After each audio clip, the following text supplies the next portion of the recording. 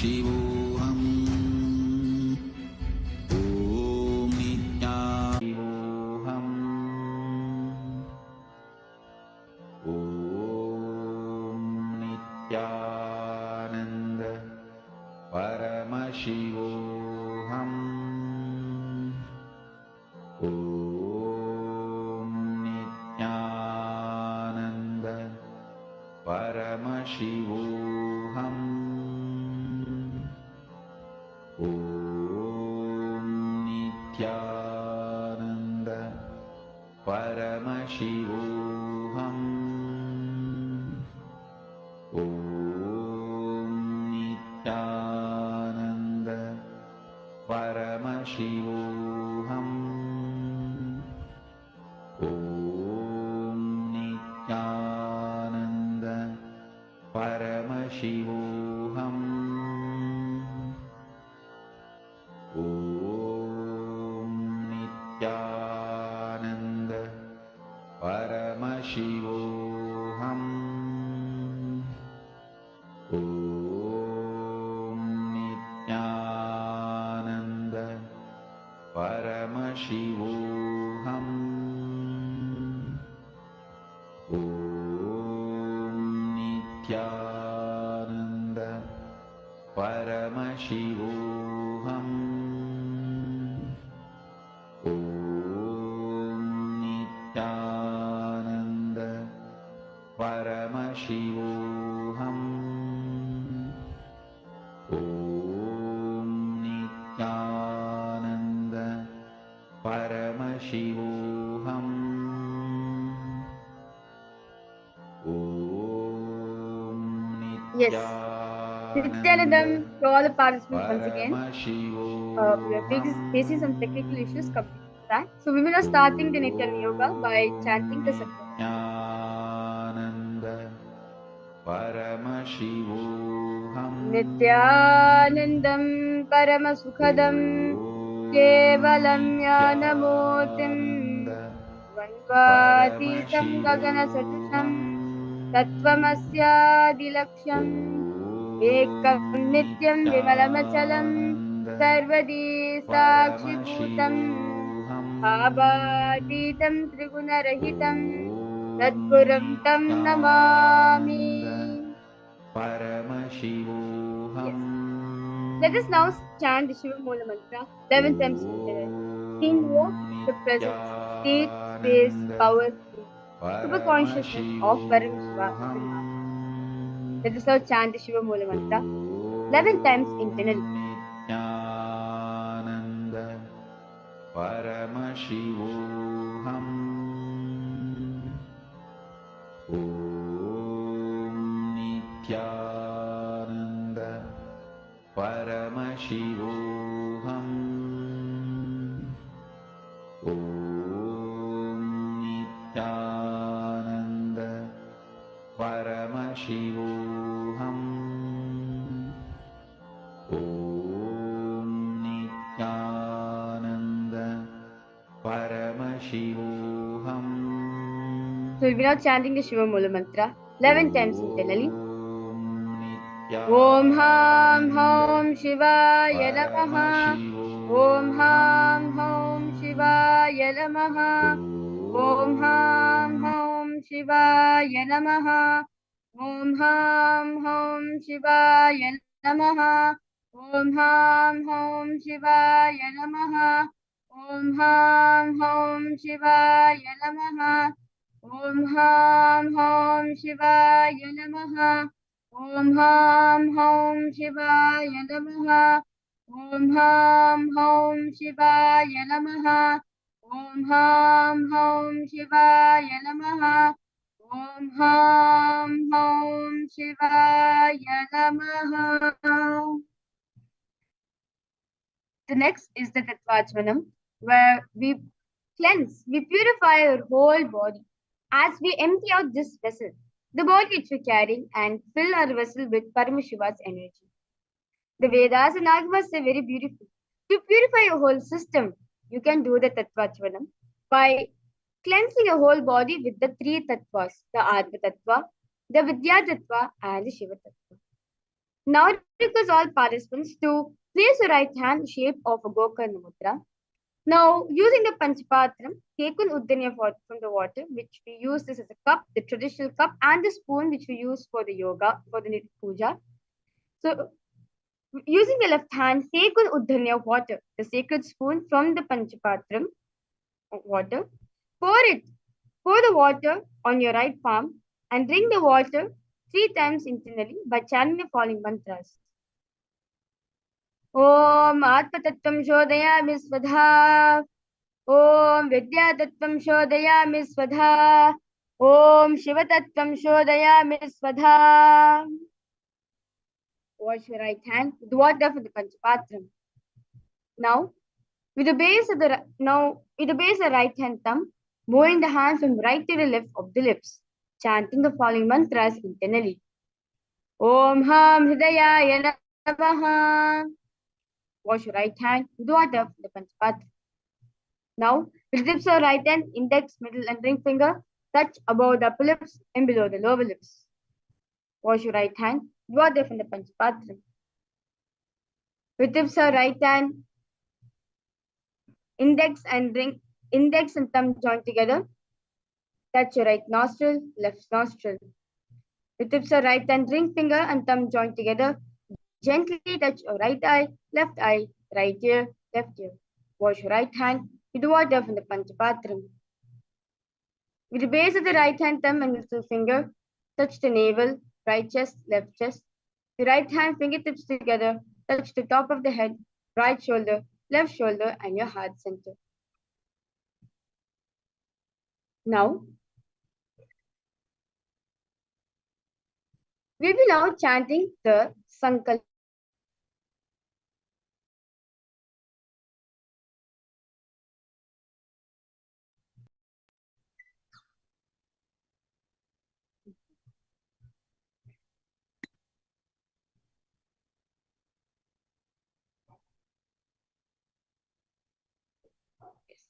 The next is the Sankalpa, the conscious resolution. So now because all participants, you can declare anything you want.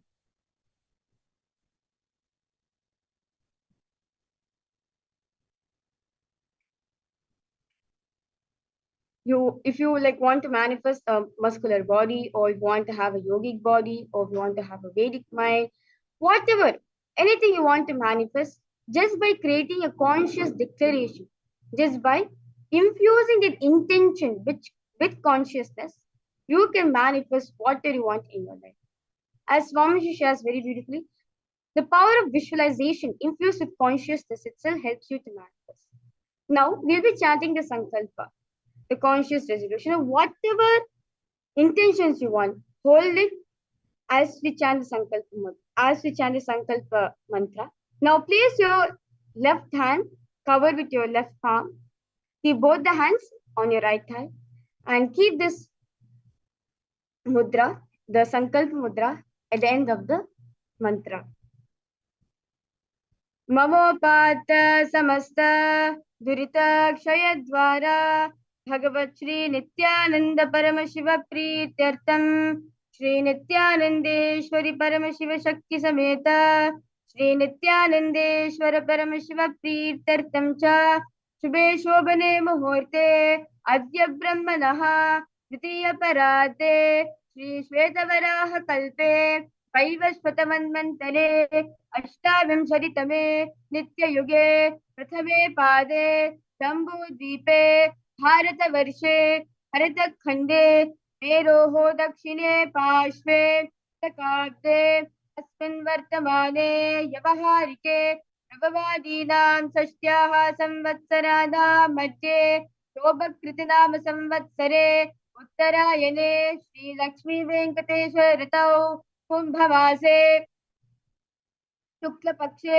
शुभदितौ दशम्यां शुभदितौ शुक्लवासरयुक्तायां मृगशीर्षा नक्षत्र निष्कम्भयोग तैतिलकरण एवं गुणविशेषण विशिष्टायाम् अस्यां शुभदितौ श्री कैलासोन्नतद्वादशान्त श्यामला पीठारूढ श्री मीनाक्षी सुन्दरेश्वरा बिन्दस्वरूप परशिवपुत्र रत्नकुमार गुरुमन्यतुल्यावतार श्री पार्वती स्तन्यपान लब्ध दिव्य ज्ञान विश्रुत सकल निगमागमसार भूत द्राविड वेद प्रवक्त्रे श्रीमत् परम शिव करुणा समरिगद मुक्त्यामय चतुरश्रया नगीयमान चत्र चामर श्री चिन्नकाहलादि समस्त बिरदावल्यलंकृत ज्ञान विज्ञान चक्रवर्ती सर्वजन संग सत्यो निर्वाण दीक्षा वयापवर्ग वर्ष कृष्णानजीमूत पर्वत कुलभ केसरी शैव सिद्धांत स्थापनाचार्य श्री राजाधिराज पांड्य महाराज गुरु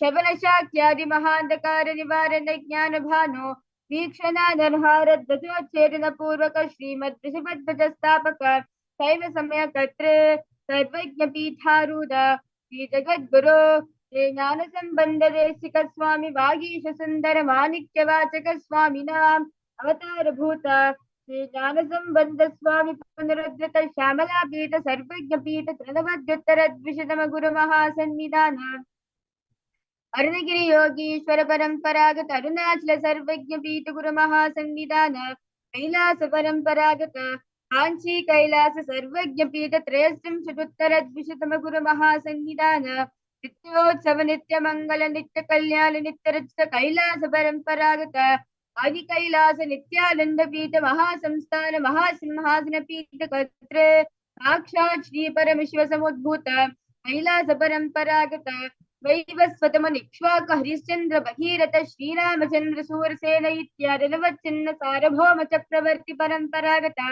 चतुष्षष्टि योगिनी मंदिर चतुष्षष्टि संप्रदाय प्रवर्तक मरुधर्म शासन सूर्यवंश प्राप्त सर्वज्ञ पीठ सुरांगी साम्राज्य मूढ़ाभिषिक्त चूड़ामणे साक्षात् श्री परमेश्वर समुद्भूत कपिल महागुरु पुनरुद्धृत महानिर्वाणी पीठ अष्टोत्तर सहस्र श्री महामंडलेश्वर साक्षात् श्री परमेश्वर समुद्भूत श्री महागणपति समारंभ नवचिन्ह पीठाधीश्वर गुरु परंपरा प्राप्त अतल पीठ अष्टोत्तरतः शतम अष्टोत्तर सहस्र श्री अतल पीठाधीश्वर धर्म मुक्ति स्वर्ग परस्पंद पीठस्य त्रयोविंश गुरु महासन्निधान कैलास परंपरागत आदि पीठ सर्वज्ञ पीठ जगद्गुरु श्री कैलास पुनरुद्धारक श्री कैलास परमाचार्य श्रीमत् परमहंस परिव्राजकाचार्य वर्य सच्चिदानंद प्रणव स्वरूप श्रोत्रिय ब्रह्मनिष्ठ श्रीमद् जगद्गुरु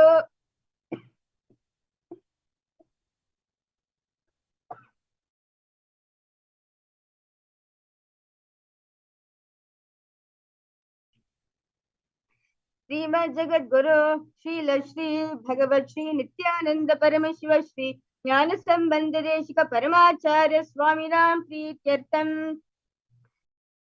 पादारविन्दयोः भक्ति सिद्ध्यर्थम गुरुकृपा कटाक्ष सिद्ध्यर्थम क्षेम स्थैर्य वीर विजयारोग्य ऐश्वर्यानाम् अभिवृद्ध्यर्थम धर्मार्थ काम मोक्ष चतुर्विध पद पुरुषार्थ सिद्ध्यर्थम समस्त दुरितोपशान्त्यर्थम समस्त मंगलावाप्यर्थम भगवत् श्री नित्यानंद परमशिव प्रसादेन सकुटुम्बस्य ज्ञानवैराग्य जीवन मुक्ति प्राप्त्यर्थम भगवत् श्री नित्यानंद परमशिव कृपा कटाक्षेन पूर्ण आरोग्य युक्त हृदगात्र यौगिक शरीर सिद्ध्यर्थम परमशिव शक्ति आविष्करणार्थम नित्यानंद योगाभ्यासं करिष्ये.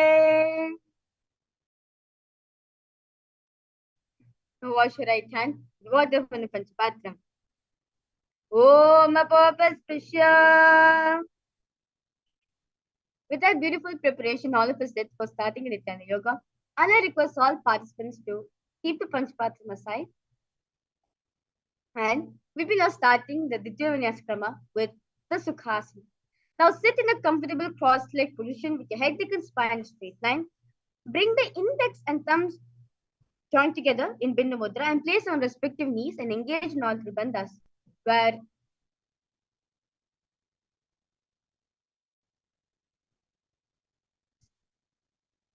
you suck the perineum in and you pull the stomach in enough and tuck the chin to the chest in general bandha. Repeat Soham in your throat center for the next set of asanas. Visualize Paramashva in your inner space. Sukhasana. तत्सुखासनमित्युक्तम् अशक्तस्तत्समाचरेत् आसनं विचितं येन जितं तेन जगत्त्रयम्.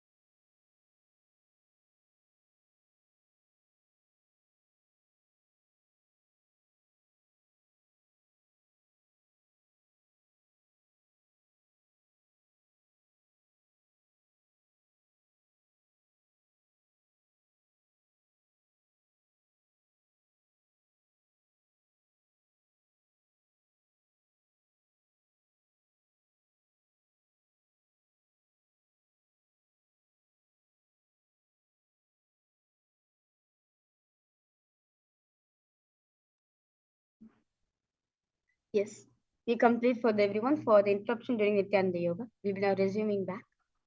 The next asana is Parvatasana. Now, sit in a cross-legged position in Padmasana posture. Now,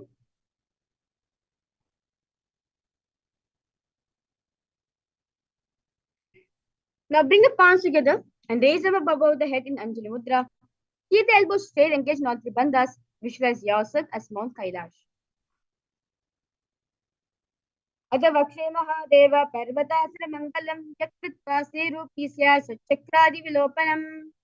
The next asana is Halipavasana. Now bring soles of the feet together in front of you. Hold the left hand by the right hand in Parishamudra and place the forehead on the ground and behind the heels. Engage in all three bandhas. Gaze at the nose. Visualize Swamiji in your inner space. Halipavasana.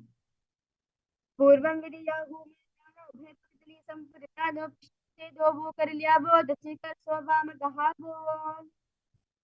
The next asana is Nagi Pavasana. Now repeat same position. Stretch the hands out, making cupping the palms, making a hollow in Shambhi Mudra. Visualize yourself as a snake. पूरबरी परियागा नीचो हो ही कहू निपनास्य लगाई हाथ आगा ने धरती लगावे पसारी तो हर की अंजुलि करे. The next asana is Kokilasa. Now hold the big toes and index and middle fingers in Prana Mudra. Stretch the legs straight out in inwards. Cross it back into Padmasana. Lean forward and count onto your elbows. Engage in all three bandhas. Visualize yourself as a bird.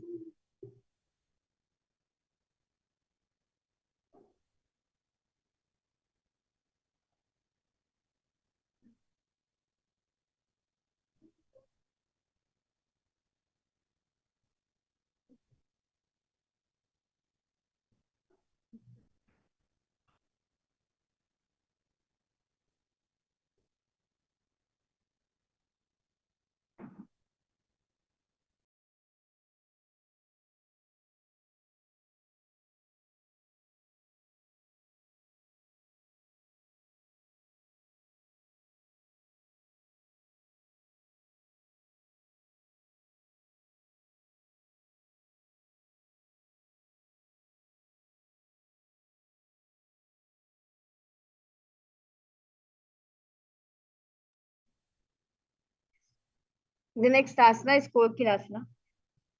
Now hold the big toes with index and middle fingers. Stretch the legs out straight upwards and cross it back into Padmasana. Lean forward and down onto your elbows. Engage in all three bandhas. Visualize yourself as a bird. अतः यदासनं वक्ष्येन सिद्धो भवेदरः अतः संस्कारं कोकिलास्यासनेन च. Next asana is Nithyananda. Now place one ankle on top of the opposite knee and hold the opposite elbows in Shami Mudra. Engage in all three bandhas. Rotate the arms in a circle motion and gaze at the nose.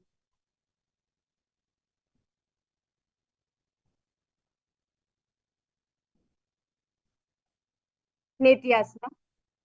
Goda Bamba Padikyashima Lisoya Gacharna Kovarya Tapre Kulapa Samoya. The next asana is Pratasana. Now press the hands onto the ground, lifting the hips up high.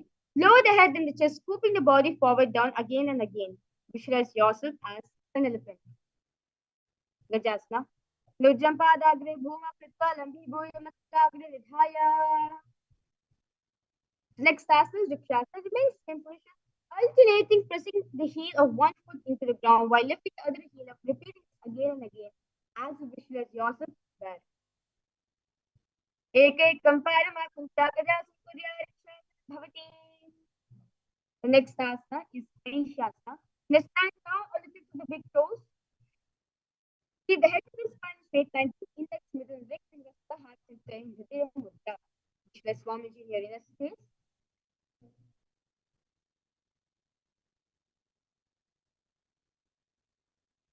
Also visualize Swamiji here in a space. Kailasa. Keshe Napade Bhamatah Padava Isha Yakritvandhave.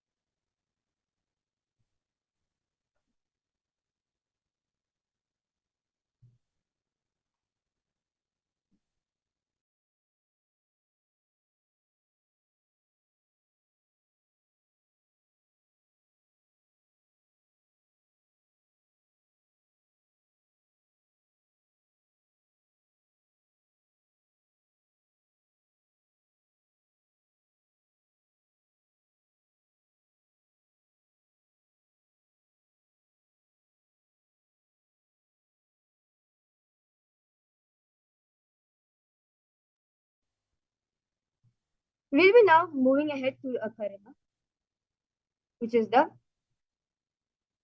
Urdhva karana. Now stand with heels touching each other, toes facing out at 40 degrees angle, the arm position. Keep the knees bent and both the hands at the chest level. Elbows parallel to the ground.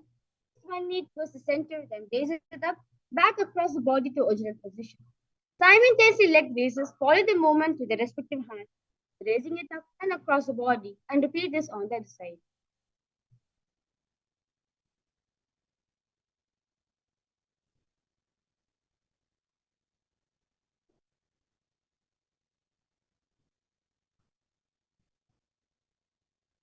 The next asana is Balalingasana. Now increase the fingers from outside in the Sarvashankara Mudra. Hold on to your knee, pulling it up towards the chest. Keep the spine straight, engage on the bandhas, visualize yourself carrying a baby. Balalingasana. Ekam janursyalinya statavyam balalinganam bhavati. The next asana is Paripiranasana. Now take one foot, pull it behind towards the buttocks, holding it both the hands in Shambhu Mudra. Keep the head and spine straight line. Engage in all three bandhas. Visualize Swamiji in your inner space. चित्ते कस्मिन् पादतले कराभ्यां वेष्टेर्तनं विष्टे संस्थाप्य तेन पादपीडनमासनम्. The next asana is Natarajasana. Now the respective hand hold onto the sole of the foot from the inside in. Extend the opposite hand forward with index and thumb touching in Bindu Mudra. Simultaneously, he can pull the foot back and up while leaning forward. Visualize yourself as Lord Nataraja. उत्तानपादं क्रौञ्चं च मरीचिं वीरभद्रकं नटराजं त्रिकोणं च सुप्ताङ्गप्रसारिणे. Let's now repeat the Balalingasana sequence on the other side. Balalingasana. Ekam tanurasya lingyastatavyam balalingaram bhavati. Padipidnasana on the other side. Visualize Swamiji in your inner space. Sitte kasmin paditale karabhyam vishchetanam vishche samstapya jnana padapidanamasana. The next asana is Natarajasana. उत्तानपादं क्रौञ्चं च मरीचिं वीरभद्रकं नटराजं त्रिकोणं च सुप्ताङ्गप्रसारिणे. We will are entering into next arena, which is Adharya. Now from Aramandi, sitting in the Aramandi position, bring the right foot behind the other with toes down and heels up. Keep the left hand placed at the chest level and extend the opposite arm out, and like a pendulum movement, bring it back towards the chest and then moving forward. While the arm swings, move the fingers one by one inwards towards the palm and then outwards. Place right hand. Place right hand over the nose, across the ankles, and repeat this on the other side.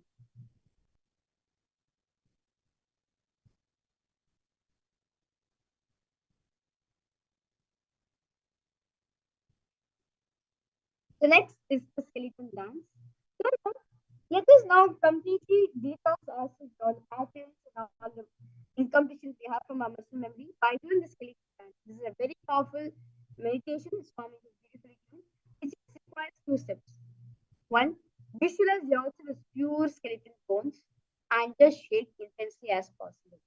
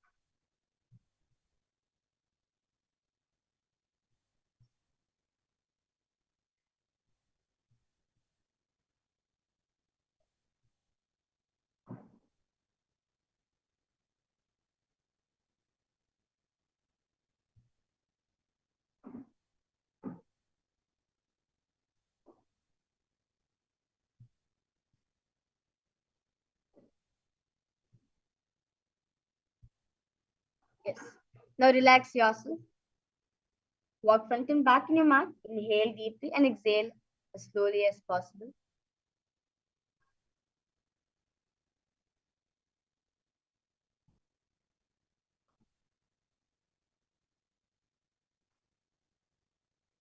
We will now entering to the next karana, which is the Katechina karana. Now for Maramandi position, the half squatting position, bring the hands above the head with arms crossed and palms facing backwards. Move the hips to one side and then simultaneously uncross the arms wide above the head. Come back to being in position and repeat this on the other side.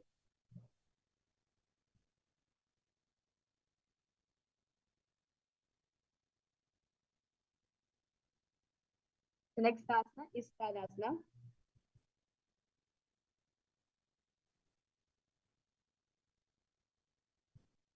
Now stand on tips of the toes, raise the hands up above the head beside the ears. Engage in all three bandhas, visualize yourself as a palm tree. Tadasana. Mahamudra Bhadda Kono Tadasana Bhedakan, Vinota Korea, Rentarvatni Badipriya. The next asana is Uttanasana. Now from standing position, lean forward and down, bringing the hands flat on the ground. Engage in all three bandhas, bring your forehead towards the knees. For the next set of asanas, you can repeat a new which is Soham, Shivoham, Shivoham, Uttanasana. Mahamudra Bhadda Kono Tadasana Bhelaka Nirtamsda Kurya Rantarvatni Badipriya. The next asana is Tarakshwasana. Now keep the hands flat on the ground, shoulders width apart, the feet back, keeping the toes on the ground. Tuck the chin to the chest in Jandra Bandha. Take the heads from head to the side to the side. Tarakshwasana. Gaja samsito mastakam varam varam kukshin tam kukshin naye Tarakshwasana bhavati. The next asana is Bhujangasana. Now lower the entire body downward onto your stomach and keep the toes pointed backwards. Keep the hands to your chest. Raise the head up to the strength of the lower back muscles. Open your mouth wide. Inhale through the hollow of the throat and exhale through your nose. As you engage in Bhujangaya Mudra, visualize yourself as a cobra. Angushna viparyantam adho bhuva vininyaset.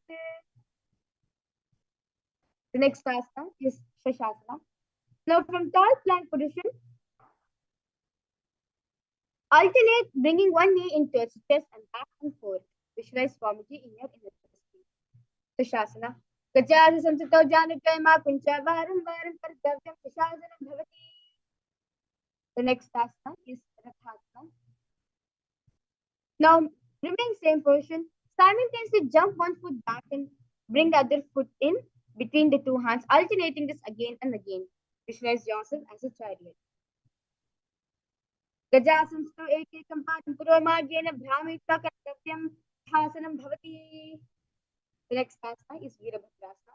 So keep one foot flat on the ground, toes pointing forward and knees bent in 90 degrees angle. Now, extend the other legs back, keeping knees straight, toes pointed out 40 degrees angle. Raise arms up parallel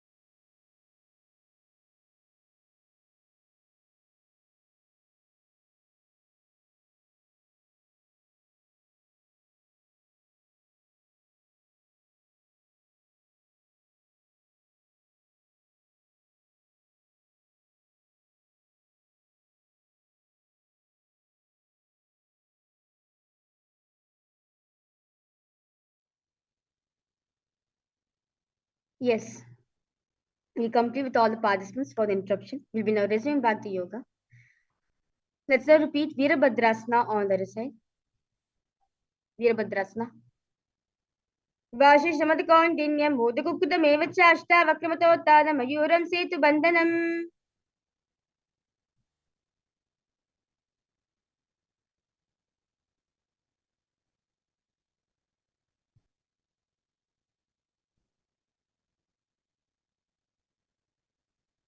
The next asana is Vrikshasana.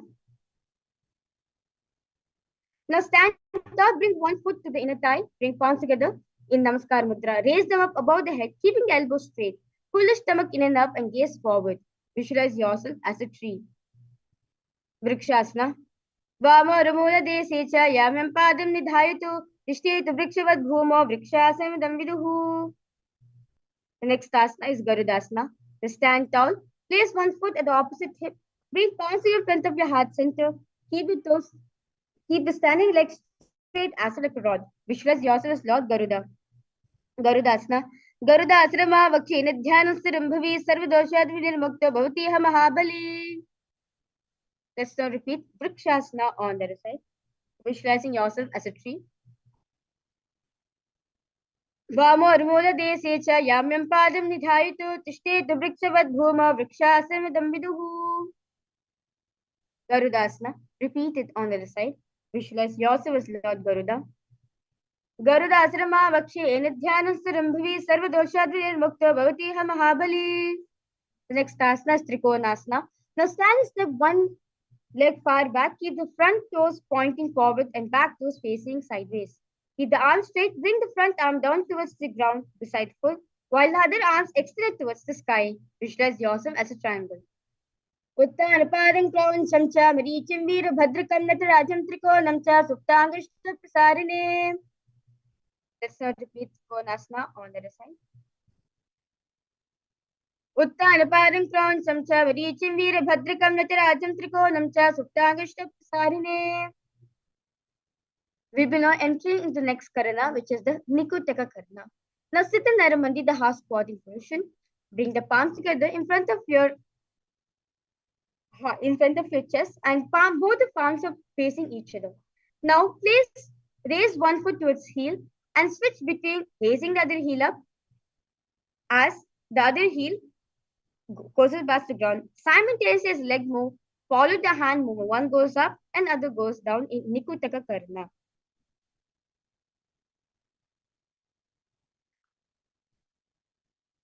The next asana is Angushtasana. Now lower on tip of the toes, placing Pirim on back of the heels. Keep the knees and palms in front of your heart in Namaskar Mudra. We will be entering the powerful pranayama, which is the Brahmari pranayama. And you'll be entering to new japa, which is Sadashivoham. Angushtasana. Kabandasramityauhu Gorakshasramevacha Angushtamushtikam Yeyam Brahma Prasaritam Tata.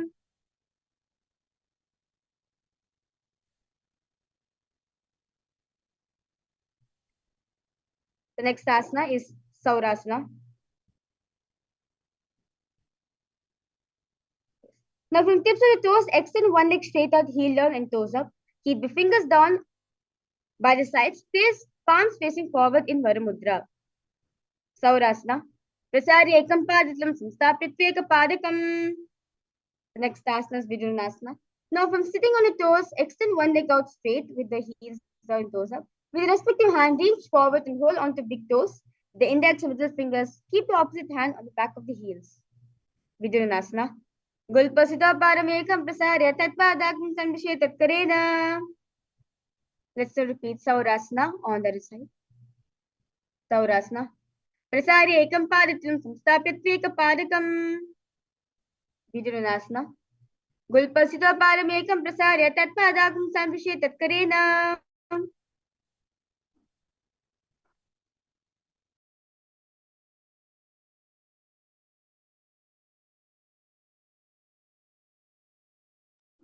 The next asana is Brahmajankushasana. Now keep toes on the ground, place Pirim on top of the heels. Keep gap between the legs, back resting Back of the hands resting on the sides, tilt the head down, gaze through a gap between the palms. Brahmajaram Kushasana. Do panapani hoi vese erido guda nivese korpakatal yanki mai asmahira shemili. The next asana is Kapilasana. The place the knees on the ground with toes tucked behind, sitting perineum down on the heels. Rest the hands on top of the thighs in Shambhi Mudra, pull the stomach in and up in Uddiyana Bandha, gaze at the nose, visualize yourself as Kapila Mahamuni. उभय पगतले समत हरावे तिनको माहिली core मिलावे परापान की होई वैसे दो जोनी निवेसे. The next asana is Bhadrakorakasana. Now remain same position, switch the gaze to the third eye. Visualize Swamiji in your inner space. दो पगतले समद करे कोरवाली भूप्रदरे कोरवाली राखे ऐसे तापर मुनिधारी के धेरे. The next asana is Suryasana. Now sit with toes tucked, perineum placed on top of your raised heel, knees off from the ground. Bring the thumbs and little fingers together, opening up the palms. In Padma Mudra, raise this arm straight up above the head, gaze through the hole between the palms. Visualize yourself as Lord Surya in your inner space. Eri do gudar diriyane pana pani bheri gutane gudar jang adar kar rahe adi bam sivri kahe. Let's now relax ourselves into Pandukasana. Now sit with toes flat, perineum on the heels. Keep the hands on respective knees in Sham Mudra. Lift the tongue up against the roof of the mouth in Mandiki Mudra. Visualize a catching nectar of immortality, which is dripping from the Sahasrara Chakra with your frog tongue. Mandukasana. Padata Prishadesha Angushedveja Sampashed Jan Agvam Puriskritya Sadhyan Mandukasanam. The next asana, Suptana Mandukasana. Now remain same position. Keep the hands on back and holding the head with the elbows. Lift the tongue up against the roof of the mouth in Mandiki Mudra. Manduka Asramadhyasam Purparabhyanjanam Shiraha. The next asana is Sinhasana. Across the ankles, on the feet, keep the knees wide, fingers spread on top of the knees in Chambe Mudra. Open the mouth wide open. Stick out the tongue and exhale forcefully. Gaze at the tip of the nose. Repeat this several times. Visualize yourself as a lion. Sinhasana. Dakshinam Savigul Pela Dakshine Tetaram. The next asana is Bhadrasana. Now sit on the heels under the perineum, keep the knees wide open. Cross the hands behind the back, hold the big toes and apply the Jalendra Bandha while tucking the chin to the chest and gaze at the nose. Vilpochivishyasyada Yuktivani Samaitaha Param Gushtokara Bhyansa Ditvachi Prishadeshtaha. The next asana is Kakabushandhyasana. Now squat and keep feet flat on the ground and knees open wide. Bring the arms in and around the back in Parashimudra. Interlace fingers behind. Gaze to the nose. Visualize yourself as a crow. Kakabushandhyasana. Pratame Vesa Kukuritani Dohadvikamichi Ane. The next asana is Kanipavasana. Now place palms on the floor, shoulders width apart. Bring the knees on back of the arms towards the armpits. Lean the chin forward and gaze. Lean the chin forward and down and gaze ahead. Kanipavasana. Asana Kaugana Ashi Dushta Hoyi to Achi Hohi. The next asana is Kapalyasana. Now place the hands on the ground, shoulders width apart. Bring top of the head on the ground.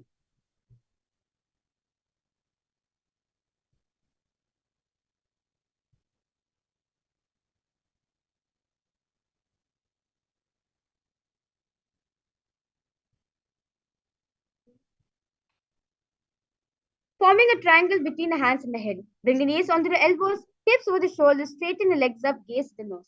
Kapalyasana. Sisa Shisha Dharti Teki Pagamiva Ucha Kukare. The next asana is Parsvamairasana.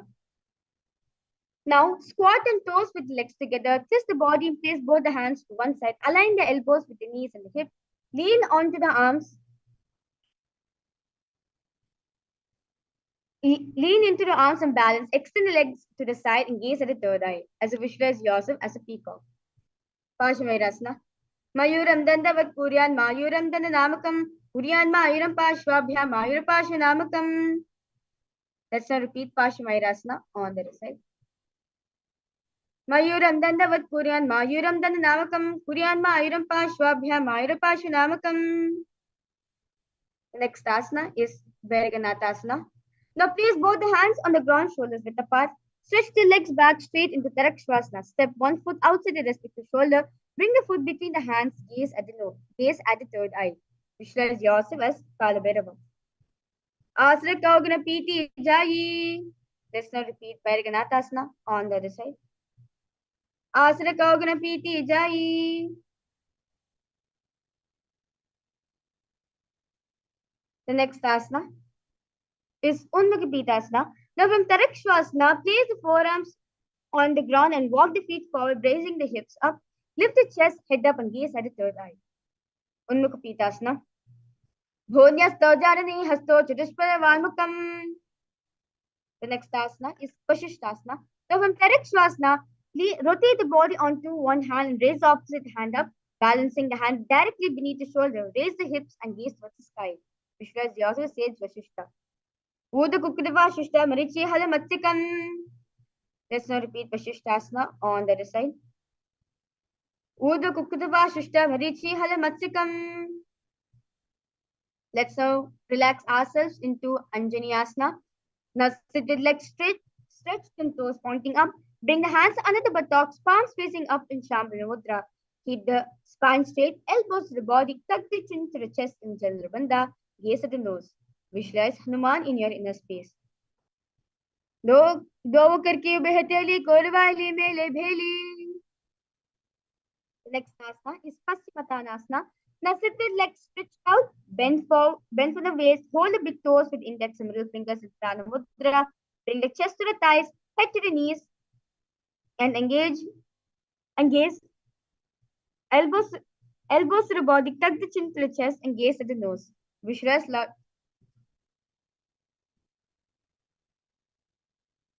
engage in all three bandhas. Visualize Swamiji in your inner space. Paschimottanasana. Janu Pariyalatam tu Paschimam tan muchyate kene prakarena sukam dharim cha jayate. The next asana is Ugrasana. Now, with legs straight and apart, clap the hands behind the head, lean the chest forward and down, bringing the head to the knees, engage in all three bandhas. Visualize Mother Kali in your inner space. Supa Nipyajam Ditva Janopuri Shironi said, Asana Agravnam Proktam Bhavedana Deepanam. The next asana is Marichiyasana. Now sit with legs extended, bring one heel to the groin, knee raised. Reach the arms in and around the raised knee and clasp the hands behind the back. Bring the chest to the thigh, head to the knee, and visualize yourself as sage Marichi. Uttaraparam Krauncham cha Marichim Veerabhadrikam Nitaracham Trikolam cha Suktangashtaprasarine. The next asana is Mahamudrasana. Now, sit your legs stretched toes up, bring one heel to the perineum and let the knee fall to the side on the ground. Reach and hold the foot, keeping the leg straight. Bring the chest forward and down. Engage in all three bandhas. Gaze at the nose. Mahamudrasana. Dava Pugamodi Edi Mahilam Gulpumuda Niche De. Let's now repeat Marichiyasana on the other side. Marichiyasana. Uttar Paring Crown Chamcha Marichim Veerabhadrakam. The next asana is Mahamudrasana on the other side. Dava Mahamudrasana. Dava Gamodi Edi Mahilam Gulpumudra Niche De. The next asana is Bhadrasana. Now sit and bring soles of the feet together with heels close to the perineum. Keep the knees wide open. Hold the feet firmly. Maintain a straight spine and gaze at the nose. Bhadrasana. Golpo Drisya Sadha Sivanya Pa Shukshipet Parapajapa Nipyan Nimbadva Srichalam. The next asana is Gwalipavasana. So from Padmasana, extend the feet away from the body. Keep the toes together, heels apart, knees wide open. Place the hands on respective knees in Shambhala Mudra. Tuck the chin to the chest in Chandrabandha. Gaze at the nose. Repeat Mahasadashivam Chapa in your throat center. Gwalipavasana. Purva Charbara Choka Soyi Vahi Viriyo Kije Soyi. The next asana is Joniyasana. Now sit and keep soles of the feet together and heels close to perineum. Hold the soles of the feet and lean forward and down. Bring the forehead to the feet and gaze at the nose. Joniyasana. Dovu Pagade Samdakare, Edimedicating Adare Ardahadiko Antarashi Radapatalyam Paradashe. The next asana is Mirikipavasana. Now remain same position, lean forward and down, extend the arms Arms out open, palms down on the ground. Bring forehead to the ground behind the heels and gaze at the nose. Miriki Pavasana. Pura Padipuri Pagadari Sampura Shoda Yede Milirashe. The next asana is Siddha Samadhi asana. Now remain same position. Bring the arms below shin, extend out and keep the palms facing up. Bring forehead to the ground above the feet. Bring the toes near to the throat and gaze at the nose. Visualize Lord Surya in your inner space. Siddha Samadhi asana. Dovu Pagatali Sampadakari Sole Vedaga Medare. The next asana is Kinaki Pavasana. Now sit and keep heels together, toes apart. Hold the feet and open them up, bring soles towards the sky, keeping the back of the hands on the ground. Press the elbows onto the thighs towards the knees and gaze at the nose. Chinaki Pavasana. दो प्रकार की इधर यदि धरती मघवा मेरे लगावे. The next asana is Charpatokasana.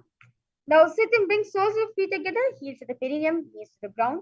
Raise hands on respective knees in Shamya Mudra. Gently press them to the ground. Pull the stomach in and up in Uddiyana Bandha and gaze at the third eye. Charpatokasana. Dovu Pagatis Samdadare Agam Negar Jor Pasare. The next asana is Bhairavasana. Now sit and bring soles of feet facing together, knees wide open. Lift the heels up, bring the toes down onto the ground. Keep the knees on the ground, pull the stomach in and up in Janabandha. Place hands on respective knees in Bindu Mudra. Visualize yourself as Lord Kalbhairava. Gulpo Sampiricha, Nyonim, Kriminotam Chane, Janu Palkito, Hasto, Dandavat Bhairavasanam. The next asana is Samanasana. Now sit with one heel, place the perineum, lift and hold the other foot, placing the sole of the foot onto the chest. Gaze at the third eye, hold the breath in Muladhara Chakra. Samanasrama Vakshe Siddhamantra Sadhanat Ekabhanu Rudra Gushonlinga Vatrike. Next asana is Apanasana. Now sit and place one leg on top of the respective shoulders, raise the other foot out upwards and straight. Keep the hands on ground to the sides and gaze at the third eye. Apanasana. Kevalam parame kanchas kandecharopi yatadaha. Let's now repeat Samanasana on the other side. As you visualize Swamiji in your inner space. Samanasrama vakshe siddhamantra saranat ekaparunatva gushonya linga vatrike. The next asana is Apanasana. Now let's repeat Apanasana on the other side. केवलं पारमे कंचस कंदेचारोपि यतधायक पारिण गगने तिष्ठे दवप्रभो. The next asana is Gomukhasana. Now sit and cross one leg over the other, align the knees at the center of the body. With the feet by opposite hips, place both the hands on top of the stacked knees in Kama Mudra, gaze at the nose. For the next set of asanas, we are entering the new pranayama, which is the Sitkari pranayama, where we place the tip of the tongue on the base of the teeth. Inhale, hissing through the tongue and exhaling through the nose. And you'll be repeating a new japa, which is Om Nithyanandoham. Visualize the face of a cow in your inner space. Gomukhasana. Savya Dakshinagul Pantu Pishtapashe Yoshe Dik Snipita Savyam Gomukam Yata. The next asana is Anushasana. Now from Gomukhasana position, hold the big toes with index and middle fingers in Prana Mudra. Relax the shoulders, pull the stomach in and up and gaze at the nose. Visualize yourself as Rishika Anasuya. दक्षिण को दो नीच होताने वामता के ऊपर आने गोदा से मिला वे भारी आधा पर मी दे सुमति पसारी. Next asana is Anushasana 2. Now remain same position. Interlace the fingers behind the back in Parish Mudra. Lean forward and down. Bring chin over the knees and touch the nose to the ground. Gaze at the nose. Visualize yourself as Rishika Anasuya. जीवना गोदा की संधि वृद्धा गोदा की संधि मिला हिराशे. The next asana is Garudasana 2. Now sit on the ground with one heel pressed against the perineum. Keep the opposite foot on the ground in front of the other. Keep the spine straight. Chest out, the hands on respective knees in Shamya Mudra. Gaze at the nose. Visualize yourself as Lord Garuda. Garudasana. Davo Bagmori Edi Maishan Gurpudla Niche De Basi Jivani Bhagatari Dharti Te Godam Jabhorashe. The next asana is Naradhasana. Now sit and face perineum on top of the heel. with the top of the foot flat on the ground. Place opposite foot on the ground in front of the opposite foot. Interlace the fingers behind the neck. Fist the outside of the raised knee and gaze at the third eye. Visualize yourself as sage Narada. Vishtijuvam paklikeri bhuprita hilaga vipiri guraso panohe joy rishipakitira kesoyi. The next asana is Matsyapitakasana. Now place one foot on top of the opposite thigh and wrap the respective arm around the knee, holding onto the opposite shin. Extend the hand out straight and hold onto the respective toe with index and middle fingers in Pranamudra. Gaze at the tip of the nose. Visualize the Matsya avatar, the fish avatar of Mahavishnu in your inner space. Vameన వామంగుష్టంతో గృహీతం మత్స్యపీడికం యోనివామేన సంపీడ్య మేధ్యాధిపరి యక్షిణం. Let's now repeat Gomukhasana on the other side. Visualize yourself as a cow. Savya dakshikalpanto pishthabhashya nyoje knepita savyam gomukam yata. Anushasana one on that side. दक्षिण गोदा नीचे ताने वामता के ऊपर आने गोदा समझी मिलावे भारी आधा पर बनी दे समझी पसारी. Next asana is Anushasana 2. Repeat this on the other side. Visualize yourself as Rishika Anusuya. जीवना गोदा की संधि मृदा व गोदा की समझी मिलाए राशे.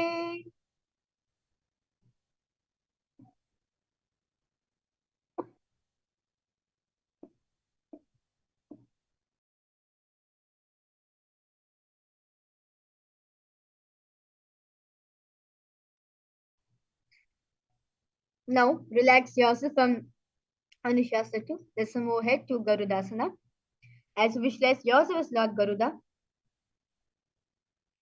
दावो पगमोरी एडी माहिलन गुलपुंजा नीचे दे बेसी जी मनी पग चले धरती ते गोदम घोराशे.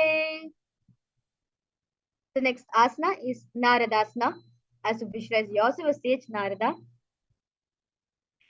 Pishtijuvama pagli keri bhubritai laga vipere godasana pano he joy dishipakitira kesoye. The next asana is Matsyapitakasana. Visualize yourself as sage Mahavishnu in your inner space. वामेन वामंगुष्टंतु गृहीतं मत्स्यपीडकं योनिवामेन संपीड्य मेधाधिपरि दक्षिणम्.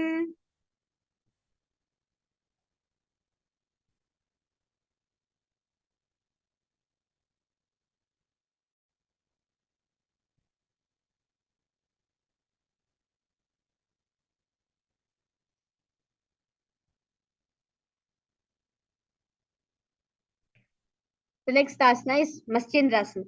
Now place one foot on top of the opposite thigh. Place the opposite foot on the ground on far side of the opposite thigh. Twist and bring elbows out of the raised knee. Keep the arms raised by the neck. Turn the head back and gaze at the third eye. Visualize Matsyendranath, the great sage of master of Hatha Yoga in your inner space. Matsyendrasana.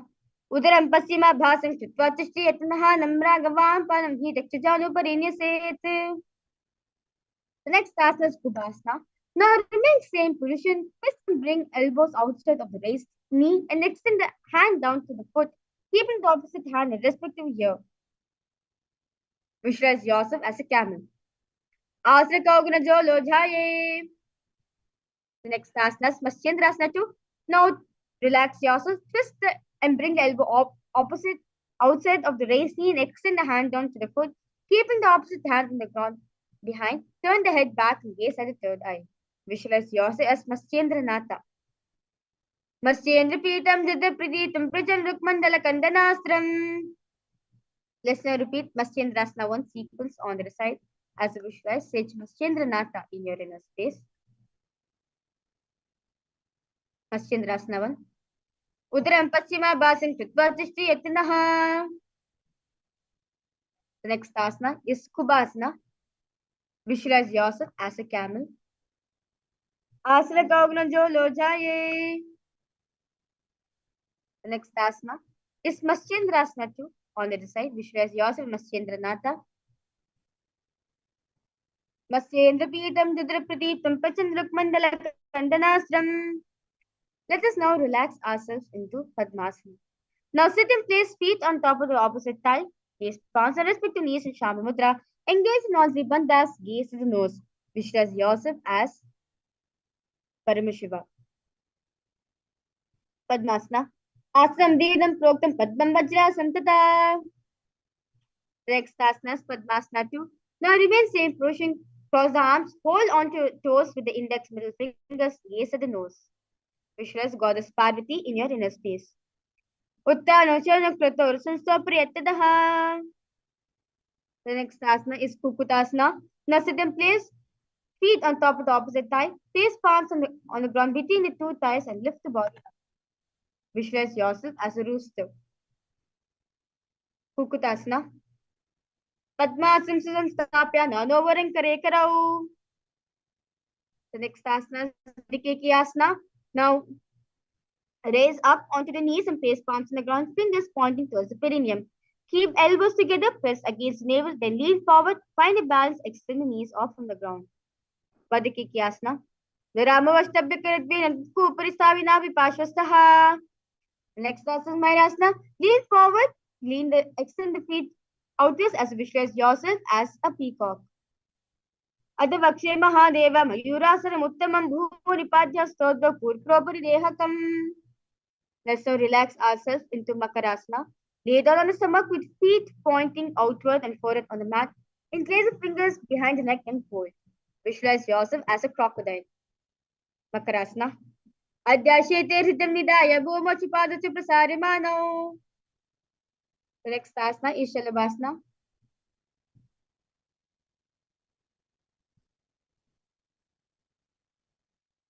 Now lay down on the stomach, place the hands on ground beside the chest. Raise the legs up, bringing thighs off, lifting the thighs off from the ground.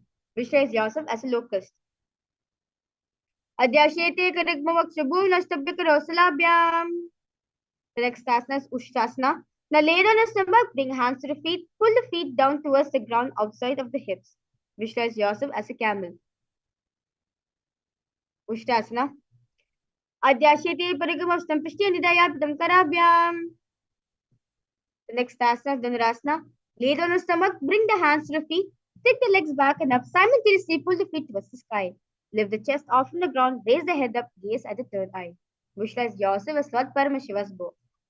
Kasarapada Bindu Pakaruju Prishya Parayagmam. Now, let's now relax ourselves into Bhagasana. Sit on both the knees with head, neck, and spine in a straight line, palms facing down, on top of the thighs, gaze at the third eye. Bhagasana. Ulata Modi Paura Vese, Baroji Krek Vese, Parliament Hagulpa Jokula Pastila Vesovu. Next asana is Gohi Asana.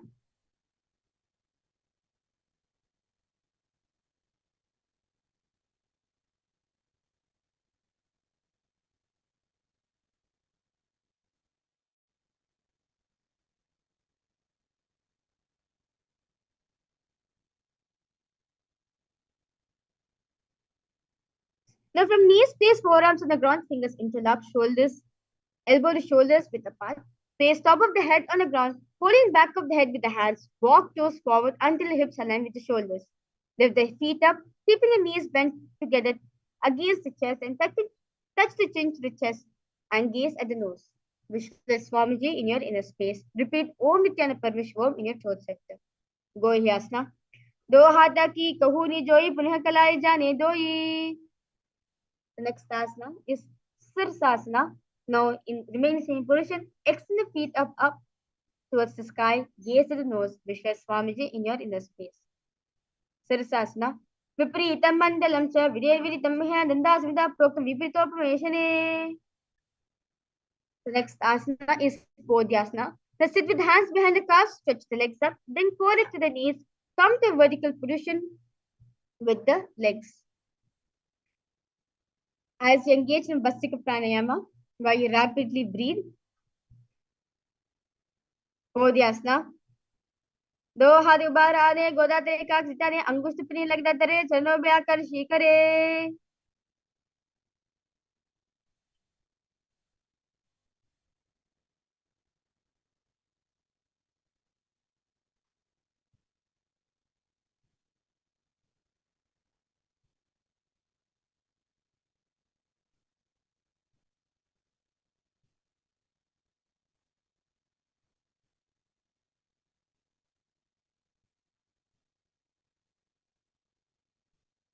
Next asana is Parighasana.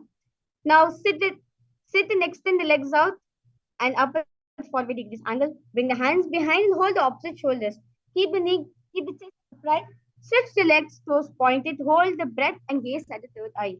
Visualize yourself as a maze. Parighasana. उत्तानं शयनं कृत्वा पारो मिलित्वा प्रसारनितमो स्वहस्ताभ्यां तन्द्रावद्वा कुम्भं कृत्वा तिष्ठेत् परिघासनं भवति. The next asana is Naukasana. Now remain same position. Keep the elbows and palms down on the ground. Visualize yourself as a boat. Naukasana. उत्तान शयनं पूर्वप्र भ्रूणस्तभ्य हस्तनिर्तर्म निराय शुरुहुरु जंगापाल दंडवद्धार्येत् नौकासनं भवति. The next asana is Rudrasana.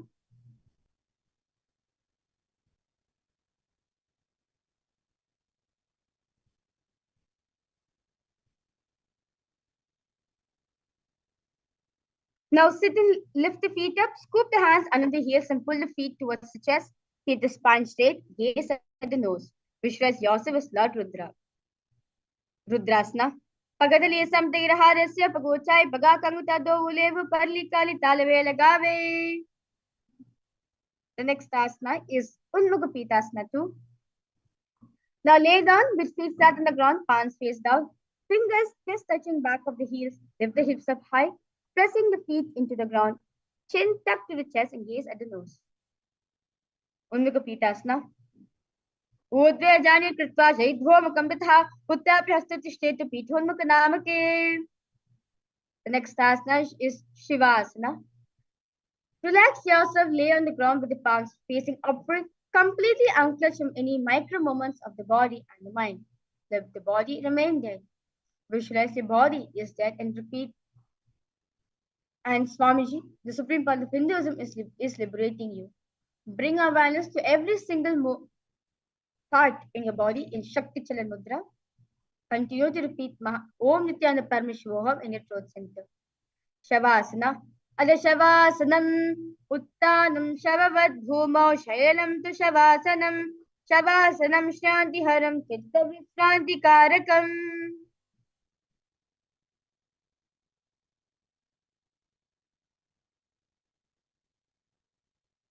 Relax yourself completely.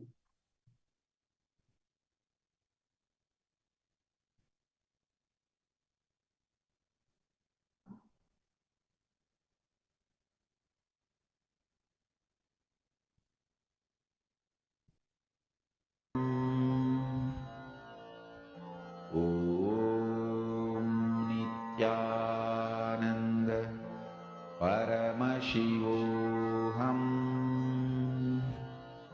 Om Nithyananda Paramashivoham. Om Nithyananda Paramashivoham. Om Nithyananda Paramashivoham. Om Nithyananda Paramashivoham. Om Nithyananda Paramashivoham. Om Nithyananda Paramashivoham. Start to wiggle your toes and your palms. And now raise yourself to a comfortable seated position. Wonderful. All the participants successfully, all of you have completed the 108 asanas of the Prathamanyaskrama. We will be now giving all of you a short break where you can go freshen up yourself, drink some water, and freshen up as we get ready to do the Dvitiya the 208 asanas.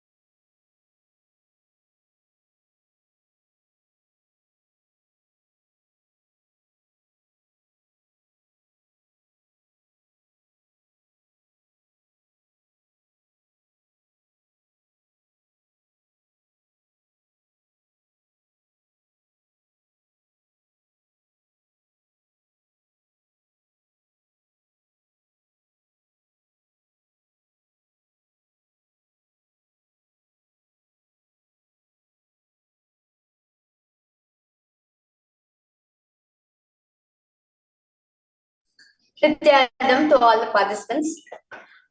I want to know, all the participants, how do you feel right after the 108 asanas of the Prathavinyasa? I'm pretty sure all the participants who's watching us knew.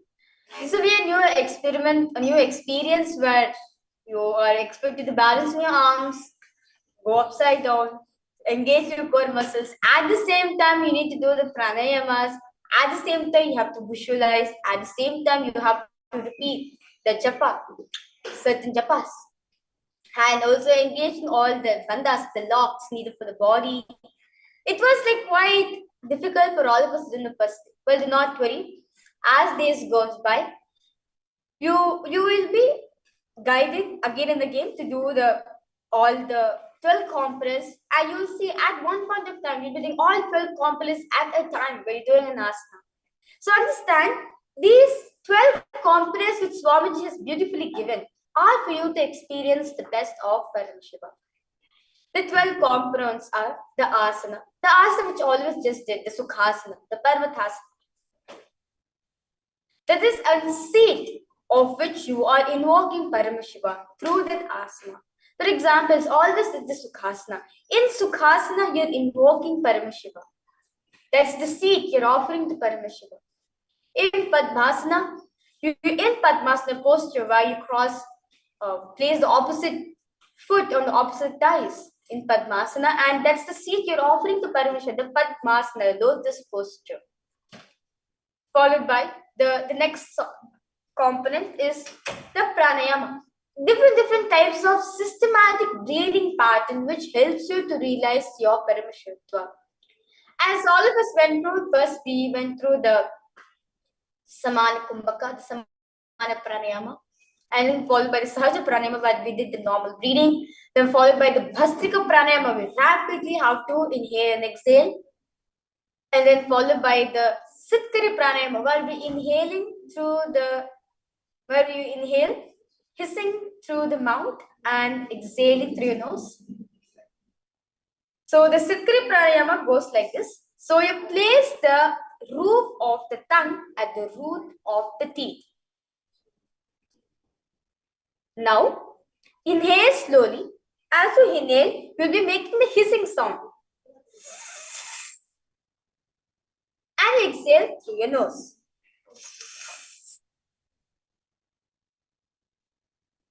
I repeat myself again.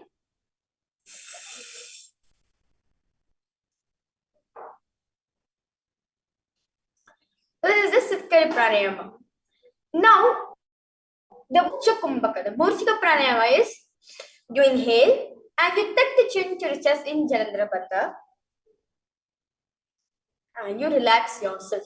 This is the Murcha Pranayama. This is the Murcha Kumbhaka. Now, the next is the Bhastrika Pranayama, which all of us just did just now, where you rapidly inhale and exhale.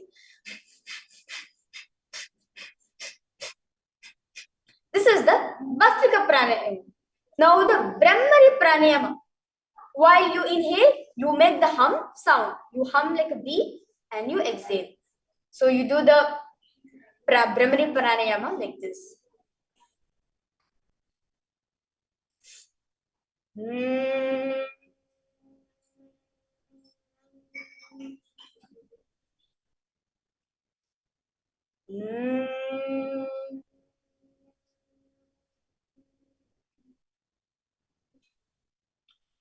So all these are different pranayamas which all of us just went through in the Prathavinyasa. The next component is the bandha. The different locks needed for us to bring stability into that asana. Well, all of us kept on listening to this Mula Bandha, Udyana Bandha and Jazira Bandha. The Mula Bandha is where you suck the perineum in. That is the Mula Bandha. And you release it. Next is the Udyana Bandha, where you pull the stomach in and up. So you pull the stomach in and you go up. That's the Udyana Bandha. Next is the Jalandhara Bandha, where you place the chin on the chest. So you inhale and you lock. And you exhale. This is the Jalandhara Bandha. Now is the Mahamudra Bandha, where all these three happens at the same time is Mahamudra Bandha. So you suck the perium in, pull the stomach in and up, tuck the chin to the chest in Mahamudra Bandha and relax yourself. So this is the pranayam. The bandhas are different locks which we do to remain ourselves sturdy in that position. The next is the mudras. Mudras are different hand gestures, traditional hand gestures, which also helps us to experience the state of Paramashiva. So all of us went through the Binda Mudra, where we touch our index to the thumb. So almost like you're making a tree. So you go. So this is the Binda Mudra. Now Prana Mudra is where you stretch your index and your middle finger. This is the Prana Mudra. The Vara Mudra is where you taking a hand like this, completely straight, and ask your blessing. This is the Vara Mudra. Then next the Shambhavi Mudra, where the Shambhavi Mudra where you're cupping the palm. Vara Mudra, you're keeping the palm straight. In Shambhavi Mudra, you're cupping the palm, making a hollow in the palm. Next is the Parishu Mudra, where you place your right hand and you place the right hand over the left. This is the Parishu Mudra. And Sarva Vashankar Mudra is where you interlace the fingers from inside and in. This is the Sarva Vashankar Mudra. So this is the various different mudras which all of us are going to be using also in the Nritya Vinyasa Krama. Keep in mind of the mudras and the bandha. If any questions, please feel free to post in the chat section. Immediately, the yoga acharyas will help you and guide you to do the yoga postures. And also, will be for next set of series, for next set of the 208 asanas, you'll be having consistently only one japa, which is the Mahavakya. Continuously repeat yourself the Mahavakya. Om Nithyananda Paramashivoham. Repeat the Mahavakya in your inner space continuously as you do the asana. So request all participants to first, let's try. First with the first 4 components, then slowly, you'll be able to do all 12 components at a stretch during an asana. So hope all of you enjoyed. So we'll be now resuming back the Vinyasa Krama. So request all the participants to settle down, come back to your mats. And we will now starting the Ditya Vinyasa Krama.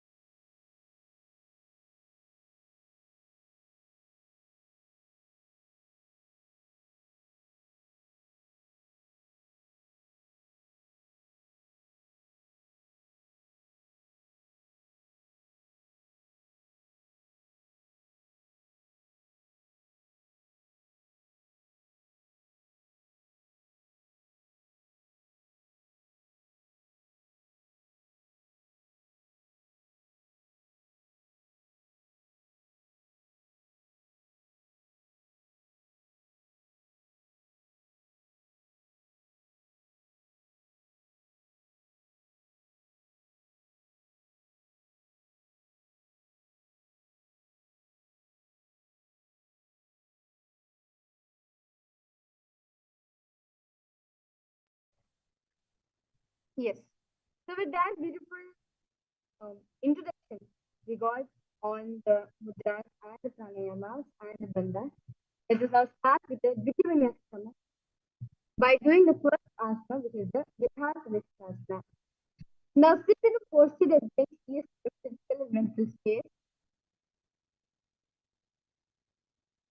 Bring your hands in Bindu Mudra by your index and thumb are touching and place them anywhere you want.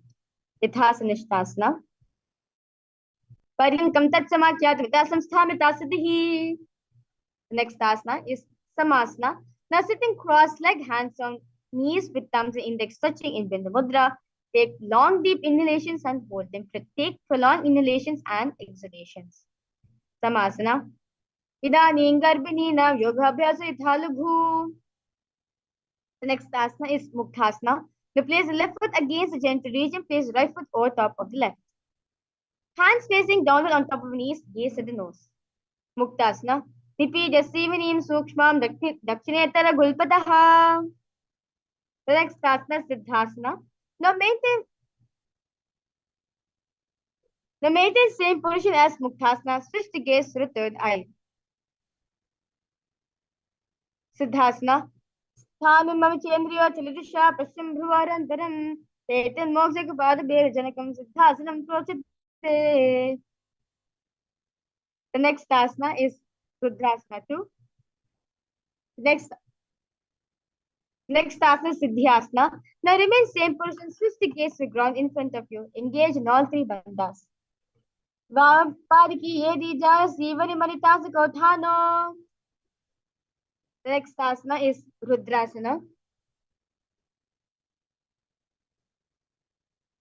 Now keep the legs in the same position. Rotate the hands on top of the knees in Bindu Mudra. Switch the gaze to the third eye. Visualize yourself as Lord Rudra, the fierce dimension of Paramashiva. Vamacharana pari dachinara ke ekajukati asa vidhake. The next asana is Santadhanasana. Now maintain same position as Rudrasana 2. Switch the gaze at the nose. Visualize Swamiji in your inner space. Santadhanasana. Asana Kaugramaniki Chanchalata Mita. Next asana, Siddhasana 2. Now maintain one heel on top of the other. Bring hands to the navel. Cup one palm over the other, resembling a lotus flower in Samputta Mudra. Siddhasana 2. Rijukaisamasinaha Siddhasana Mudiratam.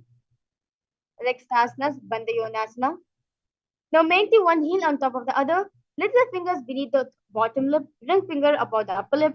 Middle fingers closing the nostril, index over the eyes, and thumbs closing the ears in Shanmukhi Mudra.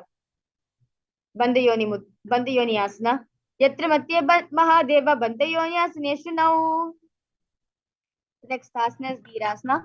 Now place one foot on thigh and other foot under the opposite thigh. Touch the thumb index fingers in Bindu Mudra and place them on top of the respective knees. Ekam Parvade Kaspe Vinyasuri Samsitaha. The next asana is Balmikasana. The left on the right side genital organ, toes under the thigh. Right foot on the left. Toes by the knees, hands on the knees, thumbs and index touching. Visualize yourself as Sage Valmiki in your inner space. Dava Pagaki Pagatli Puniye He Joya. The next asana is Joni Mudrasana. Now remain the legs in the same position. Switch the gaze at the nose. Visualize Yoni Mandala in your inner space. Vampaliki Pagatli Jahimahili Kori. The next asana is Yoni Asana. Now remain same position. Switch the gaze to the third eye. Continue to visualize the Shakti Mandala, the Yoni Mandala in your inner space. Yoni Asanam Pavetena Yogam Yoga Palenilam.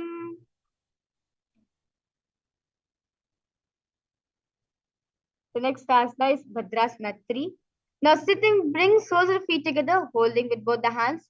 Bring knees down towards the ground, gaze at the nose. Visualize Lord Veerabhadra in your inner space. Bhadrasana 3. Gulpo Chivisasyadaha Sivanyapa Shokchipet.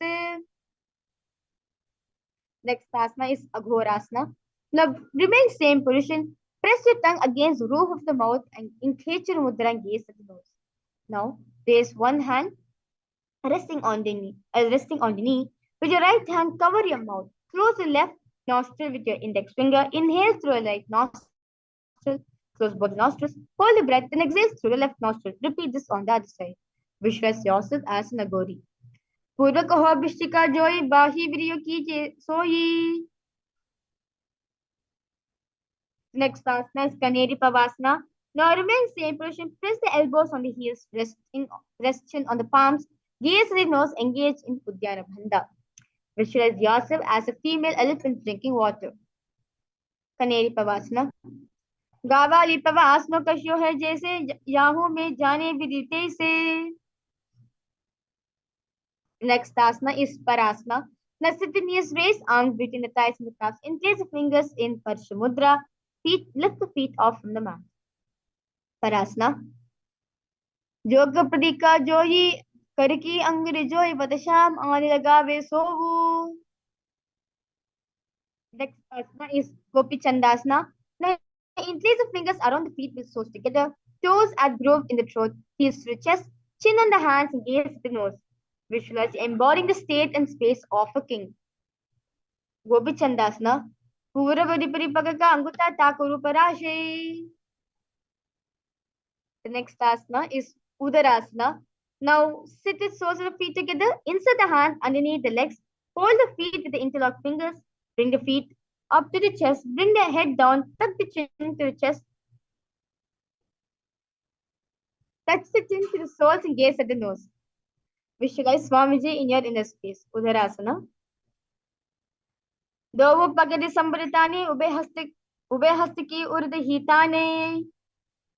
The next asana is Vishishtasana. Now sit with feet together, arms under the legs. Raise the feet up to the face, fingers interlock, palms over the forehead. Vishishtasana. दो वो पगड़े जोड़ी समते करे, हाथ दो वो पग में.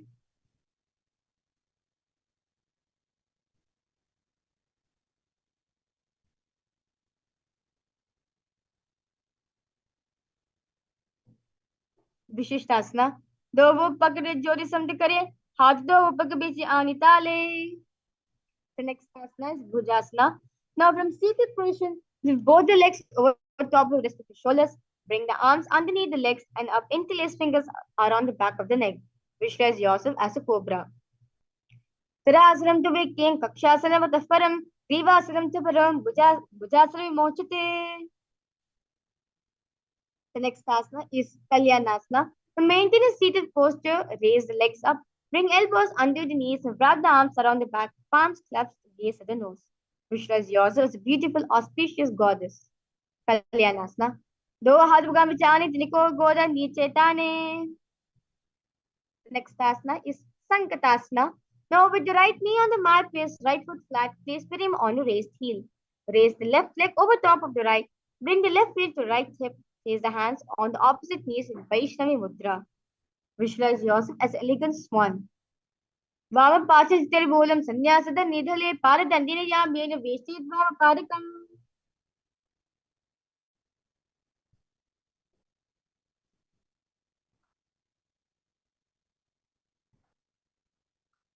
The next asana is Dhenukasana. Now from Sankatasana, slide the left heel to the left hip. Keep the right knee on top of the left. Place both the hands on the right knee. Visualize yourself as a cow in your inner space. Dhenukasana. Anusagi Nagara Pancham Vishim the Galyam Nidaya Jagali Vankan Pagaleda Yukudu. Next asana is Machindrasana. Now place the right foot on the left thigh, place the left foot on the right knee. Bring the left hand behind the back, hold the right thigh. Place the right hand on the left thigh, twist the body and gaze at the third eye. Baba Janga Paridashinavtane, Vamahasti Pishti Shane. The next asana is Machindrasana too. Now remain same position, untwist and hold on to respective big toes. Lean your forehead to the ground, chest to be touching on the soles. Petava Jeevana Churno Dujoy, Vamajanga Paira Kesoyi. The next asana is Guru Asana. Now maintain the feet in the same position. Interlace the fingers and place them on top of the knees in Guru Asana.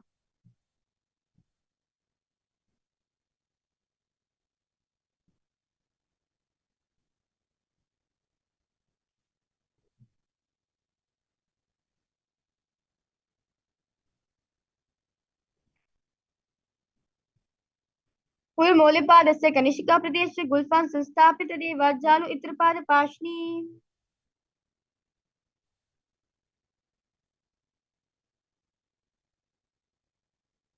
The next asana, let's repeat Sankatasana on the other side. Visualize yourself as elegant swan. Sankatasana. Vamapadam chitir moolam sannyasa dharnitale. Next asana, Dhenukasana, feet it on the other side. Anusagi nagara panchtam vishim nagalyam ni naya dagali vam pagale dayukudu. The next asana, Machindrasana on the other side. Visualize Swamiji in your inner space. Vamajhanga paridachnatani vamahasti pishti dishane. The next asana is Machindrasana 2. Repeat it on the other side. Prathama Jimano Channa Dujoy Vamajhanga Parirake Soyi. The next asana is Guru Asana. Repeat it on the other side. Urumolirpadisya Kanishika Pradeshe Gulphan Samsthapita Deva Jaru Itirpada Pashni. The next asana is Pashvasana. Now sit with feet flat on the ground, knees against the chest. Hold your opposite knees, thighs together, spine straight. Press the tongue against roof of the mouth in Kechari Mudra. Gaze at the third eye, visualize Swamiji in your inner space. Pashvasana. पादतले भुवन निधाय जानुरसि निधाय विपरीत हस्ताभ्याम उरु सहित जंगे निबद्धे तिष्ठेत पशासनं भवति. Next asana is Bodhishokasana. Now from seated position, place feet flat on the mat. Wrap the arms around the legs and hold the opposite wrist. Place the chin onto your knees and gaze at the nose. Bodhishokasana. The next asana is Purakatasana. Now from seated position, place feet flat on the mat. Place arms under the knees. Hold the opposite elbows, gaze at the nose. Purakatasana. दो हाथ बगबार लियावे गोदा नीचे ले तहरावे. The next asana is Sumati Asana. Now maintain the same hold beneath the knees. Bring right over the left, so heel crosses and toes are pointed up. Gaze at the nasal. Visualize the great sage Sumati in your inner space. Muladhari dharti paritani dava bagabari dachapadane. The next asana is Dandasana. Next, the feet out straight, arms straight, raised straight above the head. In place of fingers, wrist pointed outwards, engage in all three bandhas, gaze at the nose. Dandasana.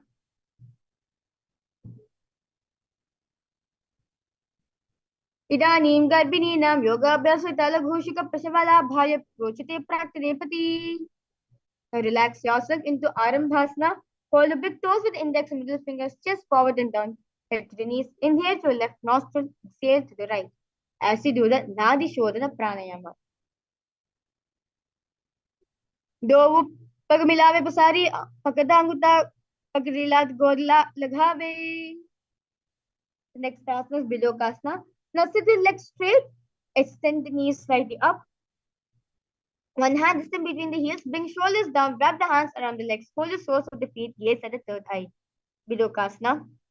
Pratama bhai se do pava pasari kachika urdhako kurdodhare. The next asana is Jalandhari Pavasana. Now extend both the legs out with the heels together, face chin, mouth, nose on the heels. Insert the hands below the legs. Keep elbows together on the ground along with fingers, palms, face upwards, gaze at the nose. Dovo edi milk edi jahad pasari punichibuka mulkanasika tadigabu pradhari. The next asana is Urdhva Paschimottanasana. Now sit and extend both the legs out. Lift one foot behind the neck, lean forward and down as in Paschimottanasana. Paschimottanasana krita ekam padam grivan ditva dishtet Urdhva Paschimottanam bhavati. Next asana is Anantasana. Now lay on the back, lift the right leg behind the neck. Left hand holds foot from the top, straighten the body, concentrate on the prana, moving from the Muladhara Chakra to the Sahasrara Chakra in Pratyahara Kumaka, gaze at the nose. Anantasana. Uttana Shani Ekekam Payam Divayam Vinyasya. The next asana is Ankushasana. Now, Brahmanantasana, rest on the elbows of the hands, showing the foot. Concentrate on the prana, moving from Muladhara Chakra to the Sahasrara Chakra and gaze at the nose. Uttan Shaiti Ekam Payangriva Kurvan. Now, relax ourselves into Drishasana. Now, lay down on the back, bring knees to the chest, encircle the thighs and the calves with the arms rolled to your left and the right. Drishasana. Uttan Shayan Jani Hridaya Vastamba Janga Suturani. Let's now repeat Urdhva Paschimottanasana on the other side.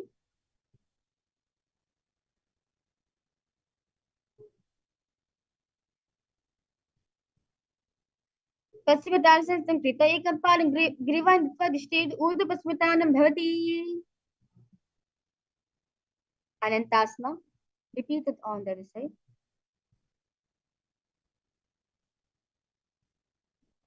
Uttan Shani Ekam Payam Grivan Vinyasya.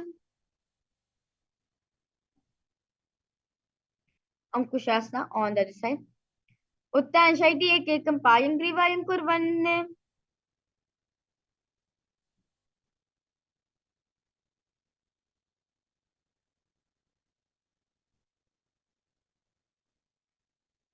The next asana is Yoga Nidrasana. Now lay on the back, lift the legs one by one up behind the head. Hold the hands behind the back, gaze at the nose. Padabhyam Veshte Kantam Hastabhyam Prishtabandhanam. The next asana is Atma Ramasana. Now while lying on the back, raise the legs towards the head. Wrap the hands around the legs, insert the fingers behind the neck, gaze at the nose. Visualize Mahavishnu blessing you from within. Pratama Sudo Sove Paguche Ane. The next asana is Kochikasana. Now lay on the back, knees to chest, soles facing up. Extend the arms sideways, gaze at the nose. Visualize Swamiji in your inner space. Kochikasana. दो हाथ जैसा करे तीन सूबे से पाकरे. The next asana is a sequential asana, which is the Jatara Pravritti 1, 2, and 3.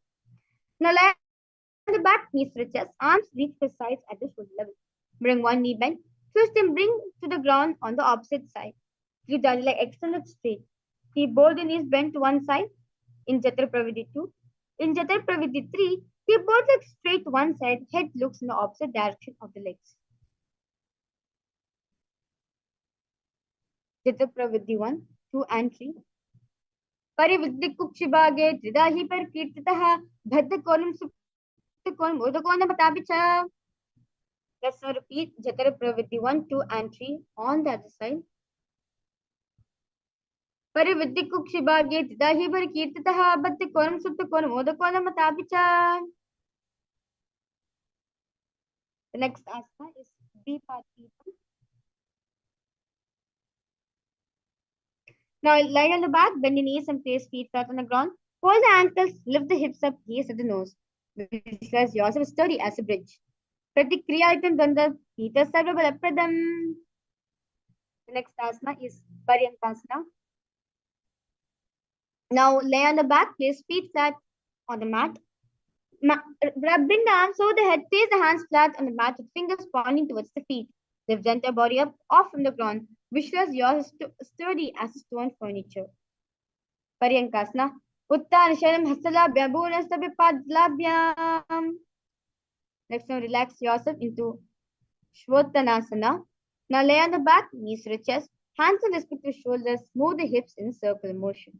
Visualize yourself as a dog playfully rolling on your back. Shravachariram Sanstrapya Jani Sammirya Nago Annilya. Next asana is Viparit Karani. Now lie supine, raise the hips and legs up. Bring hands to your back to support if needed. If not, you can stretch the elbows and the hand extend on the mat below. Move the legs around and around. अतः विपरीत करनी मुद्रा भूतले शशिरोदित्य विपरीत करनी मुद्रा भूतले शशिरोध्व के नयन.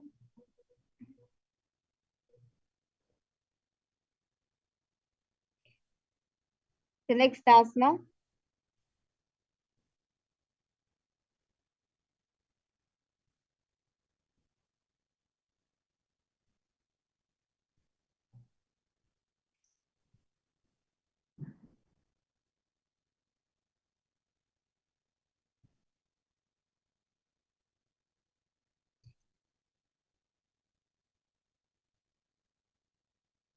The next asana is Vipriti Karni Mudra. Now remain same position, remain as steady as possible. Karani Viprita ke Sarvadivyadi Nashini. Let's now relax ourselves into Dangalasana.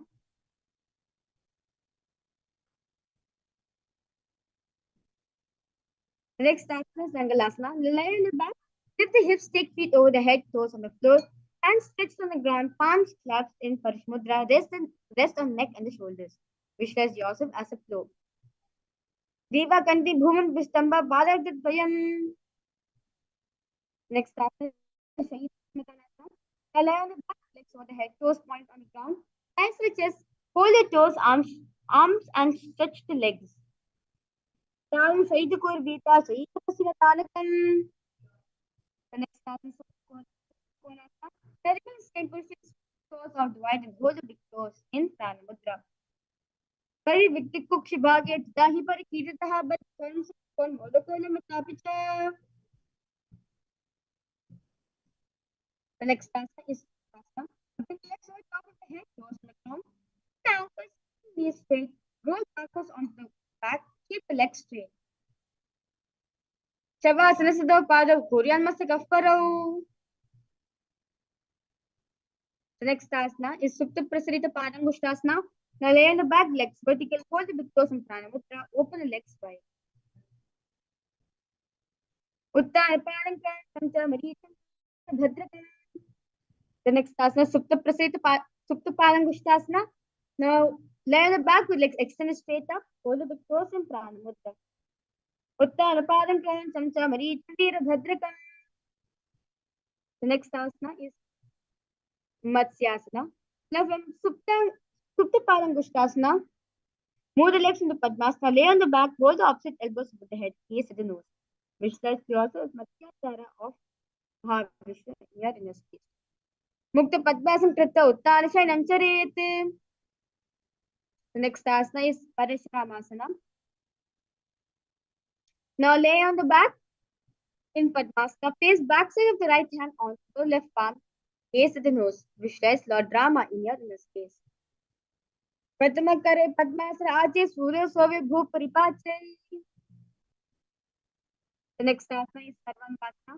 Now lie on the back, legs in Padmasana. Lift the hips and legs up and support elbows.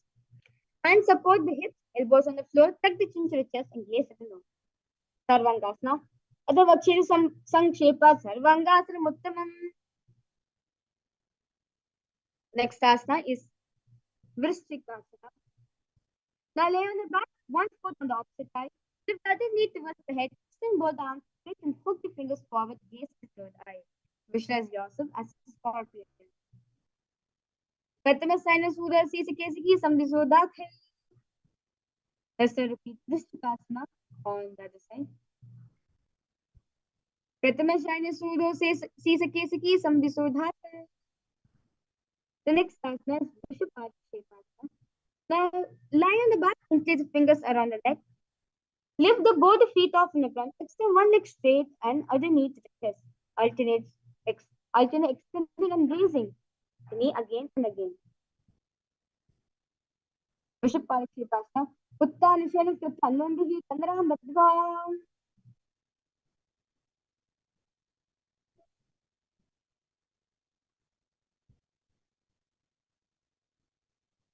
The next asana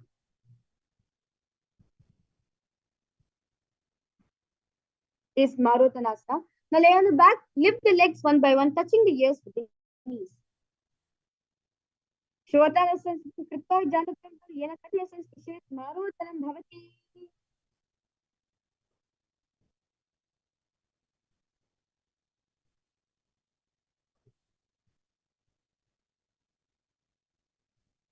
The next asana is Vikasana. Now lie on the back, place soles of the feet flat on the ground, stand up and sit back down. As you visualize yourself as a wolf. Vikasana. Atta Uttashanam Shainam Kritta Patla Prabhum Datta Vikasanam Bhavati.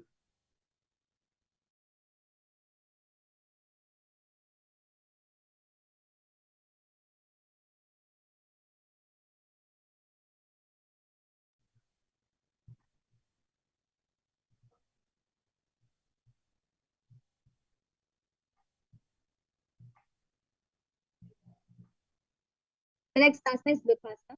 Lay on the back, quickly throw the legs above the head, completely roll over, finish in prone position. Repeat again and again. Luthasana. Uttaya Sharanaglo, Shilanga Bhumastapyatva. Now relax yourself in Luthasana. Now lay on the belly, both extended hands on the ground by the shoulders. Contract the lips, make sound like a flute, whistling while inhaling. Visualize. You carry yourself, visualize yourself carrying warriors into a battle for dharma on your chariot back. Sarathasana. Nijya Shainik Kripta Nabhu Bhumo Nidhaya. The next asana is Devulyanganasana. Now place palms on the mat in plank position and legs forward and back between the arms. हस्तद्वयं बद्ध्वा शिस्तं मध्ये चलनं उतानेव बहिर्निर्य अथ नगे देवोल्लङ्घनं भवति. The next asana.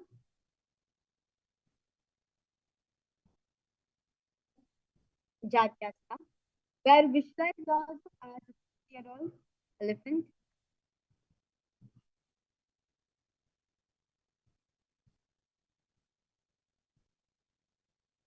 Now, from standing position, bend forward and place hands on the mat. Walk back and forth. Jatyasana. अतः जात्यासनं वक्ष्ये येन जातिस्वरो भवेत्. Let's now relax ourselves into Lolitika Karanam.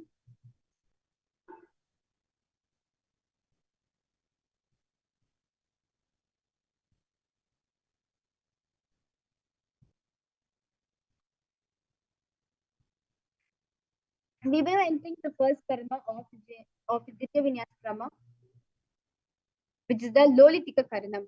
Now stand with knees bent and feet pointing outwards. Bend the elbows, keep the hands at the chest level. Shiftly move the arms across the body, then bring them back to the center. Tilt the head back. Open the chest towards the sky. Move the head in all directions. Lolitika Karanam.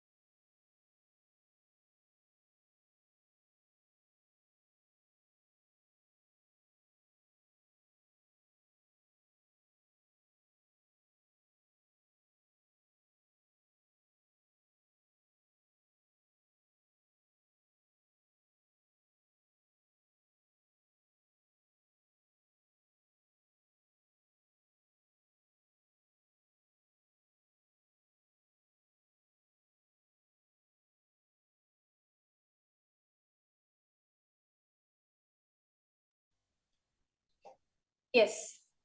Nithyananda to all the participants. Hope all of you enjoyed the Diti Vinyasa Kramas where we did the Jatyasana, where we visualize ourselves as an elephant and we start walking. And we did the Luthasana, which is almost similar to a somersault, but except we visualize ourselves as Swamiji.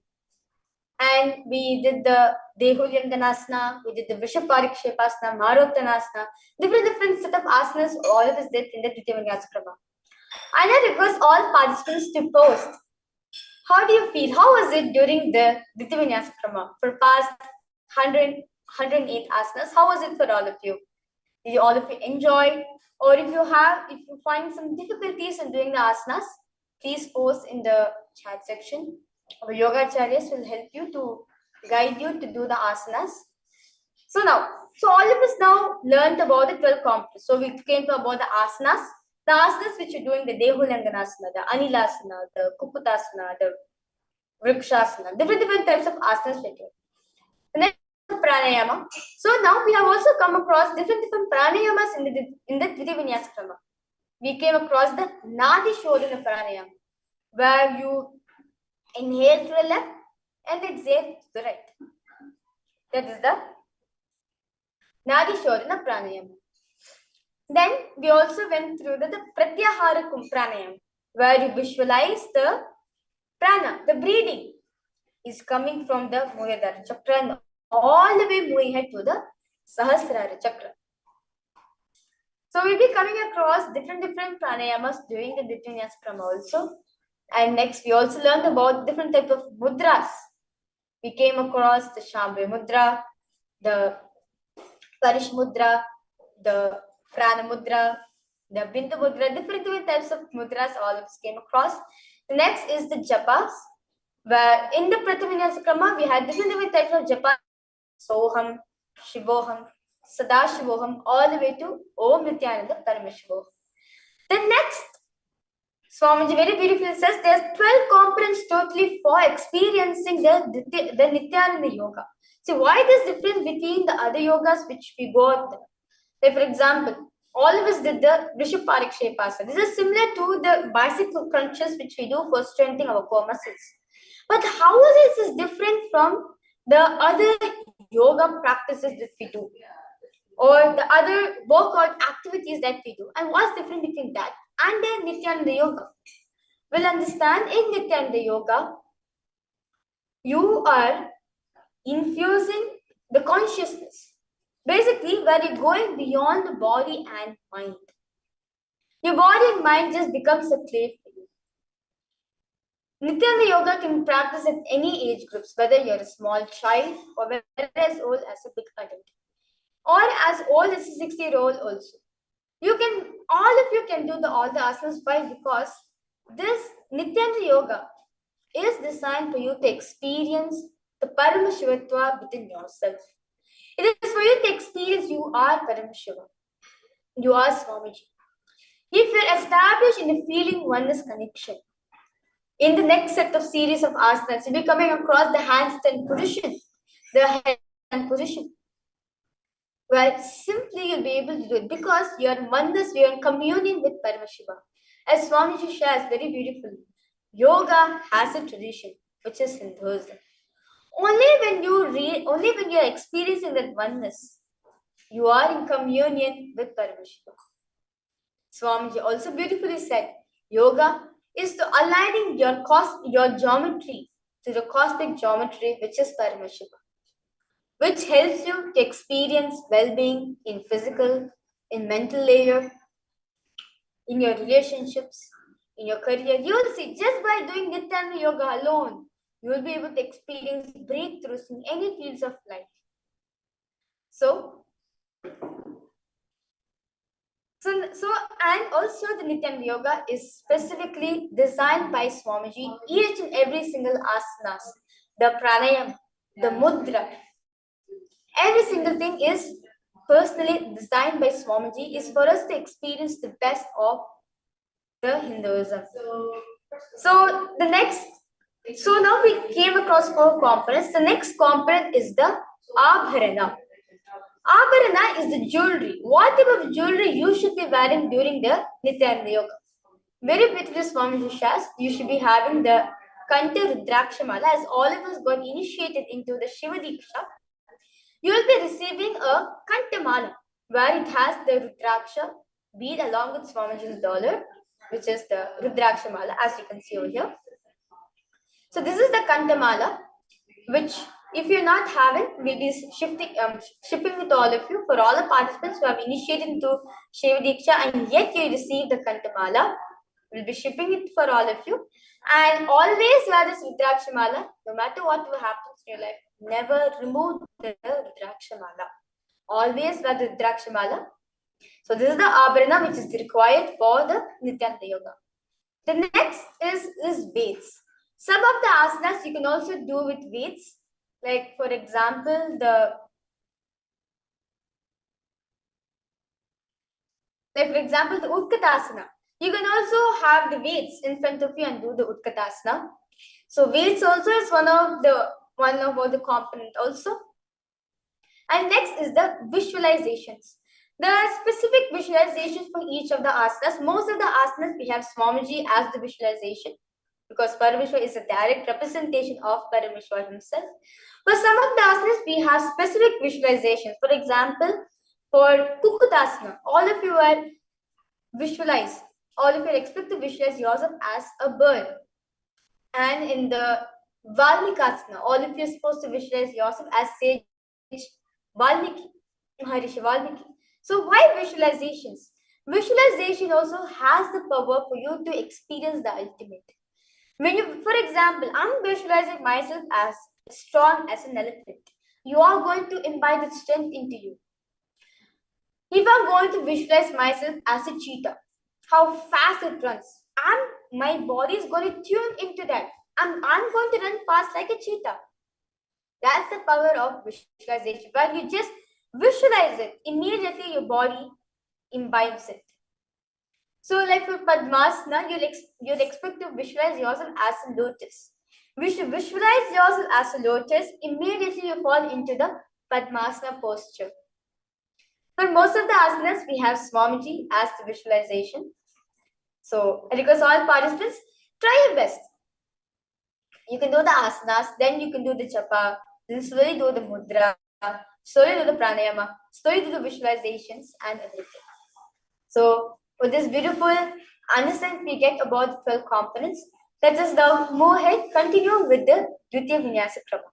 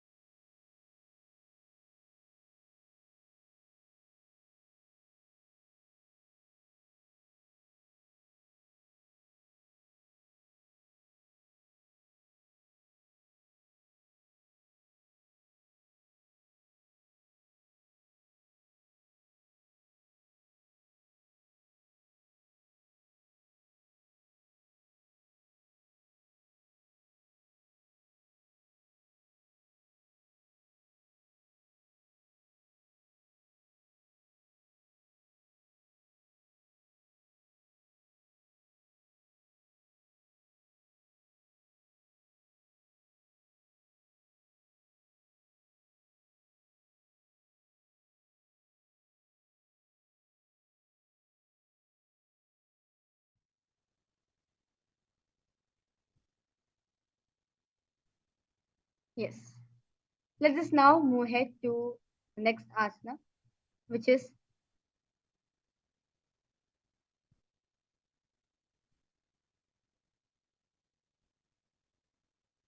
Sarpasana. Now, now stand erect like a rod, arms to the sides, hands touching the thighs in Chambi Mudra. Visualize your Kundalini raising or curling around and up around your body. Sarpasana. The Sarpasana Vakshe Vayupana Kevalam. The next asana is Ushta Sadanasana. Now, while standing, place all fingers on the mat, then stand on the feet on the fist, and begin to move and walk like a camel. Visualize yourself as a camel. मुष्टिकनिशिका प्रदेशे भूमर्धाय उपरि पादतले उष्ट्रावत् उष्टसाधनं भवति. The next asana is Ashwasana. Now remain same position. Now begin to move and walk like a horse. Visualize yourself as a horse. मुष्टिकनिशिका प्रदेशे भूमर्धाय उपरि पादतले संस्थाप्य अश्वत् शरीरं चलनीयम् अश्वासनं भवति. The next asana, Kapodinikatasana. Now stand straight with feet together, increase the hands behind the back and pull them down towards the calves in Parishmudra. Open up your chest. Visualize yourself soaring as a bird diving. Kapodinikatasana. Padatre bhumo nidhaya pishtabhagyahasto jhanga paryantam nitva kapodinikatam bhavati. We were entering into next karana, which is the Tala Pushpavatam karana. Now stand tall with palms together in Namaskar Mudra. Gently bend the knees and keep toes pointed outwards. Simultaneously open up the palms, raise one heel off the ground, slightly lowering the waist and shoulder of the heel. Visualize you offering a bouquet of flowers to Paramashiva in Tala Pushpavatam karana.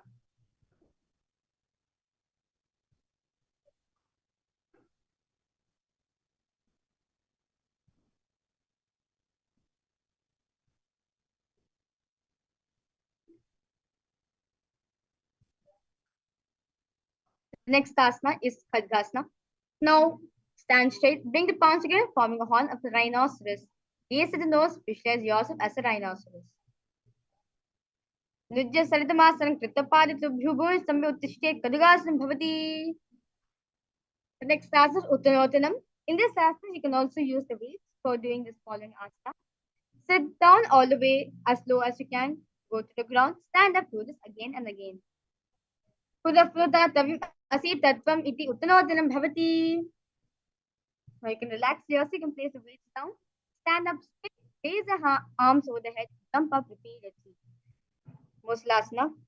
Salasita Urdam Nayet Varam Nayet Muslasanam Bhavati. The next asana is Uchirshaka. Now from standing position, pull the soles of the feet towards your belly. With the other leg sit down and stand up. Alternate both the sides. Hastadem Dritva Dishtayati Uchirshakam Bhavati. We will now entering into the next karana, which is the Parshvajanu karana. Now standing, keep one leg slightly bent with toes pointed to the side. Bend and lift the opposite knee towards the chest, pointing toes downward. Keep the arm holding knee with the hand pointing outward, close into a fist. Let the opposite hand hang down top of the thigh, wrist twisted and fingers pointing towards the center of the body in Parshvajanu karana.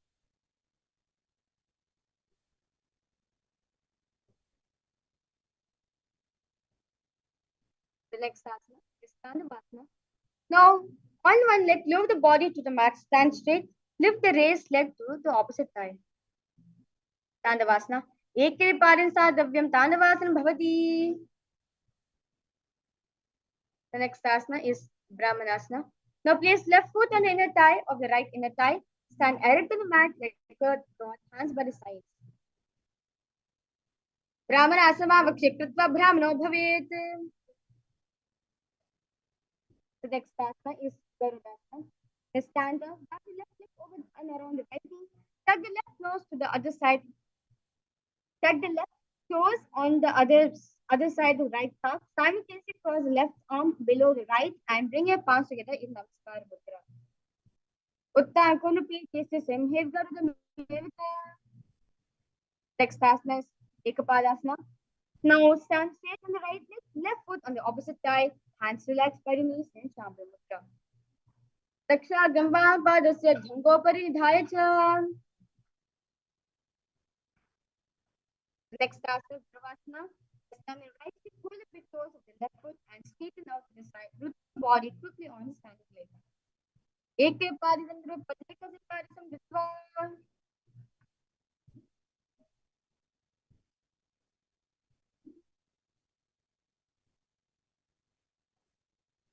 Next asana is Trivikramasana.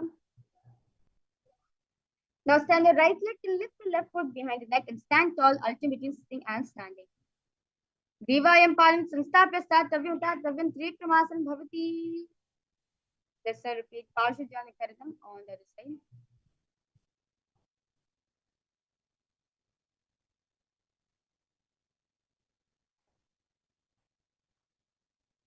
Let's repeat the Tandavasana sequence on the other side. Tandavasana. Ekiraparin statavya Tandavasana bhavati.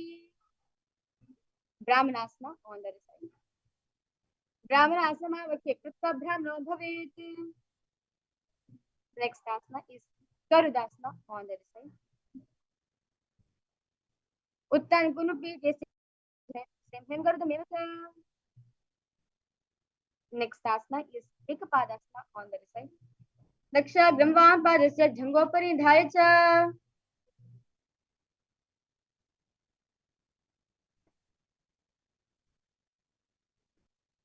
Next asana is Dhruvasana on the other side.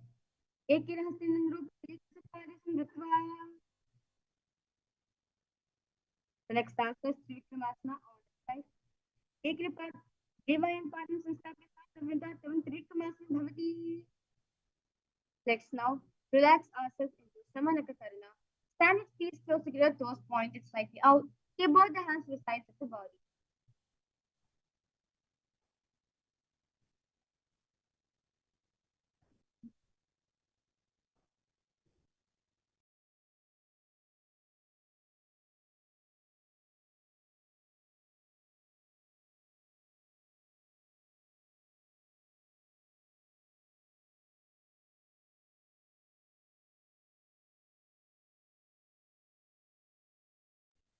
Next asana is Gorak Janjali Asana.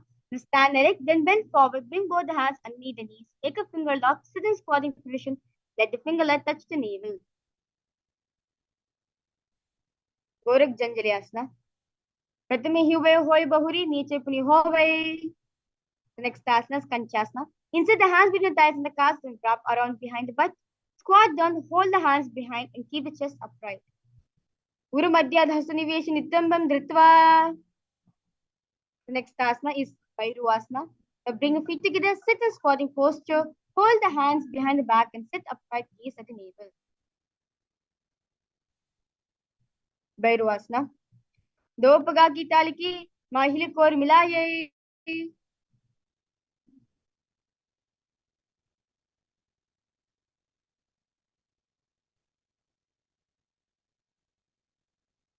Next asana is Paramashivoham. The squat all the way down to the ground. Keep your feet together, toes apart, bring elbows close to the head. Palms joint over the back, facing downward in Namaskar. But the gaze at the nose. Varahasana. पगडली की माहिले core मिलावे बना पानी की तौबे से.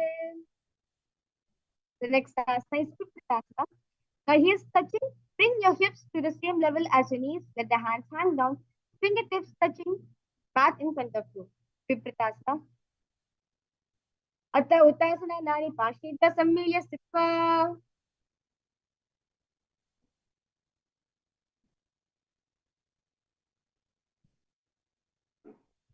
The next asana is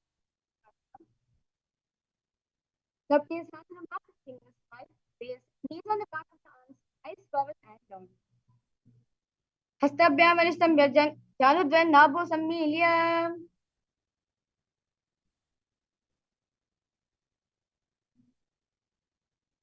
The next asana is Krishna Kapaliyasana.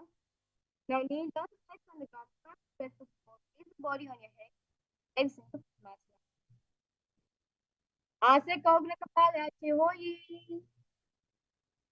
Now relax yourself in Uttanasana. Toes, keep toes flat, touching opposite feet. Sit down between the feet. Let the heels come. Also the hips, hands on the knees, sit straight, gaze at the nose. Guptasana. Jala Vorantari Pada Krista Pada Gopayet. Next asana is Vrikshasana. Hands on the ground, fingers right, lift the body up, status. Visualize you are a tree with deep roots into the ground. Vrikshasana. Sapti Saptakshana, Vrikshasana, Shejakan. The next asana is Shubhavasana. So remain the same position, sit close to the third eye. Dovo Pugati Sampahi Gulapa Manu Behoya. Next asana is Matsyasana.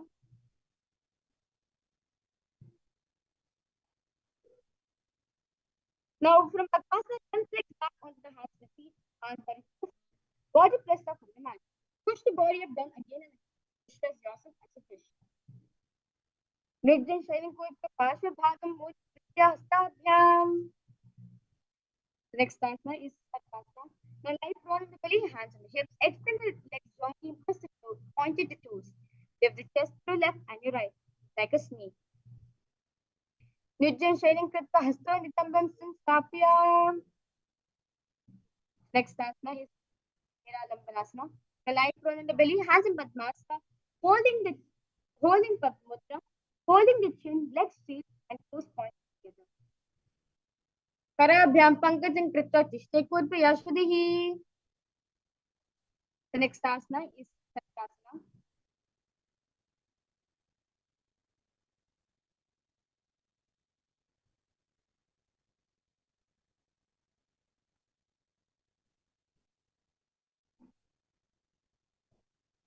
Now lay on the stomach, place hands flat on the mat in front of you, straighten the arms and bend the knees. Bring the feet towards the upper back, lift up the head and the chest. See yourself as an umbrella, protecting your guru from the sun's ray. Adhyasistha Hasalabhyam Bhuvistambya Nuya Chitrasana Bhavati. Now relax yourself into Vajrasana. Sit on your knees with top of knees, feet flat on the mat, bring butt on the heels. Stretch the arms in front, palms facing down, place the forehead on the mat. Idaning Garbhininam Yogabhyasa Thalabhu.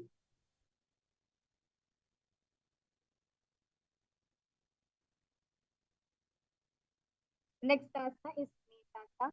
So from Gajasana, alternate striking the ground with your hands. Visualize yourself as a powerful Asaran. Meshasana. Gajasana ekekam bam bhumata diyet Meshasana bhavati. The next asana is Gajasana.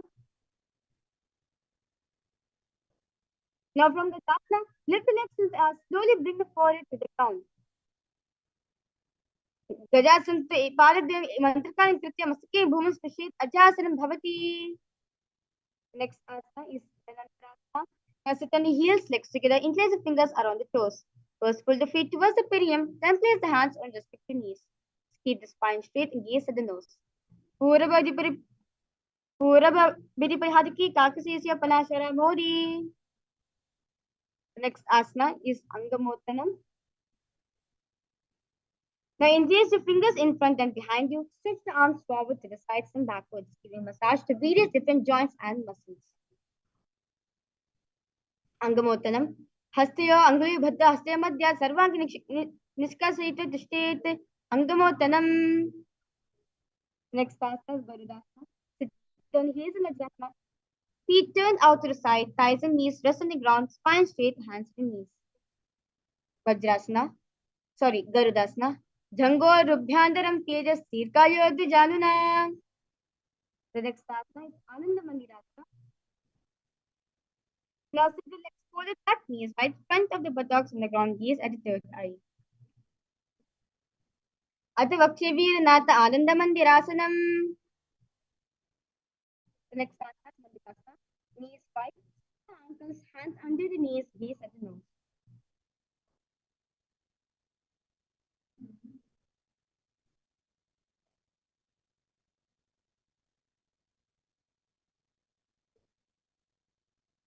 Prishtam Sampiris Gulpabya Janvage Savayakritihi.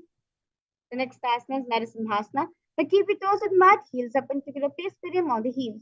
Place palms on the ground, spread the fingers wide, thumbs touching, base of the hand touching the toes, gaze at the nose, stick out the tongue and exhale. Do Banapani Hori Base, Adi Mila Godani Base.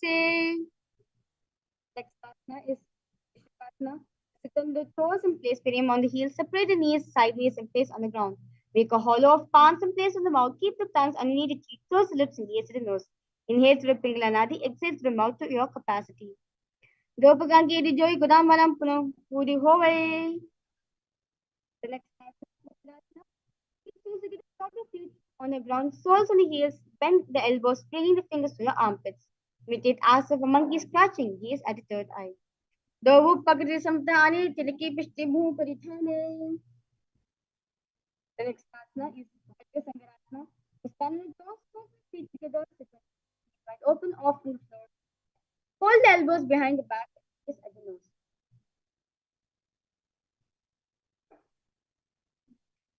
Pratama Panapai Hoi Basi, go to Edi Guna Nivese.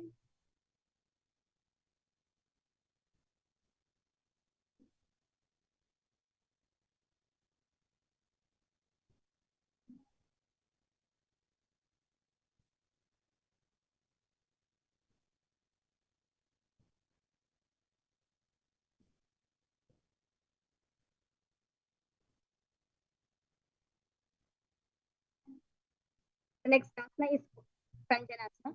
Now keep toes down, ankles crossed behind, sit on the heels, place the palms on the mat to the sides. Kanjanasana Vakshikritva Sustiro Bhavet. Next asana is Kurmasana. Now with toes flat, cross the feet and place perineum on back of the heels. Keep the knees wide and on the floor. Rest hand on the knees. Gulpo Virishunasyaga Yukramina Samahitao. The next asana is Yogasana. Now with toes flat, cross the feet and place perineum on back of the heels. Gaze at the nose. Yogasana. Hudam niyamya gulpabhyam yukramena samahitaha.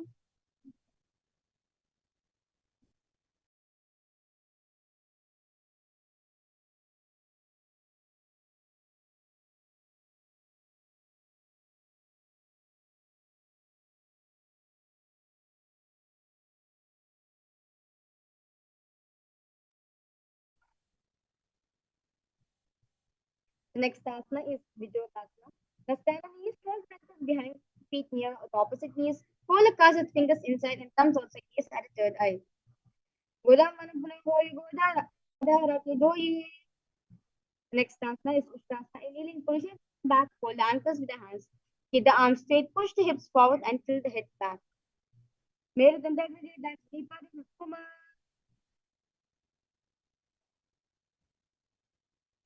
The next asana is Jatyasana. Now, with heels together, hands on the soles of feet, slowly lean back, bring the elbows on the mat, face back of the hands on the mat, gaze at the nasal. Do it is something kariye sole muyat bharata ridhere. The next asana is Ganatasana. With the heels tied on the calves together, lean back and rise up. Use support of hand if needed. Do like this again and again. Jangapti bhunidhaya jango dhariya urni samstap prishti vamsam.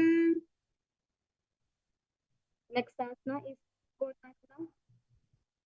Now from Veritasana, raise the fingers higher, raise the hips higher, bring forearms on the back, roll the back of the heels, bring the head in between the feet. Meru Diddagri dance Vipadi Yafuman. The next asana is Varasana. Stand on the knees with toes stuck. Hold the arms with the opposite hands and gaze at the nose. Jani Bhuva Sinsta Prastabhyam Bhus Bahu Parasparam Dritva. The next asana is Varahasana. Keep knees together and toes tucked. Lean forward and bring elbows to the mat. Hands holding the head. Rest the head on the hands and heels on the butt. Surya Chandram Veda Nani Asnani Kachyante.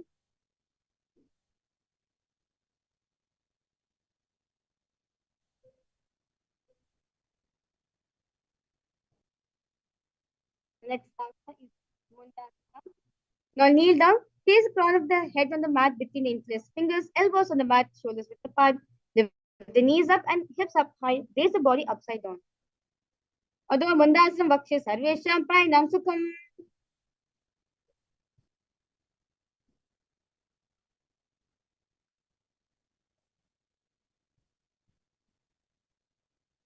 Now let's relax ourselves into Handasana.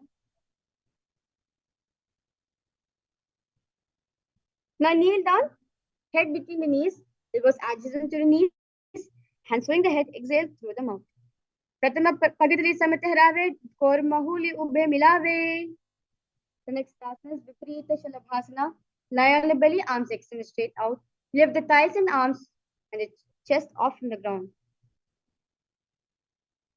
Shalabhasana be dascha Nadaberunda Namake. The next asana is now lie on the belly, arms to the side, palms down. Keep forehead on the ground, keep the chest on the mat and lift the legs up together. Kapalam Bhumani Dhaya Urdham Pada Nagi Kapalasana Bhavati. The next asana is Akasakabotasana. Now lay on the stomach, hands by the sides, lift the legs over the head. Slowly place the feet on the mat in front of the head. Keep the hands tucked behind. Akashakabotasana. Ushtrasana. Bhuvotapaya Masuko Pari. Next asana is Satakasana. Now sit on the knees, bring the chest down so navel touches the knees. Keep the hands flat on the mat, forearms on the ground, and be sturdy.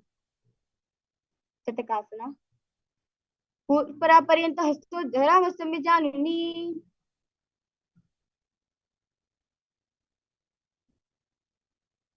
The next asana is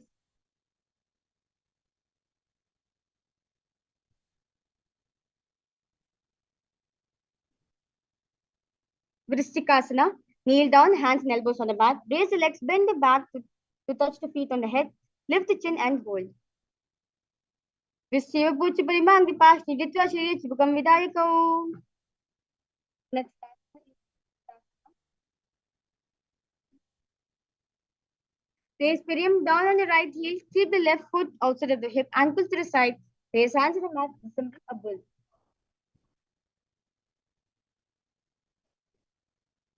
Vrishasana. Yame Gulpe Padimole Vama Bhagye Padeteram. The next asana is Dolasana. In kneeling position, keep hands tapped on the mat in front. Lift the knees up from the ground. Cross the toes of the left feet over top of the right. Balance above the mat. Lola Tunsa Kuriya Gai Lola Pagatanat. Let's now repeat Vrishasana on the left side. Vama Bhagye Vama Bhole.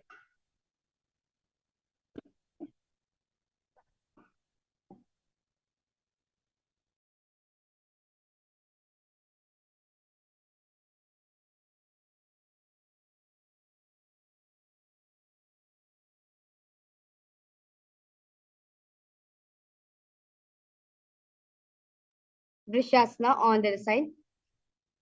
Yame Gulpe Padimole Vama Bhagye Padeteram. The next asana is Balagunasana. Now place left toes on the ground, sit on the heels of the left foot, place right foot flat on the ground with the knees raised towards the chest. Palms respective knees maintain upright position. Asana Kaugnaja Bikara Jai. Next asana is Grahasana.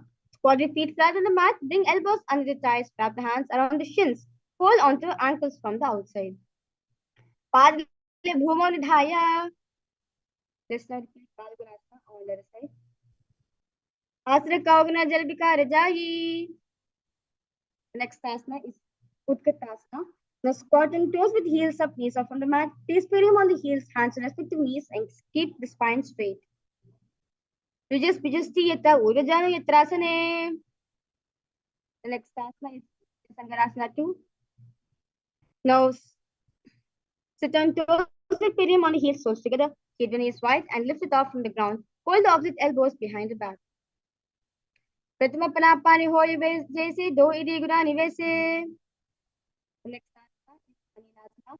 Now squat with feet at the hip with the perineum, hands and the soles of the feet inside, palms down. Arms straight, elbows together at the navel, gaze at the nose. Do hath muh paritane, kahuni jari na bilaga ane. Next asana is Padukasana. Place back of the hands on the mat with fingers facing towards the body. Step feet on top of the hands wrapped around the feet like a shoe and walk around. Hastya Bhaje Krita Tishte Gachetu Padakasanam Bhavati. The next asana is Kudodanam. Now place hands on the mat, raise both the feet upwards into the air. Let them fall back down. Do like this again and again. हस्ते भूमकृत्य पाले च उदानं कृत्वा भूमपतितं पुर्या कुक्कुरोदानं भवति.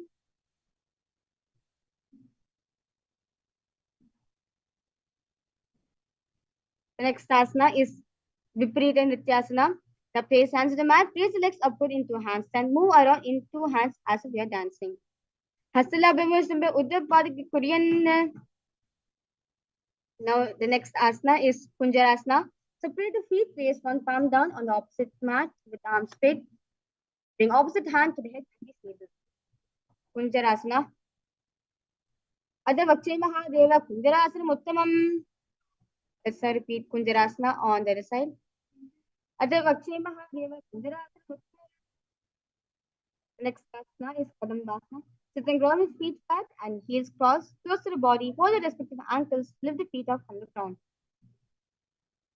Pasti Bhavosambya Hasade Gulpul Dutta Tisti Kadambam Bhavati.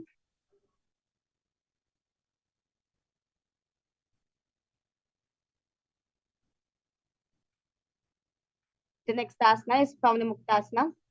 Now sit with heels at the pillion, hold the knees with the hands and press them towards the chest. Gayos Upadya Padi Latva Sastani Tambake. The next asana is Chakorasana. Now sit and lift one leg behind the head, place both the hands flat on the mat and extend the opposite leg up with the knees straight.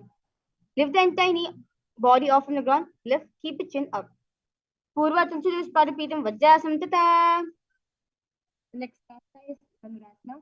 Now sitting on the ground, hold the left toe with the left hand index and middle finger. Pull the foot to the left ear, extend the right leg out, keep it straight, hold the big toes with the right hand and visualize yourself as you go. Dhanurasana.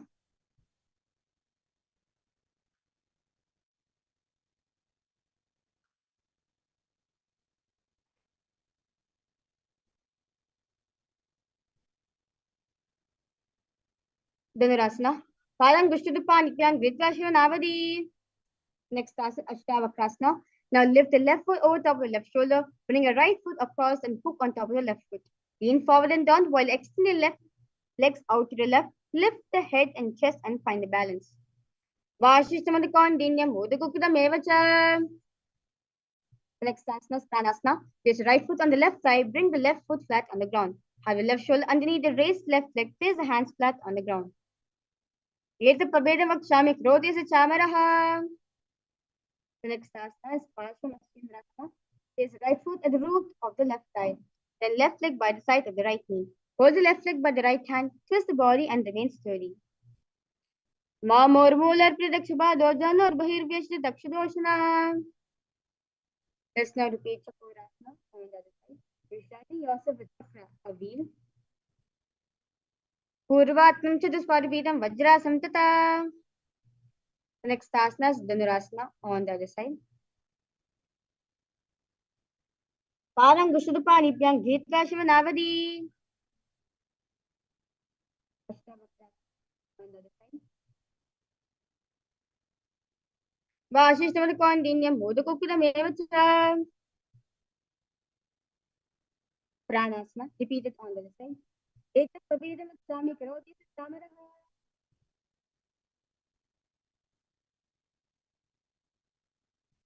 Paschimashchendrasana. Mamurmular Pridakshaba Dojanar Bahirveshti Dakshadoshana. The next asana is Ardha Paschimottanasana. To keep one leg straight and press perineum with the other heel, chest forward and down. Toes, hold your toes and feet, bring your head towards the knee.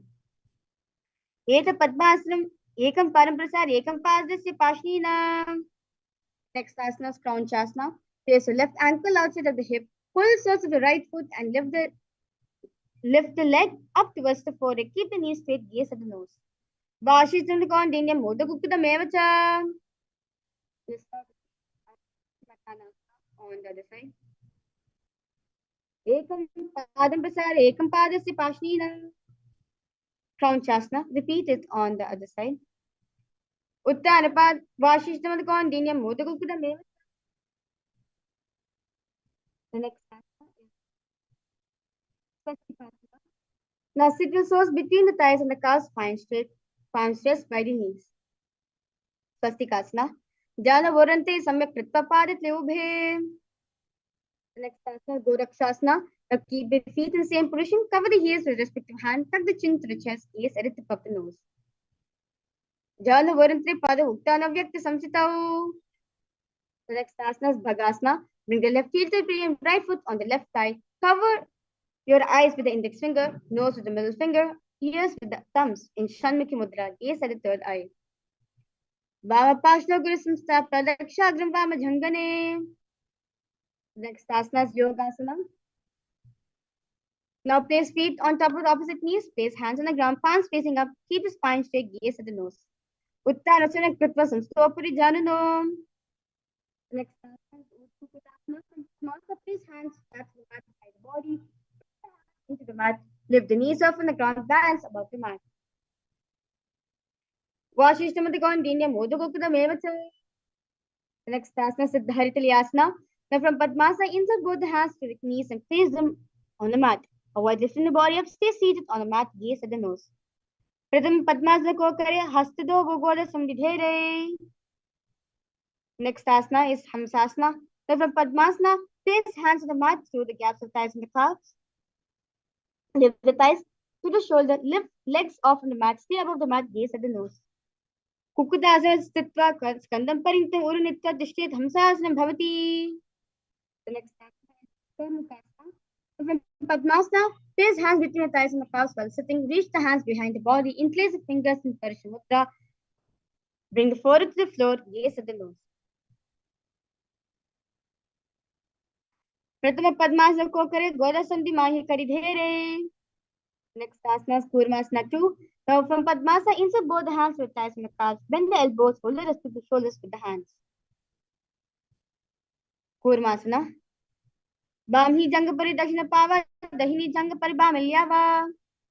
The next asana is Ghanti Bedasana. From Padmasana, insert both the hands to the thighs and the calves. Bend the elbows, hold the rest of the shoulders with the hands. Bend the head down, tuck the chin to the chest, gaze at the nose. Adavakshini Lakanta Ghanti Bedasana Shubham. Next asana is Uttana Kurmasana. Now from Padmasana, insert both the hands through the thighs and the calves. Lay on the mat, bend the elbows, hold the respective shoulders with the hands. Kukuta Asrabhan Dasankara Abhyandita Kandaram.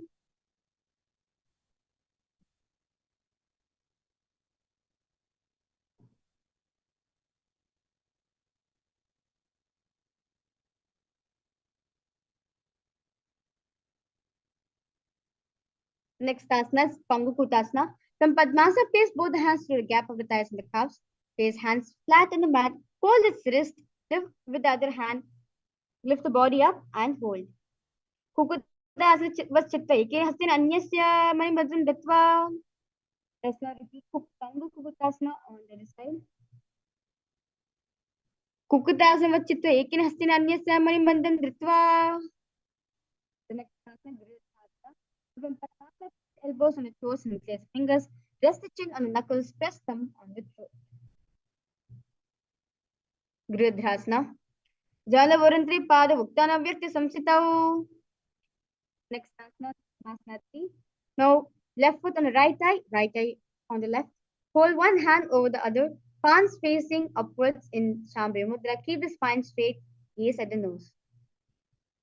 Uttanachana Vidhaya Vidivat Shakti Yogirat. The next asana, 4.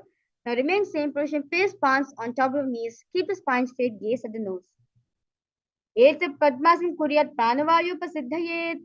The next asana, Paramashivoham 2. Now from Padmasana, hook the right hand, index and middle fingers around the right toes. Lift the elbows as if you're pulling a bow back and move the big toes around. Place the left hand on the opposite knees. Keep the spine straight. Repeat this on the other side. Atan Yadasanam Vakshe Yoga Puraka Rakshanat. The next asana, 3. Now from Padmasana, cross the arms behind the back. Hold the big toes in Prana Mudra. Inhale through the tongue. Straighten like an arrow in Kakachanchukumbaka. Engage in all three bandhas. Karmukasamaskiti Udrepuriyat Sukam Tada Vayur Vaso.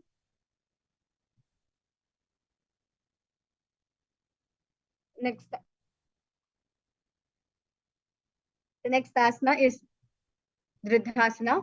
Maintain Karmukasana 3. Lift the chin, lift the chest up, gaze at the third eye. Urubhyamupri stapya padyagmam priyatadaha. Now relax yourself into Nagrasana. Now from Padmasana, arms behind the back, holding the opposite big toes. Lay down on the elbows, thighs on the back, gaze at the nose. Pratama Padmasana ko antane, do hath pachane aane. The next asana is Kandukasana. Now lie on the back, bend the knees, feet on the ground, embrace the knees to the chest, head touches the knees. Vetrasane sthita hastapadan nishkur mudya nagit pishtam vamsam bhumam puti Kandukasanam bhavati. The next asana is Uttam Kavanasana. Now lay on the back, knees raised together, big toes evenly placed. Hands interlock under the head in Shambhi Mudra, gaze at the nose. Pratama Surya Saina Karave, Goda Ubhe Rashi Milave. The next asana is Markata Pitasana. Now lay on the back, bend the knees and keep the feet flat on the mat. Place up 10 palms under the heels. Lift the hips up. Visualize yourself as powerful as an alpha ape. Markata Pitasana. Uttan Shanam Padli Uttan Hastyopstapayet Pishtam Bhagam Mutravayet Markata Pitam Bhavati. Next asana, Uttan Shikapita.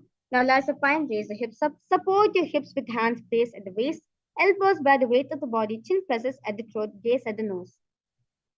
Jangor Bani Naschit Uttan Shikapitakam Apramatapakur Vita Bhute Pragvij Sendriyaha.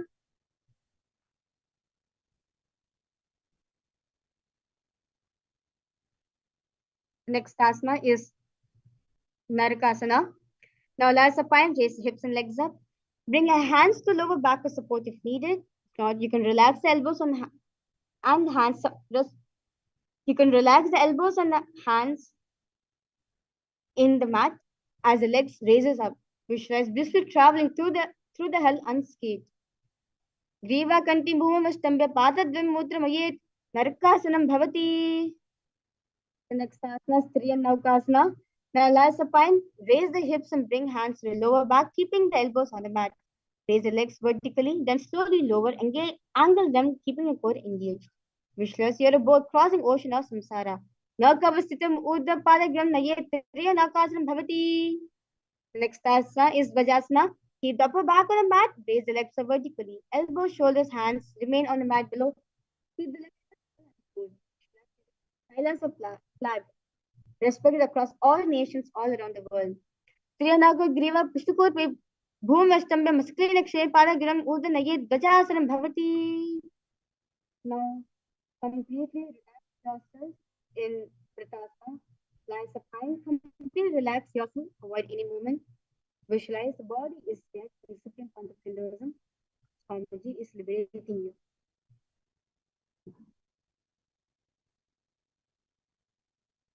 Mritasana.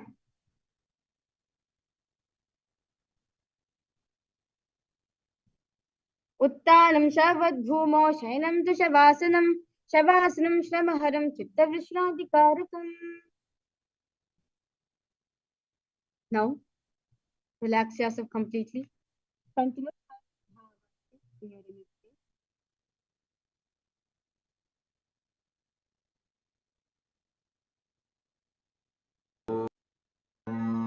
Nithyananda Paramashivoham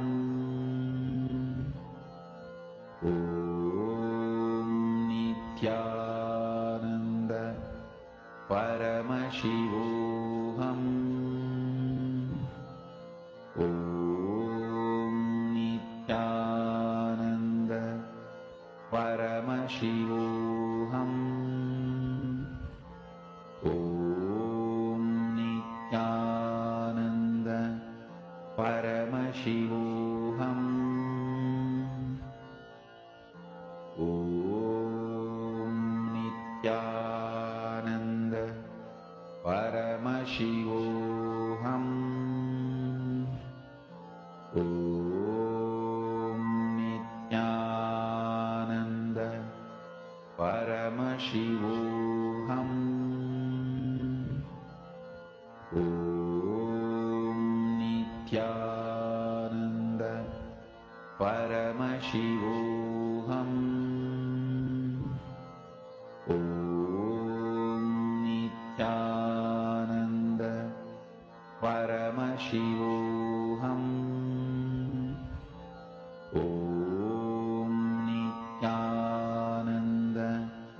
Paramashivoham. Om Nithyananda Paramashivoham. Om Nithyananda Paramashivoham. Om Nithyananda Paramashivoham.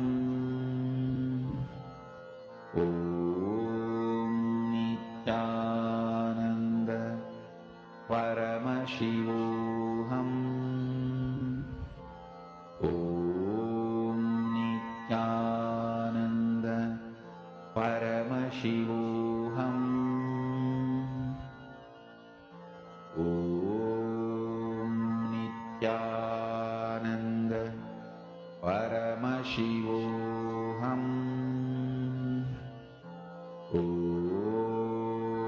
Nithyananda Paramashivoham.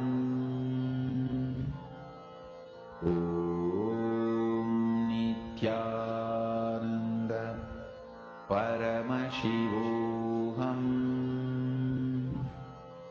Om Nithyananda Paramashivoham. Om Nithyananda Paramashivoham. Om Nithyananda Paramashivoham. Om Nithyananda Paramashivoham. Now, Om Nithyananda in your palms, rock yourself to a comfortable seated position. Yes. Congratulations to all the participants successfully have completed the 308 asanas between Ashtama. We can ask participants to pose, how do you feel after between Ashtama? As today's day 2 of the program. So now, as we have completely aligned ourselves with cosmic geometry, let us end this yoga session by offering our gratitude and by chanting the Purnamantram. Om Purnamada Purnamidam Purnat Purnamudachyate Purnasya Purnamadaya Purnamevavasishyate. Om Shanti Shanti Shanti. Hari Om Tat Sat. Sarvam Bhagavati Nithyananda Paramahං. Om Nithyanandam. Thank you, everyone. Nithyanandam.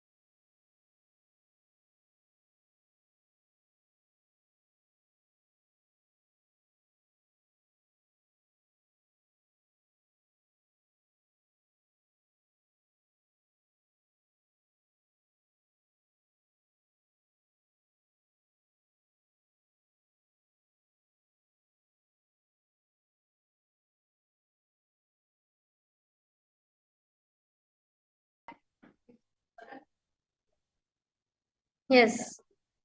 Nithyananda, to all the participants and to all the viewers who's watching us live right now. That was a very beautiful yoga session always just had, where we did 308 asanas, where different sets of asanas, combinations we did. So that requires all participants to take a few minutes. Think you can drink some water, change your clothes as we get ready to manifest power. Swamiji shares very beautifully. Now, once our whole body is being infused with Paramashiva's energy, the best way to retain this energy within ourselves is to by doing the power manifestation. Now, all of us did the Nithyananda yoga where we prepare our whole body to receive that superconscious energy. Now, in that space, your body is just so alive right now. In this space, if you just apply oneness, if you just place oneness in this moment of time, your body will just simply radiate the space of oneness with Swamiji. So now we'll be moving ahead to the power manifestation session where you'll be starting with the power of third eye reading. So I request all participants, when you're settling down from a program, when you're settling down, I request you also to get a piece of cloth or an eye band to come with you. Yes. So as all of us learned that Agnya or the third eye is a command center for the being to connect to their highest consciousness state, divinity and Paramashiva himself. Through this communication, the human ability expands and expresses in the form of body scanning, third eye reading, remote vision, where we remote places and people, where we do manifest power of consciousness over matter, mind reading, clairvoyance, length breadth, and such 463 extraordinary powers which is revealed by Paramashiva in the Vedas and Agamas. Now, as Swamiji shares very beautifully, what we're doing in our life, we should always refer back to the Shastras. We should always refer back to the scriptures. The Shastra Pramana for the power of third eye reading is coming from the Vijnana Bhairava Tantra, Sutra 34, where Bhagavan Parameshwar says very beautifully, Kapalantarmanonyasa tishtannilitalochanaha kramena manasodardhyad lakshaye lakshamuttamam. The meaning goes, by fixing the mind on in the space within the crown center and sitting stably without any movement, having the eyes closed in succession. By the stability of the mind and inner space, through the power of the third eye, one directly sees the ultimate goal, Laksham, by having the vision beyond sight that reveals any object or place, attaining space of oneness with the source with Paramashiva. So basically, Paramashiva is saying that fix your inner space in oneness. When you're fixing your inner space in oneness directly, you'll be able to see everything around you. The objects will reveal itself to you, and you are achieving the space of oneness with Paramashiva.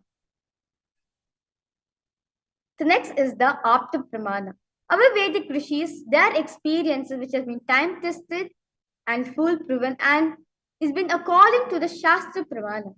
So this power of third eye reading is taken from the Srimad Bhagavad Gita, chapter 11, verse 8, where Bhagavan Shri Krishna beautifully initiates Arjun's power of third eye.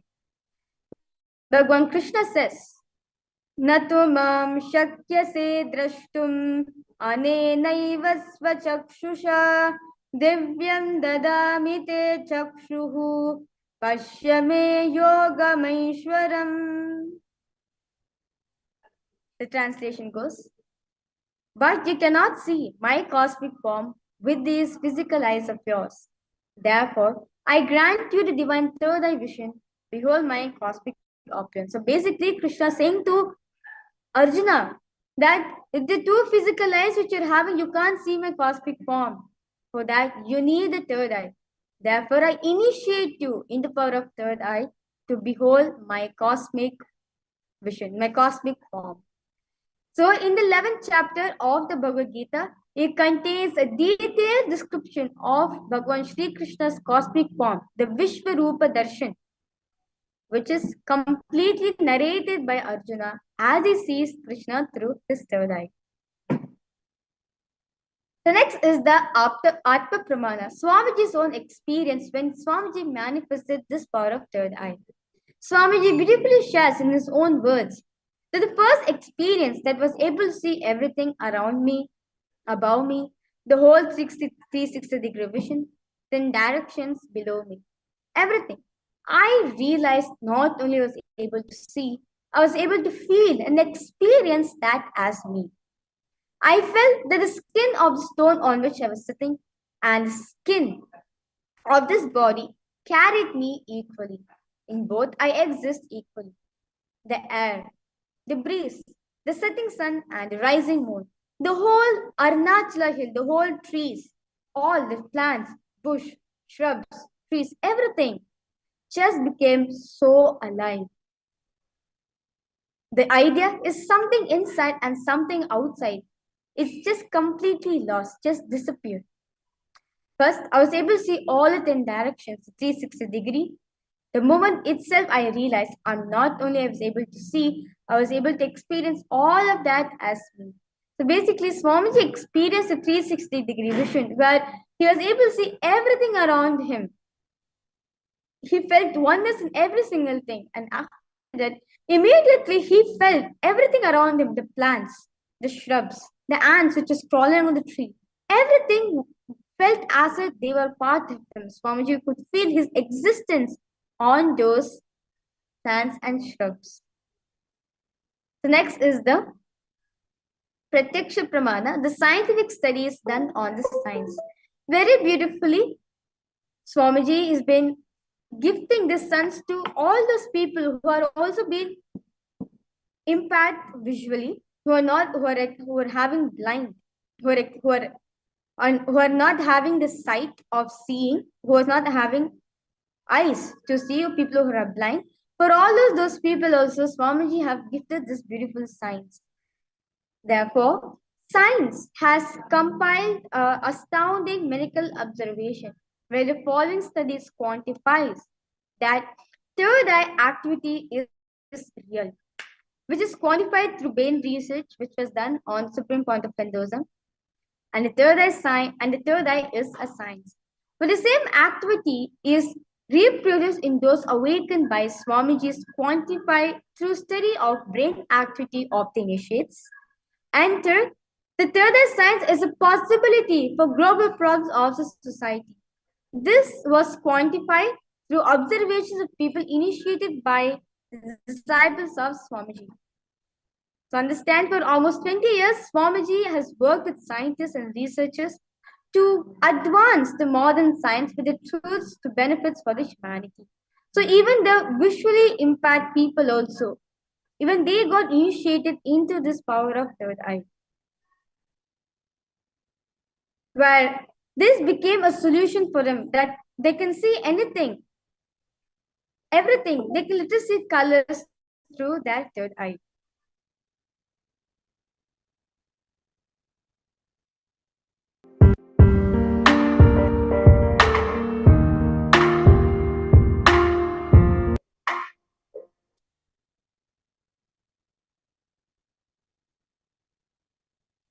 The next is, so now, the next is the Sakshi Pramana, where all of us got initiated from Swamiji, and we are now going to manifest the power of third eye.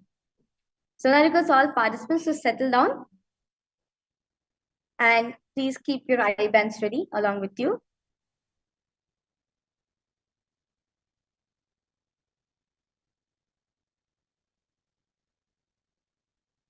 Now, I request all participants to apply the Aushada. If you have the Jnananjana, all the Aushadas, you can apply it in the third eye. And if you have the Jnananjana, I request you to apply it under the two eyes as an eyeliner.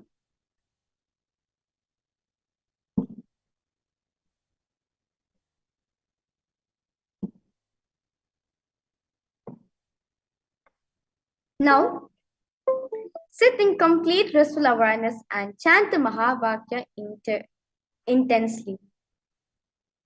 First, I request all participants now. All of you are going to be tying your eyes. I request you to wear your eye bands on. Tie your eyes with a cloth.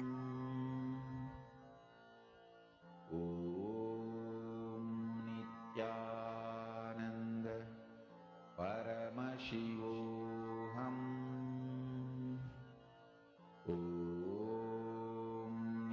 Nithyananda Paramashivoham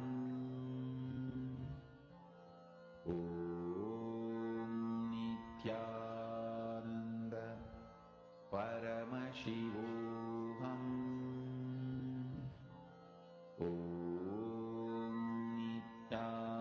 Nithyananda Paramashivoham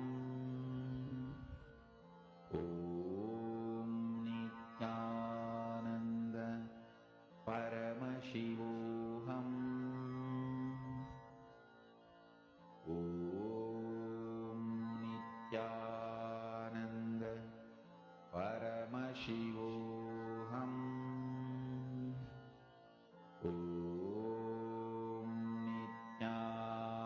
Nithyananda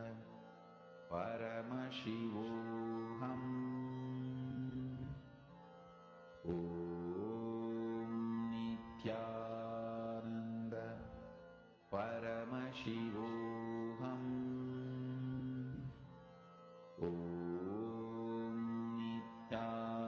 Nithyananda Paramashivoham Nithyananda Paramashivoham Nithyananda Paramashivoham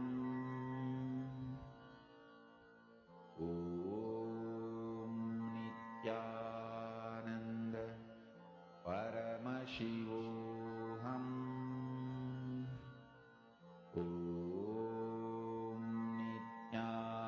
Nithyananda Paramashivoham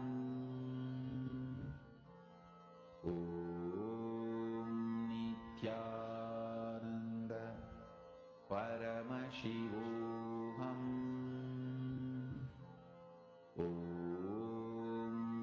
Nithyananda Paramashivoham Nithyananda Paramashivoham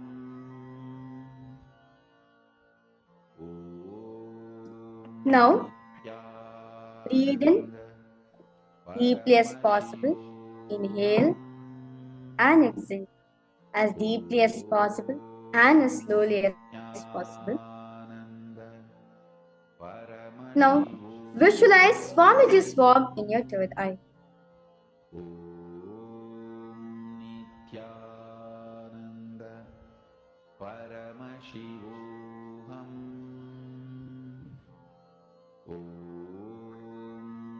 Nithyananda Now, Paramashivoham the Acharya is going to be projecting you an image on the screen in front of your tired eyes. Just reveal whatever third eye is showing you as it is projected on the screen. Understand? What is being shown, it is only Swamiji who is showing. So keep playing with the third eye, paying down whatever you are showing. So now, because all participants will start chanting the Mahavakya.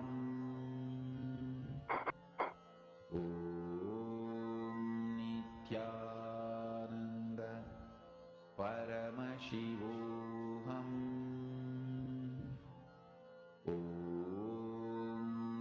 Nithyananda Paramashivoham Nithyananda Paramashivoham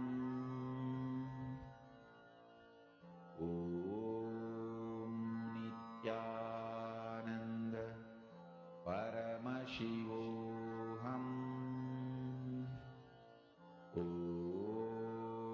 Nithyananda Paramashivoham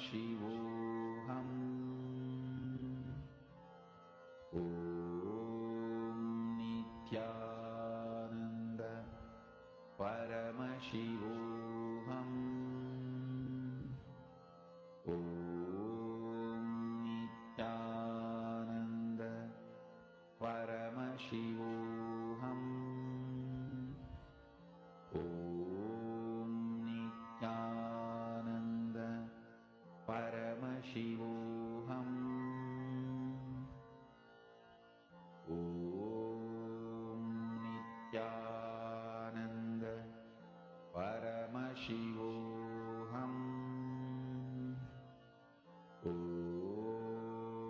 Nithyananda Paramashivoham. Om Nithyananda Paramashivoham. Om Nithyananda Paramashivoham. Om Nithyananda Paramashivoham. Om Nithyananda Paramashivoham. Om Nithyananda Paramashivoham. Om Nithyananda Paramashivoham. Om Nithyananda Paramashivoham. Om Nithyananda Paramashivoham. Om Nithyananda Now, a picture is being projected for all of you. It requires all participants to scan and reveal what picture it is. What is the picture is being shown for all of you in front of you right now. You can ask Swamiji to show you the shape, or is it a letter, the colors of it. To that detail, Swamiji will show all of you. Om Nithyananda Paramashivoham. Om Nithyananda Paramashivoham. Om Nithyananda Paramashivoham.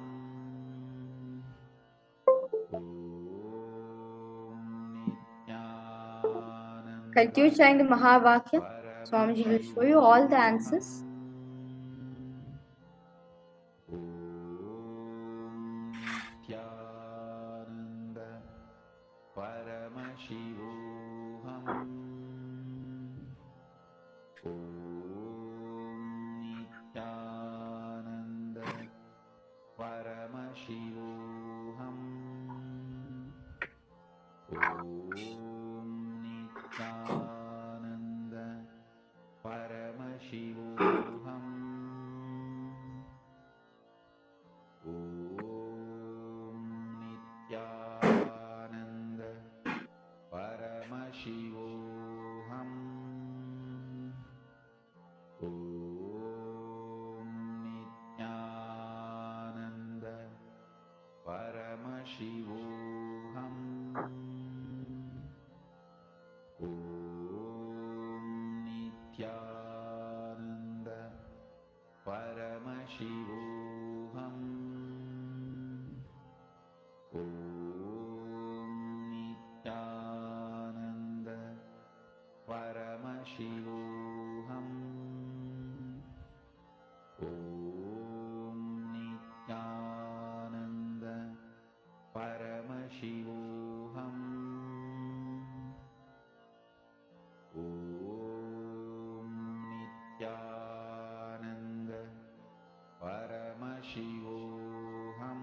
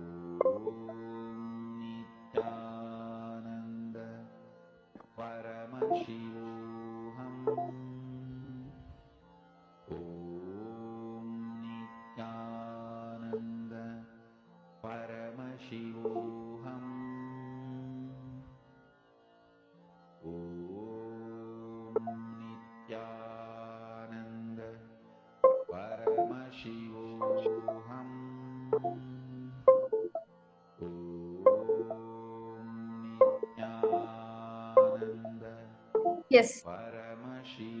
I now request all participants now relax yourself completely.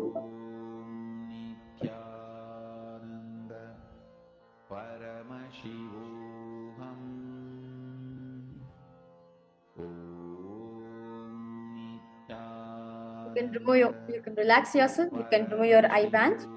Slowly open your eyes. Now, type down whatever Swamiji has written to you. Whether Swamiji showed you the colors of it, or whether Swamiji showed you the image or a letter. Anything what the Swamiji showed, or the shape also, because all participants to post exactly what the Swamiji is showing you, detailing exactly, just type it down in the chat section.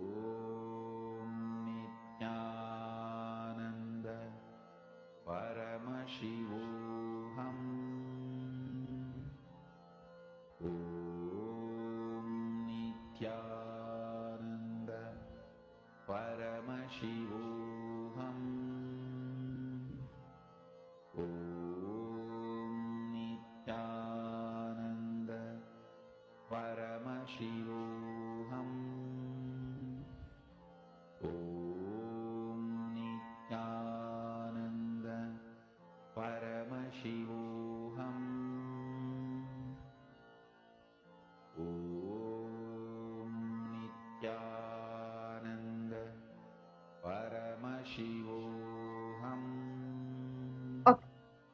So let us now verify the answers. So I request all participants.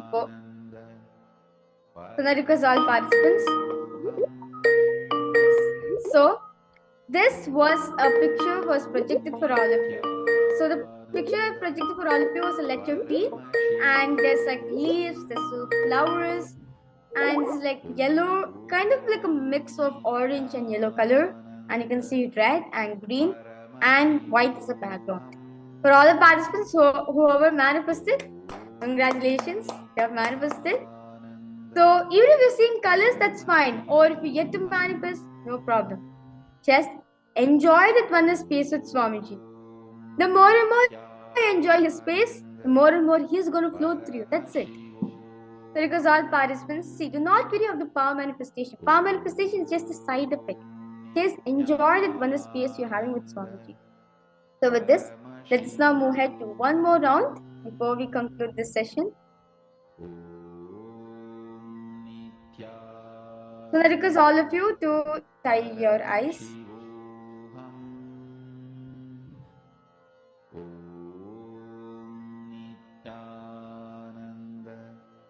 Paramashivoham.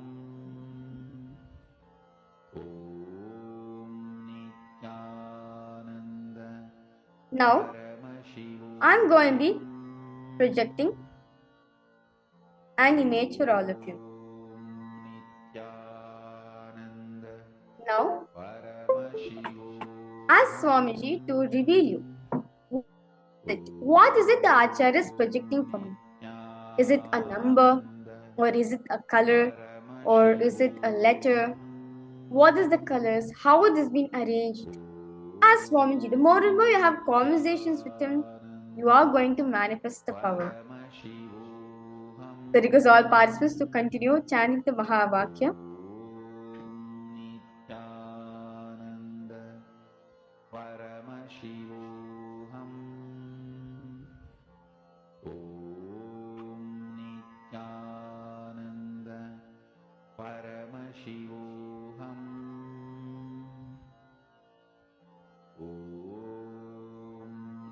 Nithyananda. Paramashivoham. Nithyananda. Paramashivoham.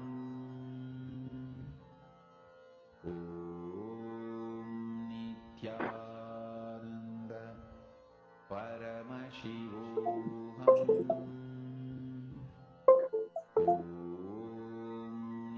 Nithyananda.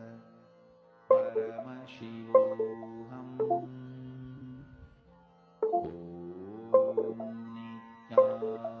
Nithyananda. Paramashivoham.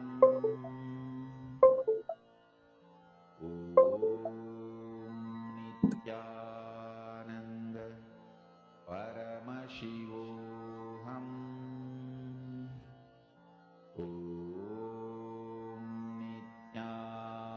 Nithyananda. Paramashivoham.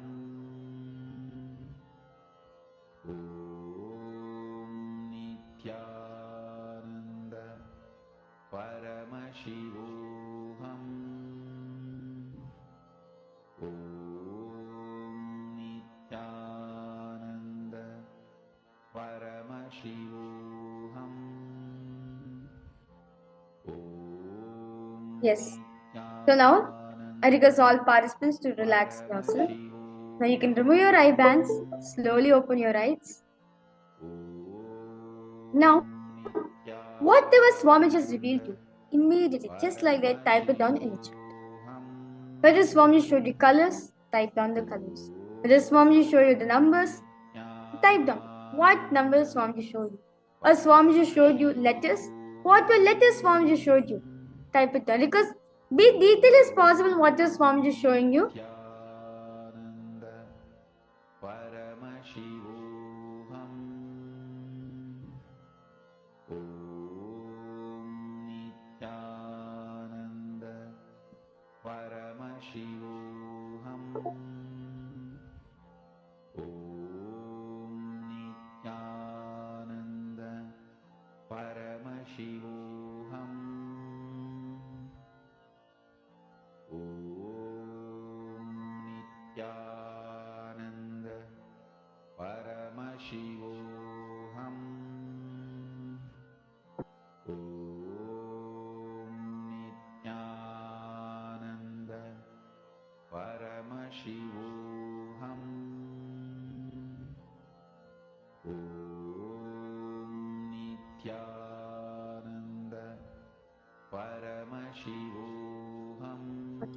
Let us now verify the answers.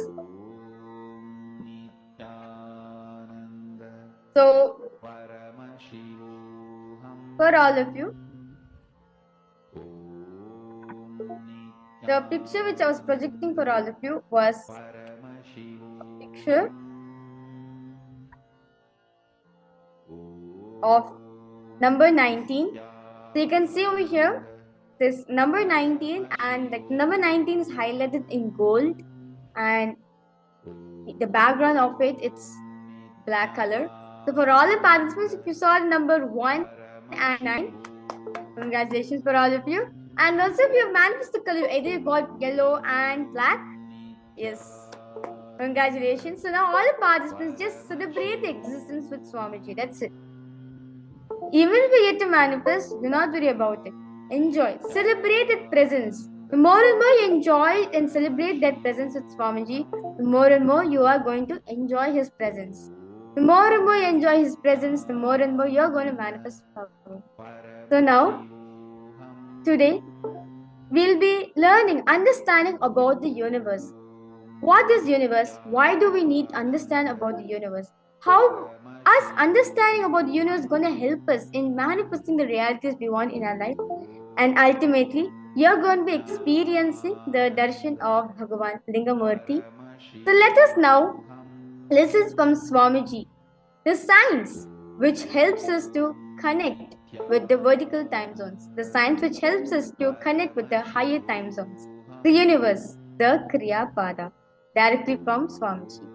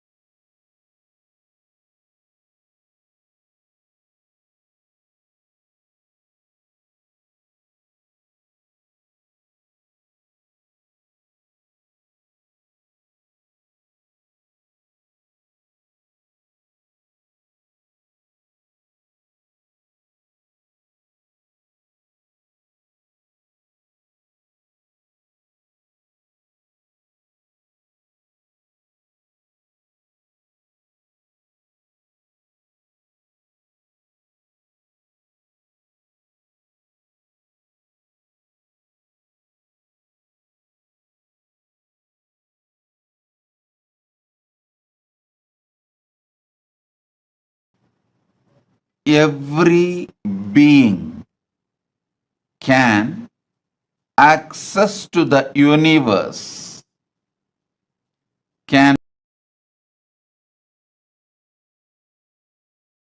connect with cosmos,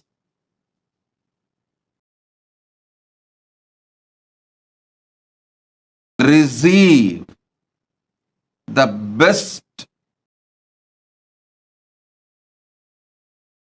gifts from the cosmos.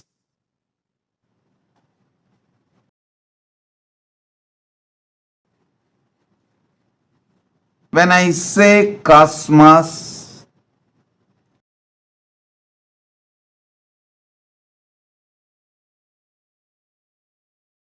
when I say you can connect with cosmos,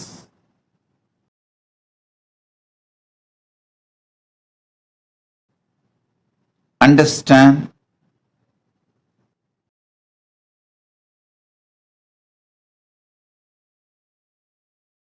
you should first understand the core component of the cosmos, the method through which you can connect with cosmos. Sanatana Hindu Dharma gives the detailed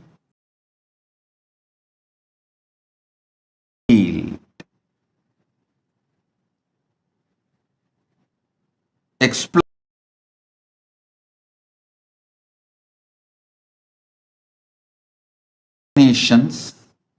understandings, direct truths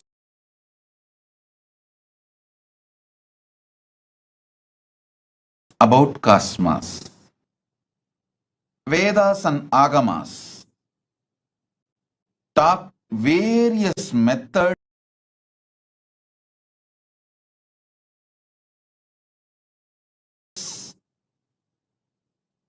for enlightenment,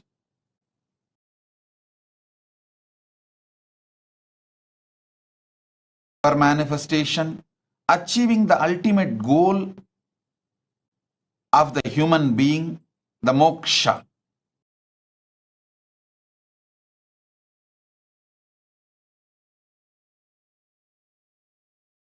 Whole thing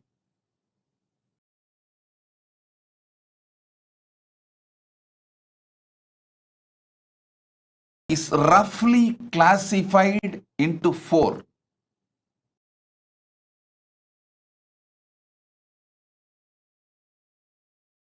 Saryapada, Kriyapada, Yogapada, Jnanapada.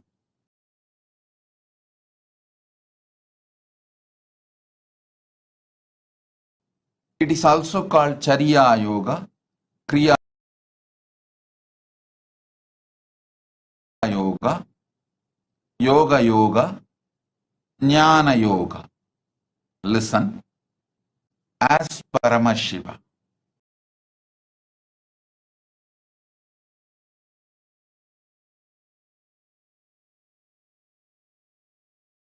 Next, Kriya. Sanatana Hindu Dharma is the greatest science, the cosmic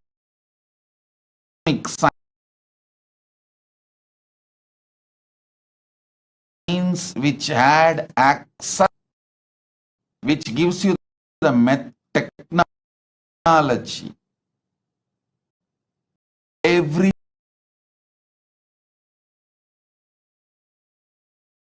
you to have access to vertical time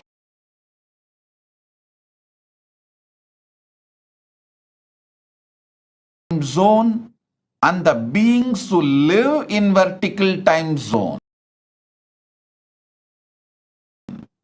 Listen, Sanatana Hindu Dharma provides techniques, tools,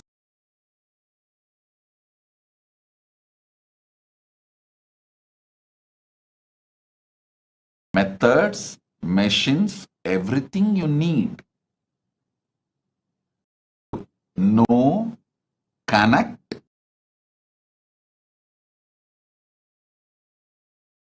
relate, and get benefited by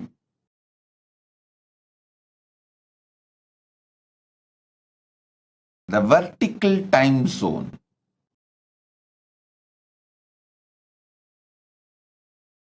And beings who live in vertical time zone.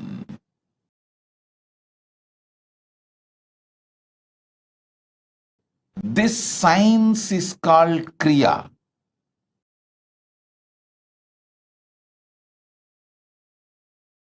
Listen, the higher lokas, vertical time zones,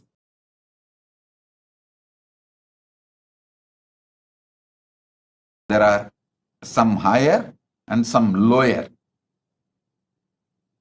Starts from Patala, Rasatala, Mahatala,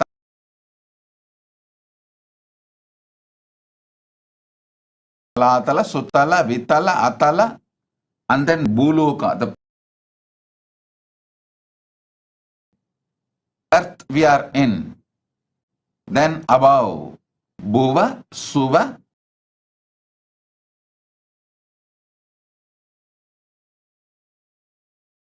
Maha, Jana, Tapa, Brahmaloka, and beyond all these 14 lokas is the Vaikunta, Sripura,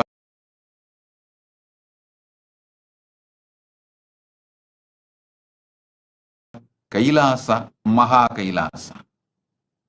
Listen.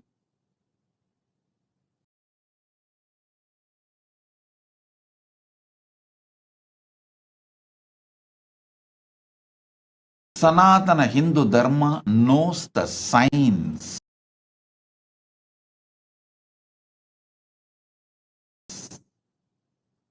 of connecting with those vertical time zones and even to travel.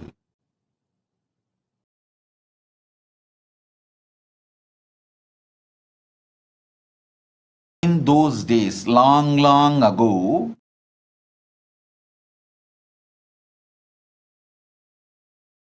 the quantum physics and the modern day scientists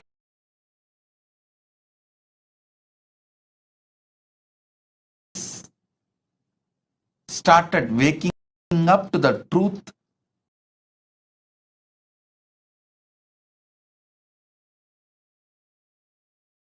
of different time zones, the truths about the Big Bang and black hole and aliens,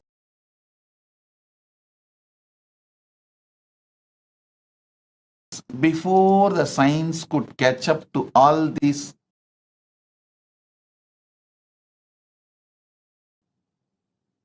understandings. God is inside also. He is there far away in the vertical time zones also. By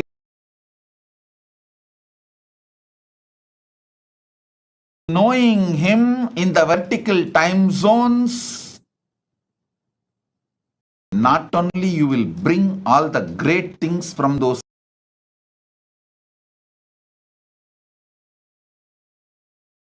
higher dimension time zones to the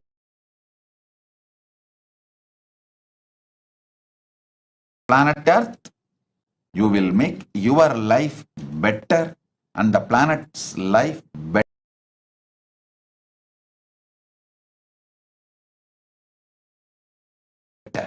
Life in the planet Earth better. You will make planet Earth better place to live. Understand? Kriya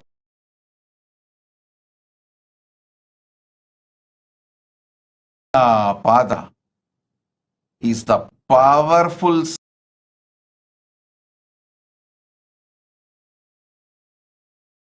science.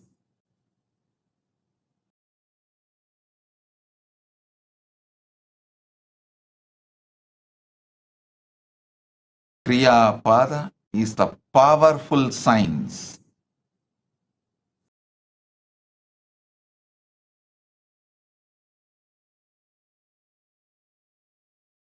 You to go to those lokas and experience and come back.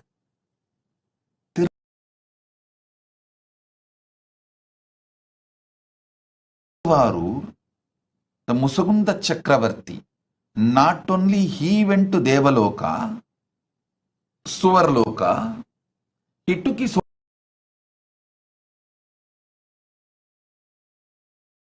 army, waged a war for the sake of Indra.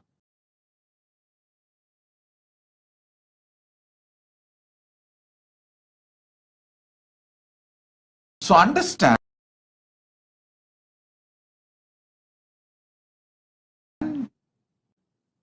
it was a science in Hinduism, Sanatana Hindu Dharma.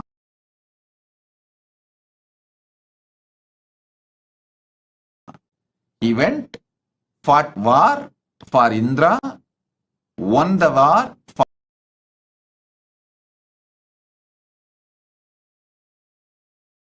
for Indra, and brought gifts from Indra to planet Earth. There are 27 things unique only to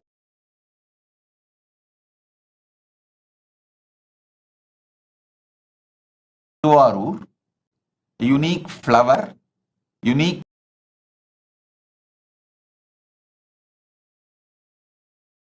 chariot, and the unique deity Tyagaraja. All of that he brought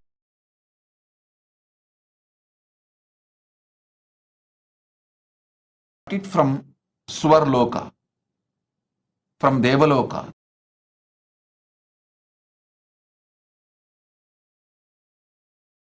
Hey, these are all not stories. Listen.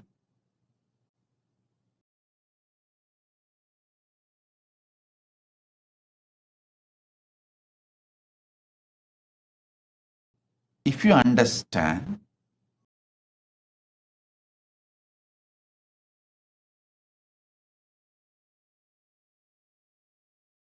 about the higher worlds,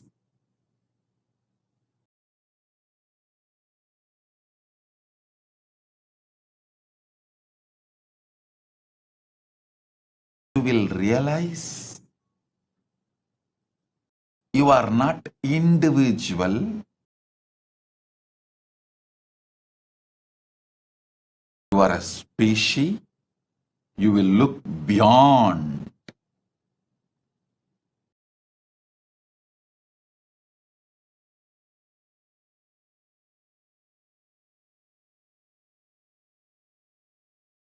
What you know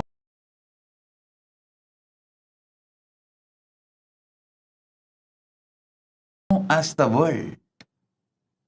When you look beyond what you know as the world, the path for moksha opens up. Path for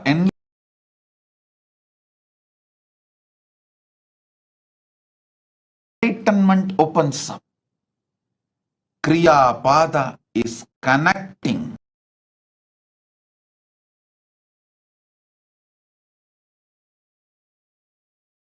with those higher vertical time zone beings.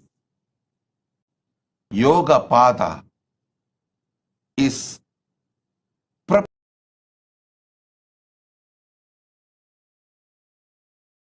preparing your being with enough fuel to reach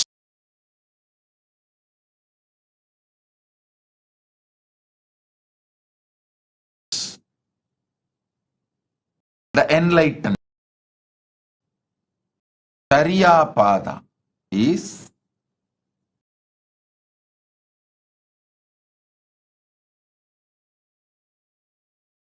manifesting the lifestyle of Paramashiva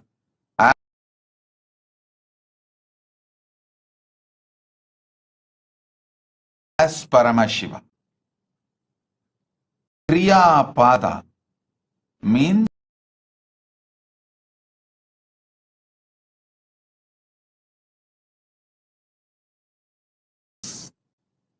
connecting with Paramashiva, who is in Kailasa, and all the great superconscious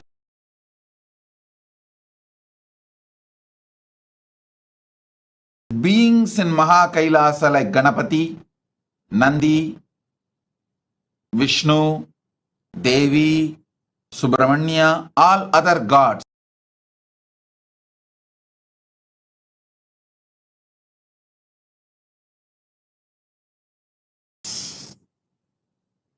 Connecting with all those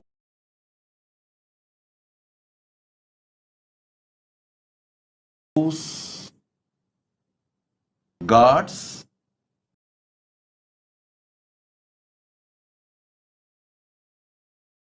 superconscious beings, and not only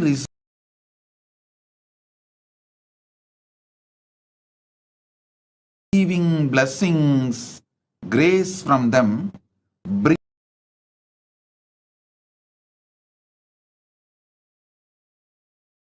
all those great gifts to planet Earth and making this place a better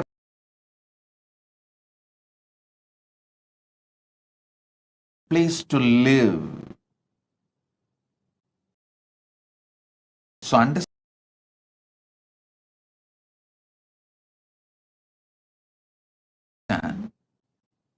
Kriya Pada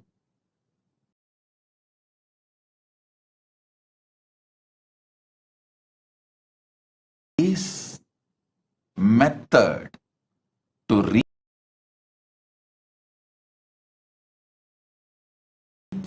Kailasa.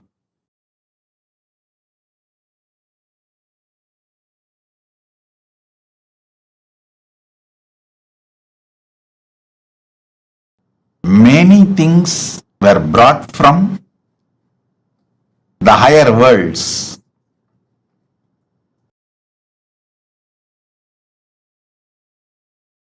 The vertical time zone. Not only they enriched their life, they enriched the planet Earth. So understand,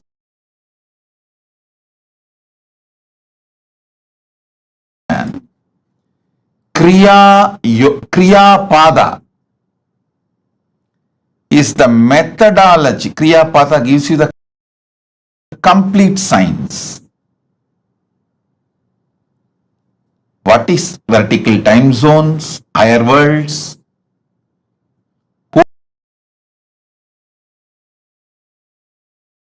are the superconscious beings living there?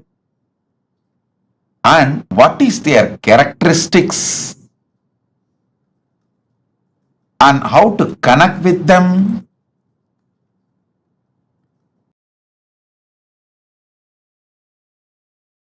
How to bring them and their blessings, bring them and their blessings to planet Earth. Listen.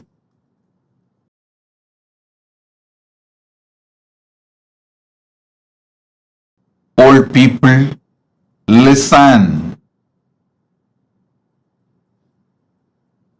Agamas are more than 10 crore verses.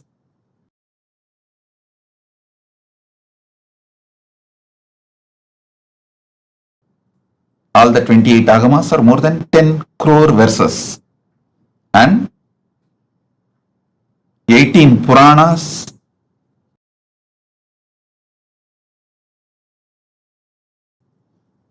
are at least more than 1 crore verses. Purana and Upapurana.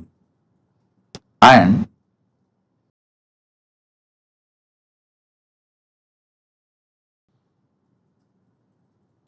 Mahabharata is 2 lakh verses. Puranas, Upapuranas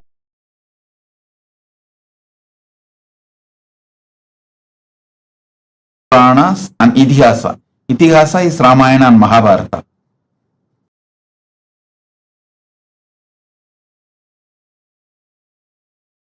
Please understand, this whole thing, Agamas,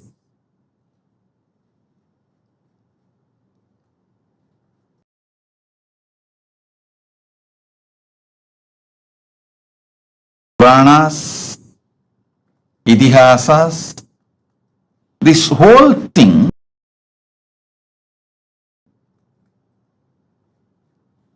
talks about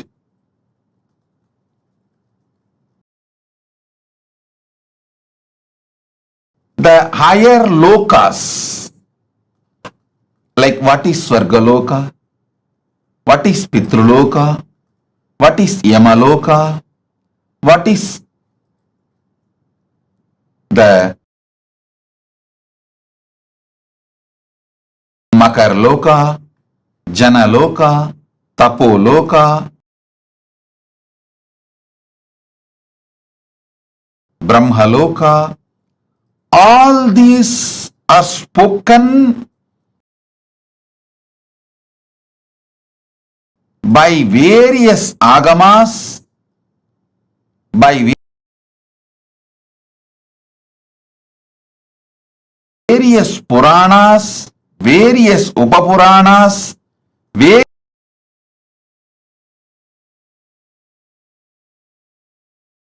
Upagamas, and various Itihasas.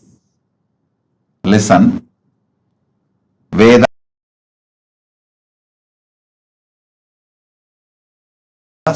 talk about all these vertical time zones.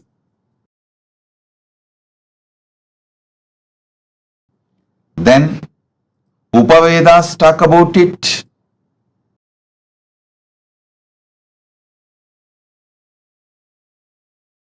Then Veda Angas talk about it. Then Agamas talk about it. Upa Agamas talk about it. Then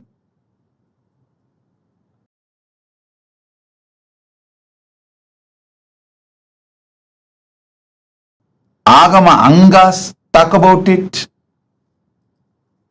Then Puranas elaborately talk about it. Dharma Shastras, many places talks about it. And Itihasas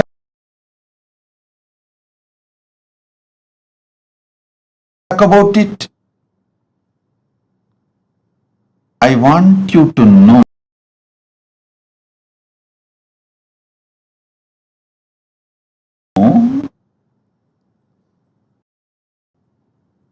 for example, Kamadhenu means whether you go to Vedas and read the description of Kamadhenu,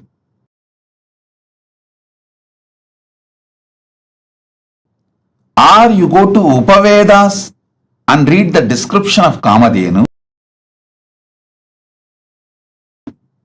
or you go to the Veda Anga Shastras and read the description of Kamadhenu, or even the Vedanta Shastras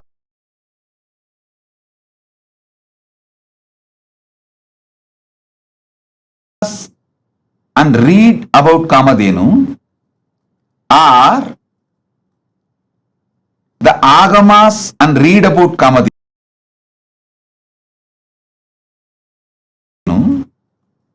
Upa Agamas read about Kamadhenu,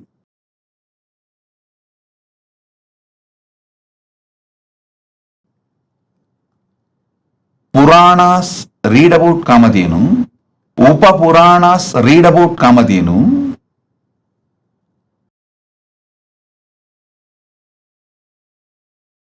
Itihasas read the description of Kamadhenu, nowhere any inconsistency. Listen, surely this whole scriptures are not written by one person. If it is written by one brain,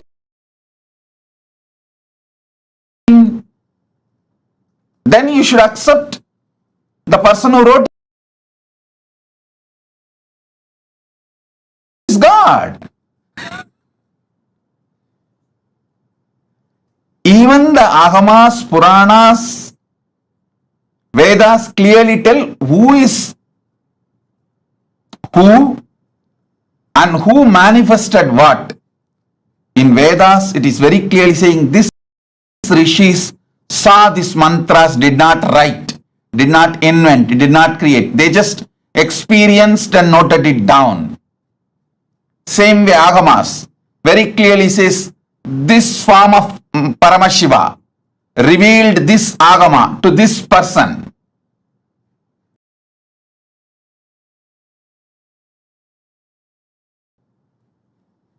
Same way Puranas very clearly says this Rishi, this Muni spoke this Purana to this person, clearly documented.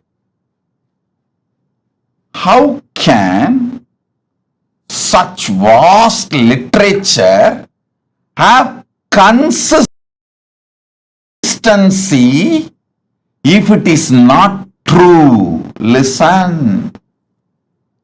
The earliest Veda, Rig Veda, and the most latest in this series of Veda, Agama, Purana, Idihasa is the last is Mahabharata. This whole thing covers minimum of 10,000 years. Minimum.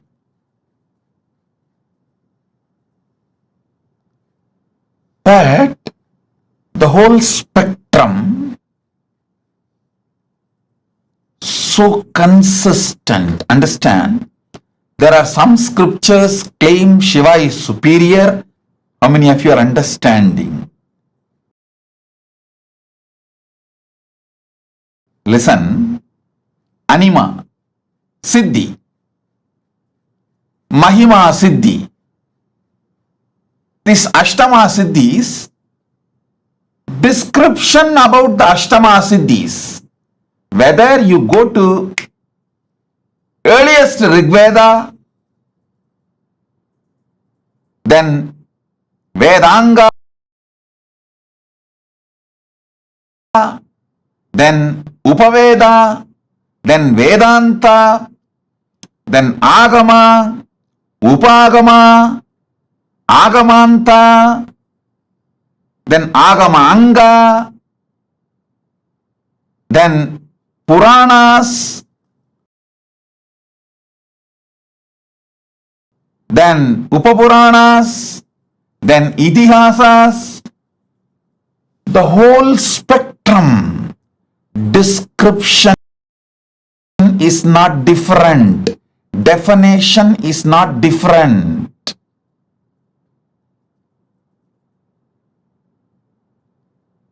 If it was not something existing,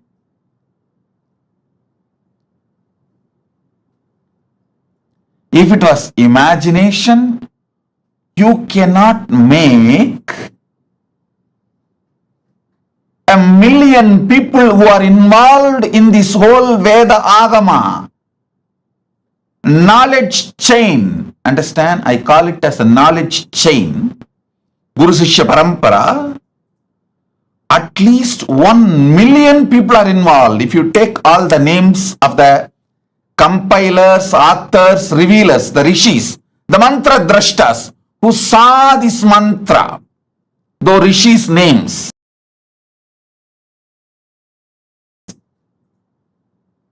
I don't know how many of you know.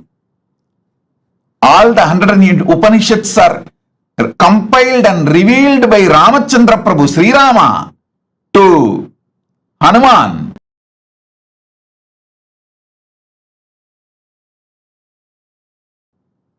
You all always see Rama as a great king, great husband, Purushottama, Maryada Purushottama, all these great qualities. But you guys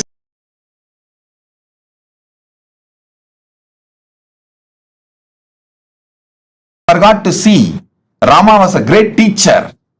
He compiled all the 108 Upanishads. Go and read the Muktika Upanishad. It says very clearly, Rama compiled all the 108 Upanishads and revealed it to Hanuman.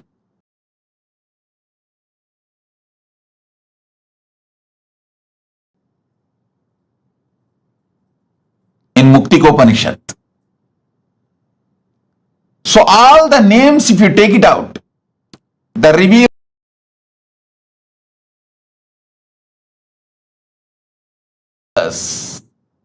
rishis, compilers, and authors, like Mahabharata was authored by Vyasa.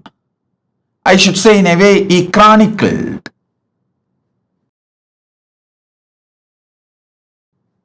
If you see all these names, totally it's at least million names are there. Suda Maharishi, million rishis, million knowledge-centered people. Understand? Knowledge-centered people. If 1 million intelligentsia, the knowledge chain, Guru Sishya Parampara, 1 million people. Kalpavriksha, what is Kamadhenu, what is Ujjaisravas, who is Mahalakshmi, who is Ganapati.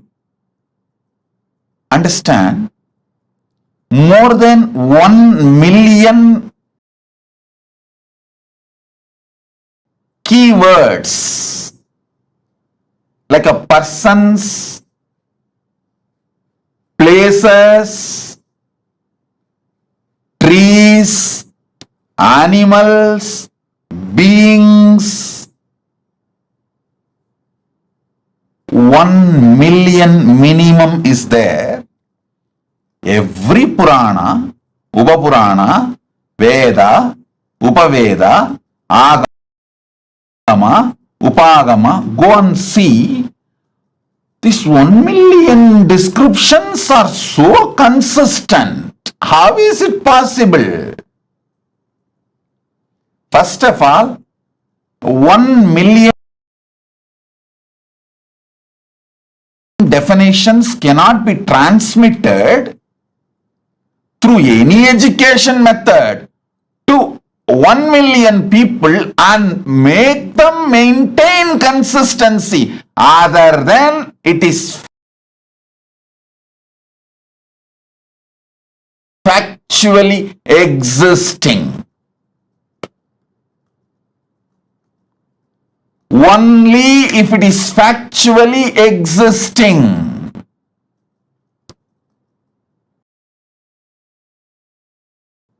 Not otherwise. Oh Hindus, tons of researchers have come to establish the authenticity of Ramayana and Mahabharata in various levels.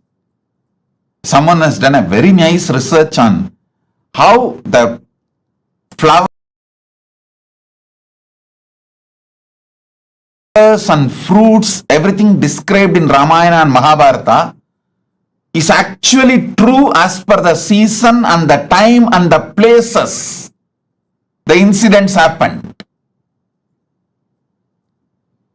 Various methods they have used and established the truth. Even now, all the things related to vertical time zone, this extreme consistency between billion versus million personalities, 10,000 years.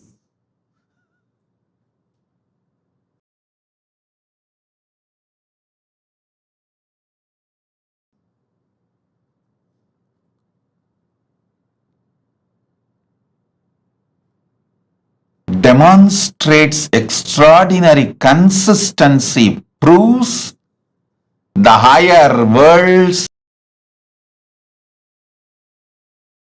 exist. Our masters had access to it.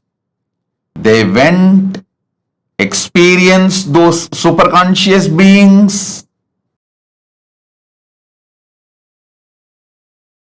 enjoyed them, and invited them and brought them to planet Earth, brought those great things from those vertical time zones to planet Earth. made this planet Earth a better place to live.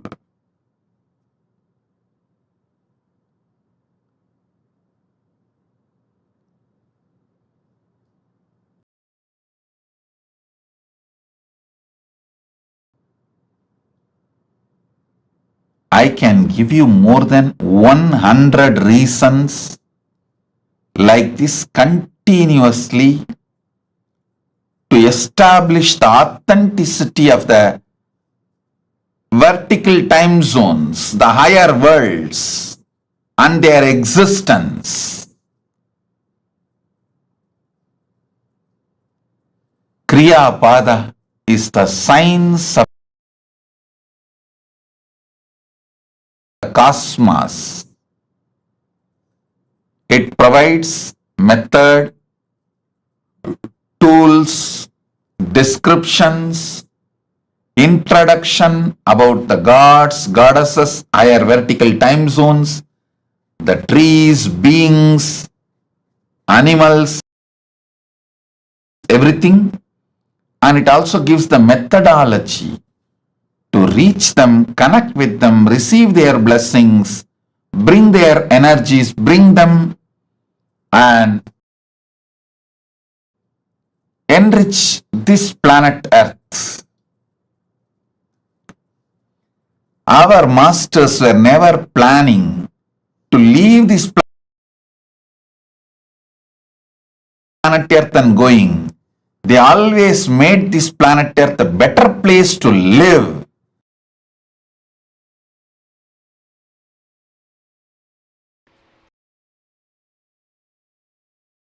Kriya means the spiritual processes, homas, prana pratishtha of deity,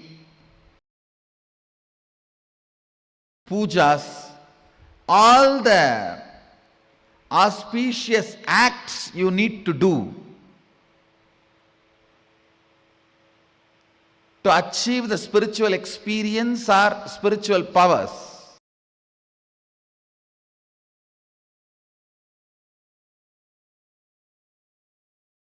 Please understand.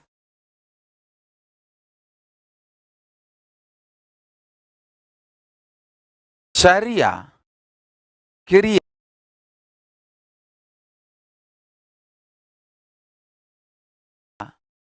Yoga, Jnana,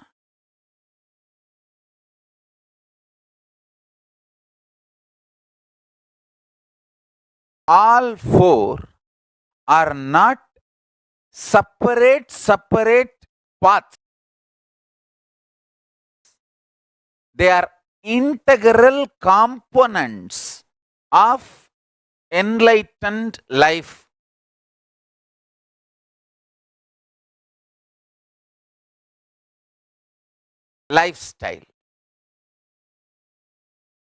I'll explain. Listen carefully. Kriya means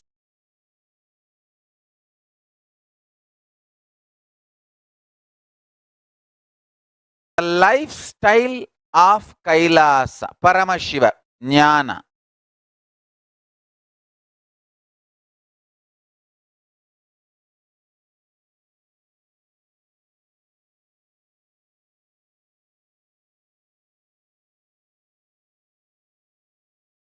Kriya means methodology, technology which raises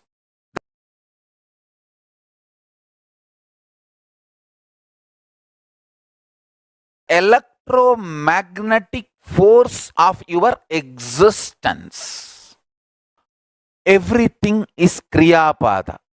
This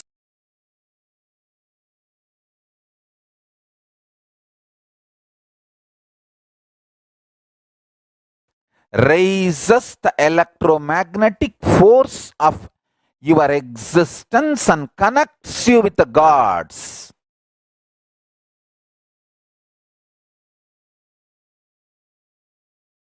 Goddesses, Ishvara.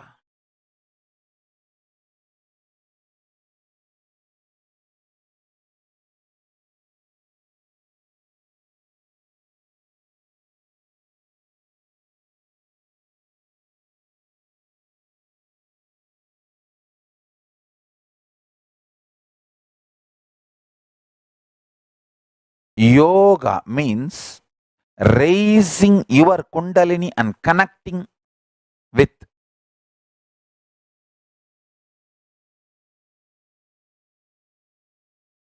Paramashiva. Jnana means bringing Paramashiva into your being and making him manifest in you.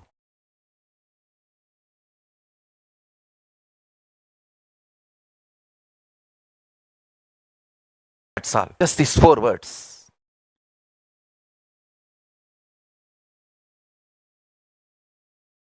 Charya means lifestyle of Kailasa, strategies, principles,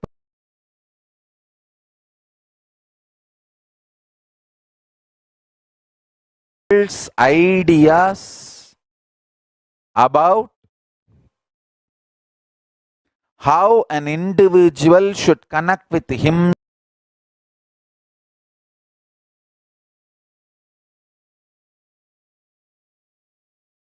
and with the world. Jiva connecting with the Jagat is Charya Pada.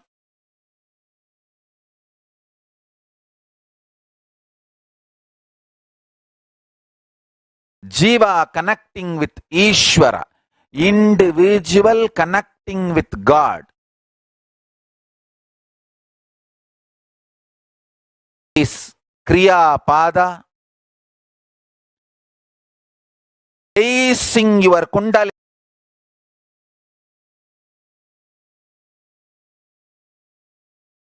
Shakti and connecting with Paramashiva is Yoga Pada. Making Paramashiva land in you and manifest in you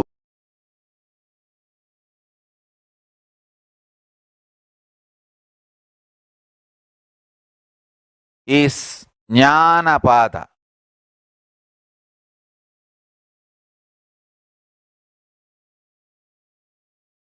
Just want all of you to pen down one line about Charya, Kriya, Yoga, Jnana. Just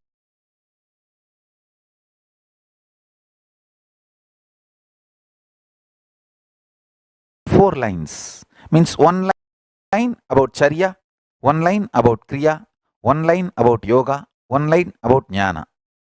Just to make sure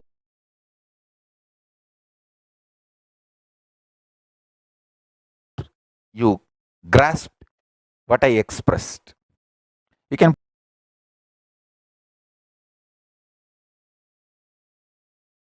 in the Facebook status or pen down as in paper. Now listen.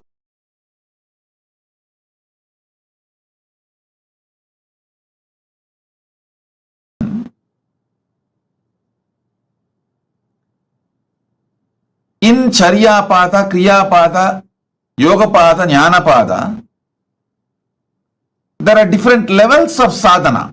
See, in Charya Pada itself, there is little bit of Kriya. Charya Pada is not like a watertight compartment. These 4 are not like a watertight compartments. In Charya Pada itself, there is certain Kriyas like a Saiva Sandhya. Saiva Sandhya is a mandatory for anyone who lives the lifestyle of Paramashiva. Same way, Yoga Pada. In Charya Pada, even in the lifestyle of Paramashiva, simple pranayama is mandatory. So, even in Charya Pada, there is little bit of Yoga Pada.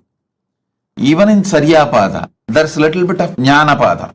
In Charya Pada, even in the lifestyle of Paramashiva, every day you have to read little bit of scriptures. Shastra Adhyayana is mandatory. So, same way,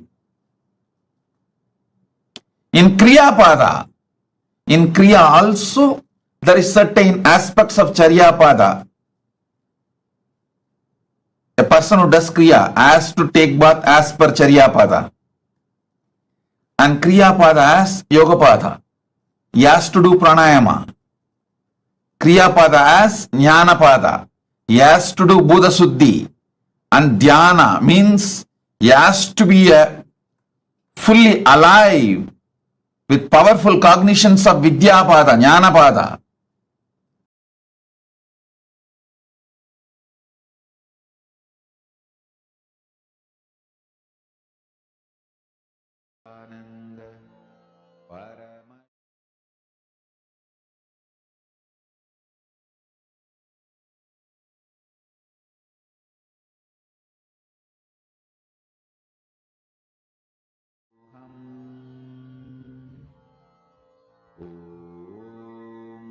Yes, Nithyananda, to all the participants. That was a very beautiful understanding all of us got from the session on Kriya Pada. Understand, we have four padas which Paramashiva has beautifully revealed in the Agamas. The first is the Charya Pada, the lifestyle of Paramashiva. Second is the Kriya Pada, the methodologies for you to connect with vertical time zones. Third is the Yoga Pada, the yoga which we do. Fourth is the Jnana Pada, the knowledge and powerful cognitions for you to enter into Jnana Pada. So understand, Kriya means technique or practice within a discipline meant to achieve a specific result. See, for example, when we want to do Kriya, it's like a simple practice technique which we do that we want to achieve something in our life, but not something, but to achieve a specific result. That is Kriya Pada. So a technique or practice with a discipline meant to achieve a specific result is Kriya. So now, as very beautifully Swamiji shares that Kriya Pada of Paramashiva helps you to understand. It is the methodologies for you to access the vertical time zones, access the universe. See, everything you need to know, connect, relate, and get benefited by the vertical time zones and beings who live in the vertical time zones is called the science Kriya. Kriya literally means the spiritual processes, homas, pranic pratishtas of deities, pujas, all the auspicious acts you do to achieve the spiritual experience or spiritual powers. Those are Kriya. Kriya Pada, understand very beautifully, Swamiji is saying that it also empowers you to access the vertical time zones. It helps you to access different dimensions of the cosmos. So when you do Kriya Pada, it helps you to achieve spiritual powers and spiritual experience, which helps us in our day-to-day lifestyle. So, understand? Because all participants, suppose you're understanding some Kriya Pada. So you can see the pictures of Swamiji, how Swamiji is doing, conducting the Homa. So understand, every being can access to that universe, can connect with the cosmos, receive the best gifts from the cosmos through Kriya Pada. Say for example, you are praying to Mahavishnu. You are doing puja to him. That is Kriya Pada. Why you are doing puja to him? Because you want to receive the best gifts from him. So that let his grace come on me so that I can manifest the life I want. With the blessings he is giving to me, let me design my life the way I want it to be. So understand Kriya Pada. Kriya meaning the homas, the sacred rituals we do, the methodologies which we use to connect with the vertical time zone. It can access the universe. Every being can access the universe through Kriya Pada. So you understand, when you're doing Homa, you are accessing the vertical time zones through that. For example, you're doing Homa to Mahavishnu. Through Homa, you're accessing Vaikuntha Loka. Or let's say you're doing Homa to Tyagaraja Swami, Tyagaraja Paramashiva. You are accessing Swarga Loka through that. Or if you're doing Homa to Devi Rajarajeshwari or Devi Parashakti herself, you are accessing Shripuram through the Homa. Or you're doing Rudra Homa. You are accessing Kailasa, Mahakailasa through the Homa. So understand these methodologies are nothing but an access code for you to access the universe, for you to access the vertical time zones, where you can connect with the cosmos, where you can connect with them and receive the best gifts from them. That is Kriya Pada. So you can see a photograph of Swamiji conducting Chandi Homa in the Rajarajeshwari temple of Tiruvannamalai in the year 2012. In the year 2000, the manifestation of Devi Paramashiva Shakti can be seen in the sacred fire of the Homa Kunda, the place of the sacred fire. So you can see over here the photograph of Swamiji. Swamiji will just say, if at all I have not become what I'm right now, I will just become a priest in a remote corner of a temple and sitting doing pujas continuously, sitting and relating with the cosmic energy. Why? Because when you're sitting and doing the Kriya Pada, it actually involves the charya. You need to know the lifestyle for doing the work, for doing the ritual. You need to know the yoga practices, the pranayama practices for you to do the ritual. And you need to know the knowledge. As Swamiji says, only through a space of oneness you can manifest power. You can manifest, do the homa. Even when I pray, I am Him. God is not above than me, but I and God are one and the same. So through Kriya Pada, you're achieving oneness with that. So you can see a beautiful photograph of Swamiji, how Swamiji is invoking Devi Paramashiva Shakti in this very own fire in a Rajarajeshwari temple in Tiruvannamalai.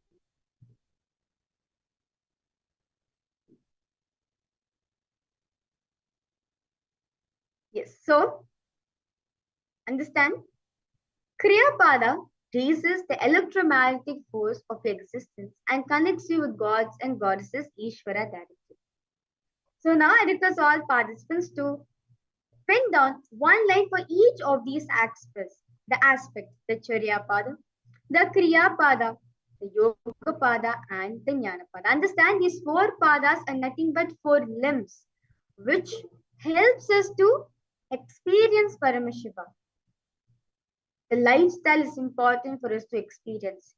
The methodologies, the rituals are important for us to experience. The the yoga, pranayama, which you do, we need it for your rest to experience.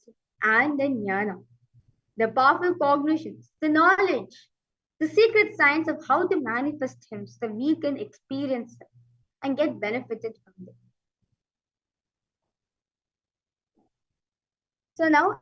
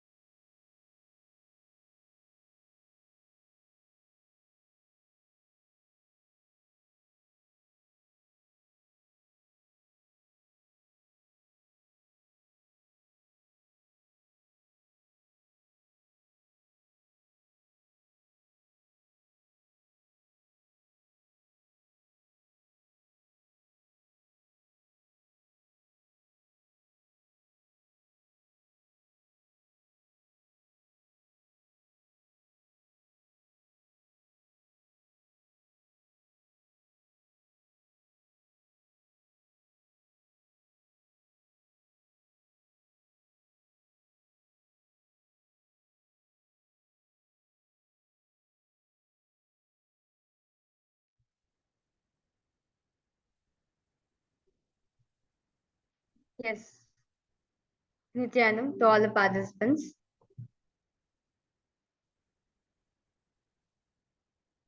I complete with all of you for the technical glitch which all of us just occurred. I'm sorry for the interruption being caused for all of you during the program. We will now resume back. So,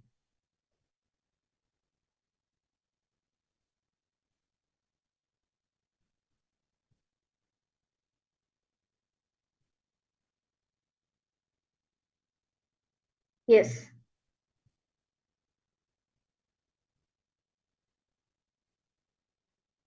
yes. So now let us now start the. Let's now resume the sessions back. So I request all participants to post your understandings of the four padas. As Swamiji shares very beautifully, these four padas are required for you to experience in your life. It is very much important. Yes, I can see many participants are joining over here. Nithyanandam to all of you. Nithyanandam, Ma Judisila, Ma Chandrasekhar Priya, Ma Priyatma Sarupini. Nithyanandam to all of you. Ma Karnishiv Natarajan.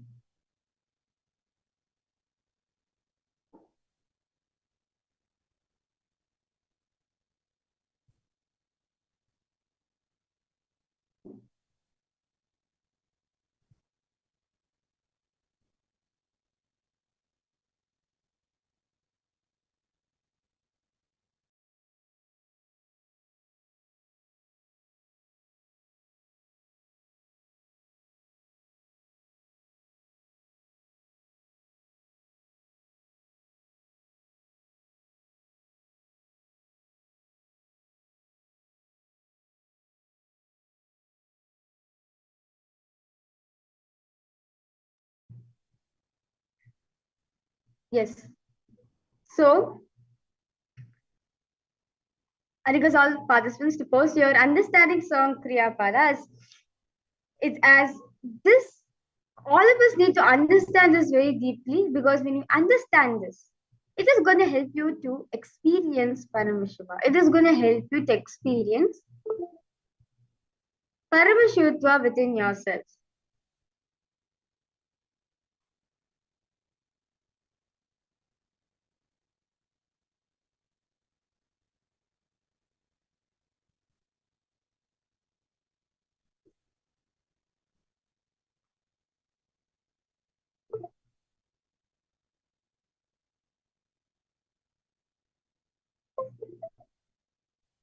Yes, because all participants, Gautama Nitya, Nityanandam,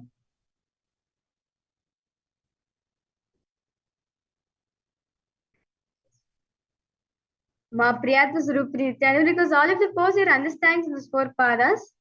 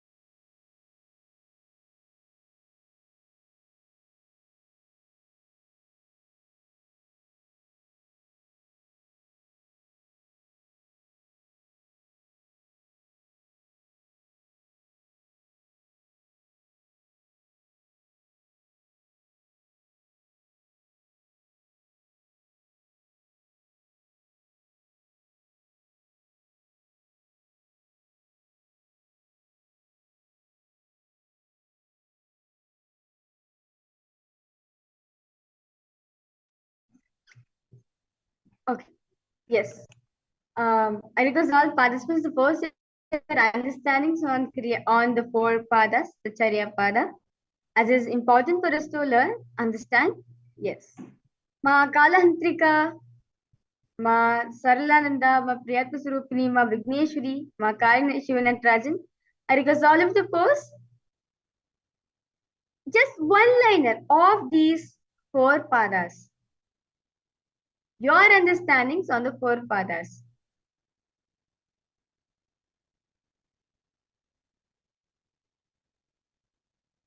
Yes, I see new participants who are joining also. Yes, Nithyananda Manandeshwari, Nithyananda Sharmin Moose, Nithyananda to all of you. And my Irene also. Yes, Nithyananda Irene.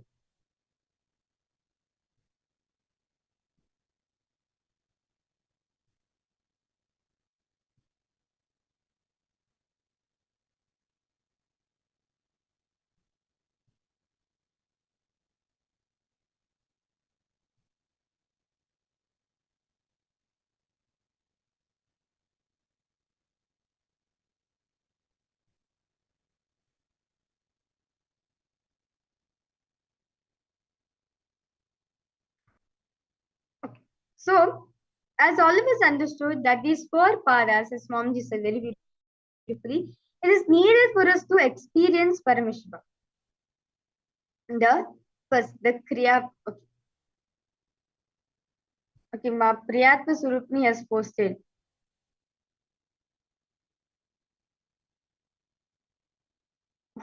Yes, no problem, Ma Priyatma Surupni, no problem. What are your understanding of this session?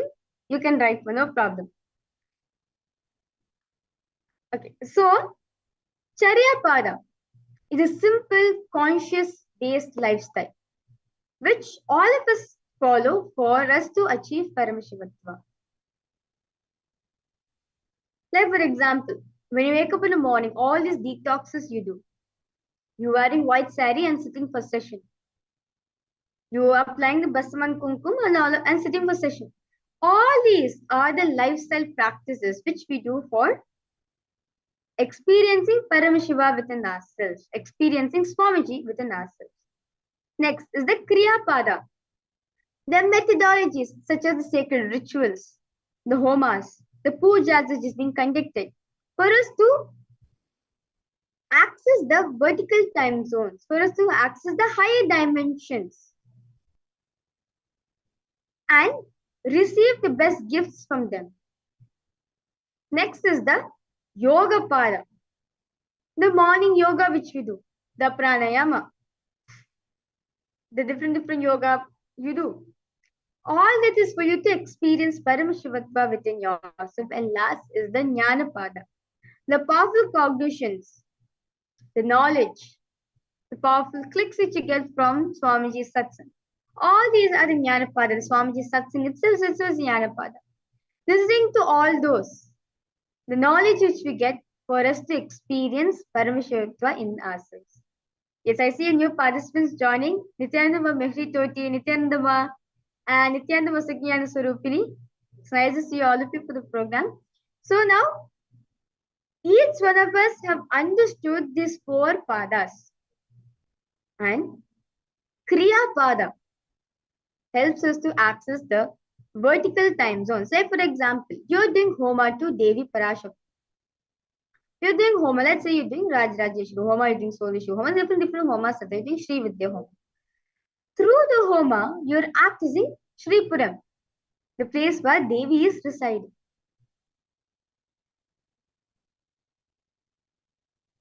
And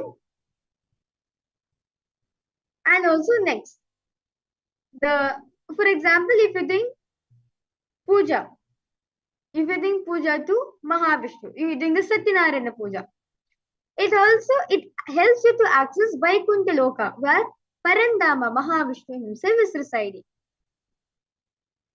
If you are doing the Rudra Homa or you're doing the Shiva Mula Mantra Homa, different homas are there. You are achieving Kailasa, space, the vertical time zone of Paramashiva. To understand different pujas and homas, the rituals which we do, it is for you to access the vertical time zone. One of the easiest way is when we do the daily puja every day. All of us are doing the Nitya Puja. We wake up in the morning, we get ready and we do the puja. Those puja, the puja which you do, the Guru Puja and the Shiva Puja, It helps you to access Kailasa directly. Because puja is a methodology for you to experience the highest vertical time zones. So with this beautiful understanding we get from this session, let us now move ahead to the power manifestation. So in today's round, all of you will be manifesting. Okay, Ma Vigneshwari Ramanathan has posted. Charya Pada is lifestyle of Paramashiva.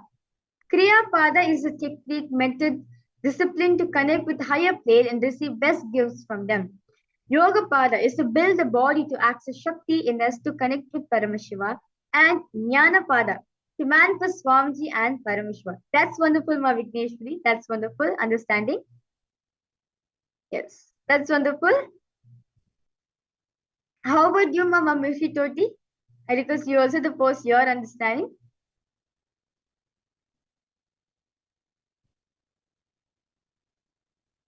So as yesterday, all of us got initiated into the Shiva Diksha and the Gayatri Diksha. Understand? Now we are initiated into Swamiji's, we are initiated into Paramashiva's lifestyle. So you are also going to be initiated in various different initiations where you're going to be introduced to the Kriya Pada. And everyday morning yoga, which you do, it is the Yoga Pada, which helps you to manifest Swamiji, Paramashiva. And throughout the sessions, throughout the whole day, all of you are going to be getting different powerful cognitions and different revelations of truths from Swamiji. That is the Jnana Pada. So with this beautiful understanding we get, let us now move ahead to the power manifestation. So in today's power manifestation, all of you will be manifesting the power of remote vision. See, what exactly is the power of remote vision? The power of remote vision is for you to sit in one place and see far off distances.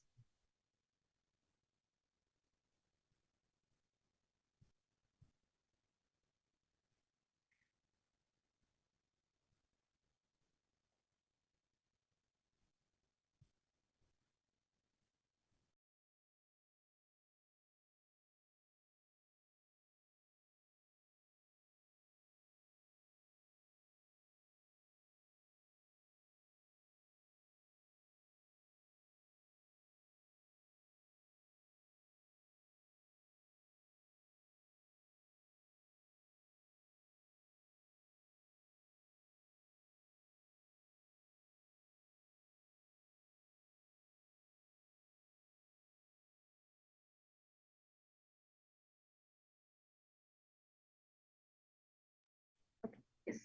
So now, what is exactly power of remote vision?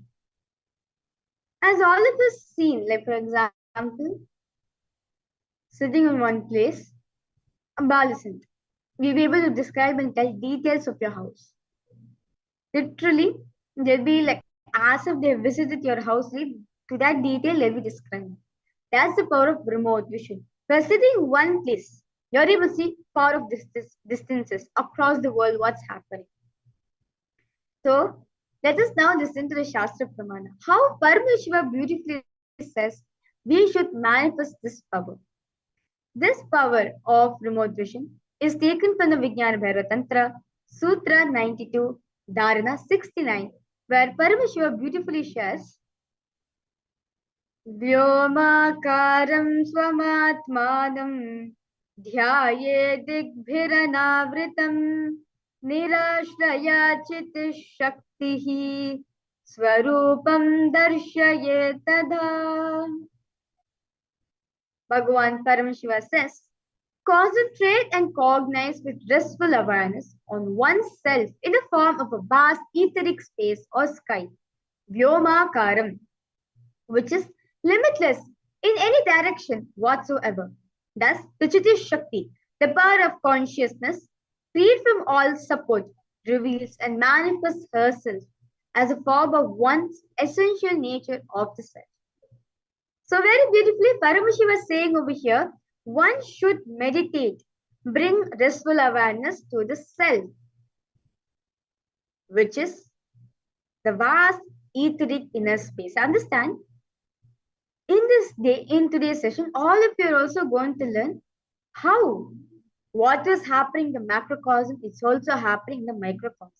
To understand, our inner space which you carry is vast, it is limitless, does not have any directions, it's limitless, it's never ending, goes on, and goes on. Now, when you are bring restful awareness to the consciousness, it will help you to manifest this power. Where sitting in one place, you'll be able to see what's happening across us. That is very beautiful what Paramashi was saying about the power of remote vision in the Vijnana Bhairava Tantra. The next is the Apta Pramana,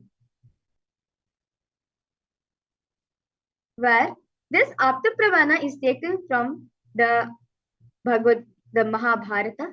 In the Hindu Purana, the Mahabharata, the whole war, all of us know the 18 days war happened. The sacred scripture Bhagavad Gita is narrated to the blind king Dhritarashtra by his trusted charioteer Sanjaya. Very beautifully, in the first verse itself, Dhritarashtra asked Sanjaya, Dhritarashtra said, Dharmakshetre Kurukshetre Samaveta Yutsavaha Bhamaka Pandavaschaiva Kimakurvata Sanjaya. Basically, he's asking Sanjay, his charioteer, tell me what's happening in the battlefield of the sons of Pandu and those my sons. What is going on the battlefield? Tell me. And through the power of remote vision, Sanjaya was initiated into the science of third eye power of Dura Drishti, remote vision, and Dura Shruti, the power of hearing remote distances. It is through Sanjaya's narration that the humanity has received the sacred scripture Bhagavad Gita. To understand, Dhritarashtra, who is a blind king, he has not been there in the war. And Sanjaya, who is a charioteer sitting along with him, and narrating what's happening in the war field of Bhagavad Gita, the Kurukshetra war, which is miles across. This is how the power of remote vision manifested during the Mahabharata time. How very beautifully Sanjaya manifests the power of remote vision. The next is the Atma Pramana. How did Swamiji manifest this power? Let us look into Swamiji's life. Swamiji beautifully shares that Narayan Swami Tata was one of the gurus of Swamiji, was well known in Tiruvannamalai to see remote distances at peace. One day, a senior police officer came to Narayan Swami Tata seeking help to find a thief whom they were searching for the last 1 week. Narayan Swami Tata turned towards Swamiji and asked him to see the whereabouts in the mirror, but the Jnananjana applied and showed the police officer. Swamiji not only saw the whereabouts of the thief in the mirror, but also showed the same to the police officer, after which the thief was caught in the same location as revealed by Swamiji. So you can see very beautifully how Swamiji and Narayan Swami Tata, you can see to your left the picture of Narayan Swami Tata and Swamiji, how Narayan Swami Tata guided Swamiji to manifest this power of remote vision simply just by applying a Jnananjana, the secret eyeliner on the mirror.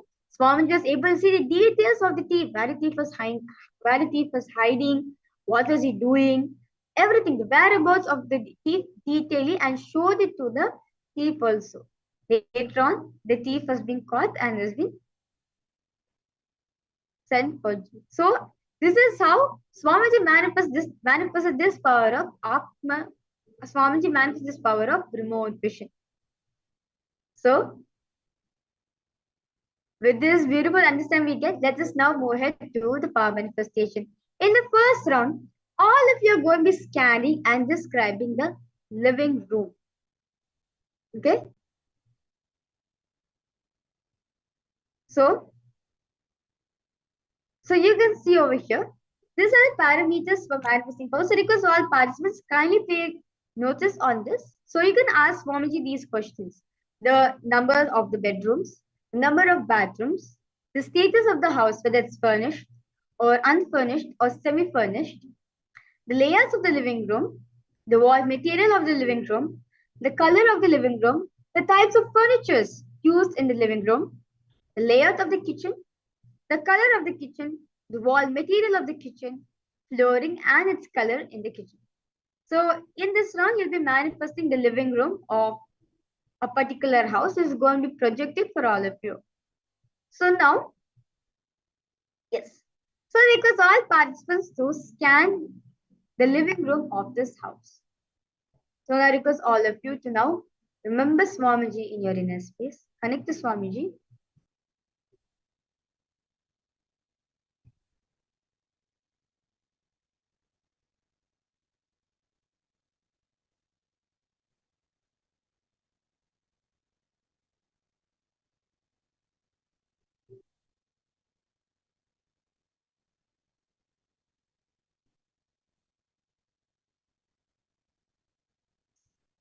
So this is the house for all of you are going to scan. So remember Swamiji in your inner space now. Now start chanting the Mahavakya. Om Nithyananda Paramashivoham. Om Nithyananda Paramashivoham. Om Nithyananda Paramashivoham. Now, keep on saying the Mahavakya. See, understand. Now this image of the house has been projected for all through the third eye. Capture the image. Place it into your inner space because it's the place where Swamiji is sitting. Or simply ask Swamiji to show you the answer for this. You will see in detail. Swamiji will be revealing the answers for all of you. Request all participants. Yes, I see a new participants joining. Nithyananda Ma Farazala. Nithyananda Ma. So now, continue chanting the Mahavakya. Enjoy the Bandha space with Swamiji. You'll see detailedly Swamiji will be showing the whereabouts of this house.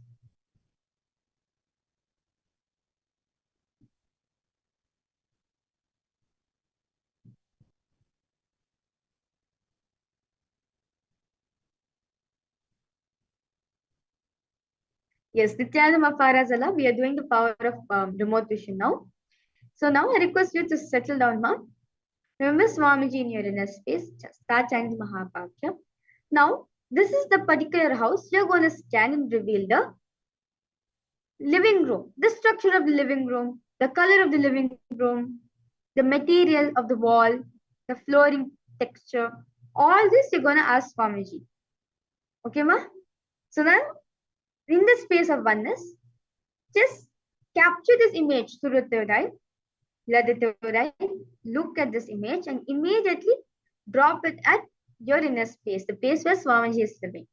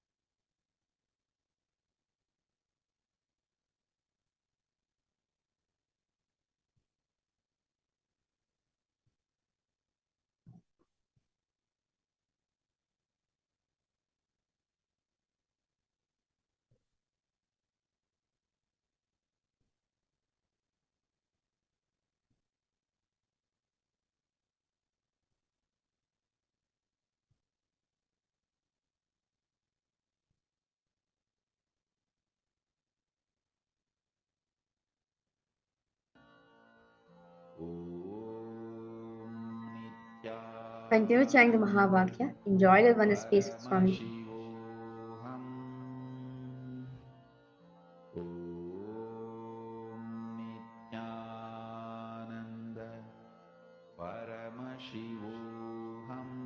Okay. So now, I request all participants to open your eyes and reveal whatever Swamiji has showed you. I can see my Priyatma Surupani has already posted. I could see the house is full of lights with 3 bedrooms and 3 bathrooms. And I see this house with furniture. The living room floorings are in brown wood color and the kitchen cabinets are in brown color. Amazing, ma. Amazing. That's wonderful.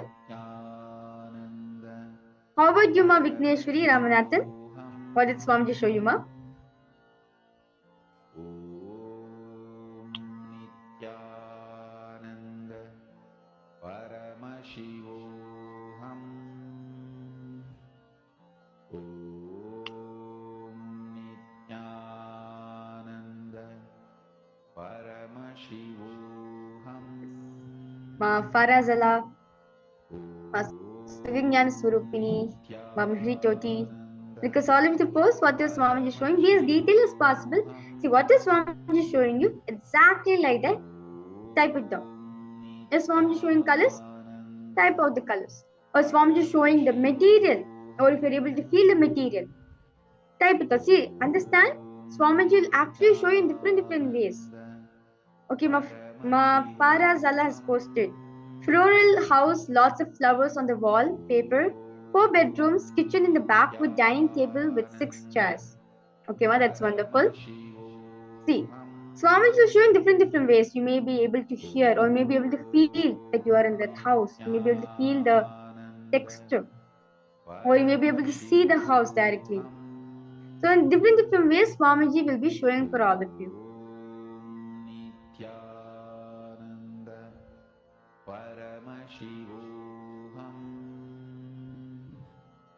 Om Nithyananda Okay, yes. So now let us verify the answers. Paramashivoham Om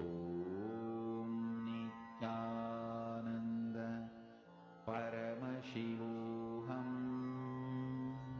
So you can see it has 3 bedrooms, 1 bathroom, and the house is furnished. Ma Priyata Surupri, you got the bedrooms wrong, correct, ma? That's wonderful. Now you can see this is the layout of the living room. There's one living room in this house by the lake. So you can see the layout of the living room. So you can see it has a TV, it has a chimney, and the colors of the living room is like light gray. And you can see it has a sofa, which is like a gray color sofa, and it has a wooden table and then there's something glass on it. And it's like a vinyl kind of flooring, which is almost like wood, but light wood colors, like brownish color. Yes. So you can see the wall material is painted gypsy. The color is light gray. The flooring type is wood and it is carpeted. Well, my Priyatus Rupni, you got it right, ma, it is wood. And the color of the flooring is light brown and wooden floor. So you can see very beautifully, and you can see how the full layout of the whole house. Well, it does have lots of lights also. And yes, it is wooden cupboards, ma. You can see the second picture which is being projected. The cabinets are in wooden. So ma Priyatus Rupni got it right. And yes. Well, ma Farah Zara totally there's 6 chairs in the whole thing. So like you can count and see there's 2 chairs with the blue. There's 2 chairs right in front of the sinks, and behind it there's 4 chairs like a small dining table set. So you can, yes, ma Farah Zara, you got the chairs number correct, ma. You said you totally the 6 chairs you're able to see. That's wonderful. There's 6 chairs. Yes, that's wonderful. So you can see the kitchen wall type is painted gypsy. The color is light gray. The type of flooring is hardwood. The color scheme is blue and blue touch of color. And base material of the cupboards is wood. So yes, I will say ma Priyatis Rupni 100% you manifested, ma. That's amazing. And also ma Farah Zala, you also manifested. That's wonderful. Yes, so now just celebrate that one has experienced Swamiji. Let us now manifest one more round of this. Paramashivoham Om Nithyananda So So you can see how beautiful the house is. Yes, so let us now move ahead to the second round.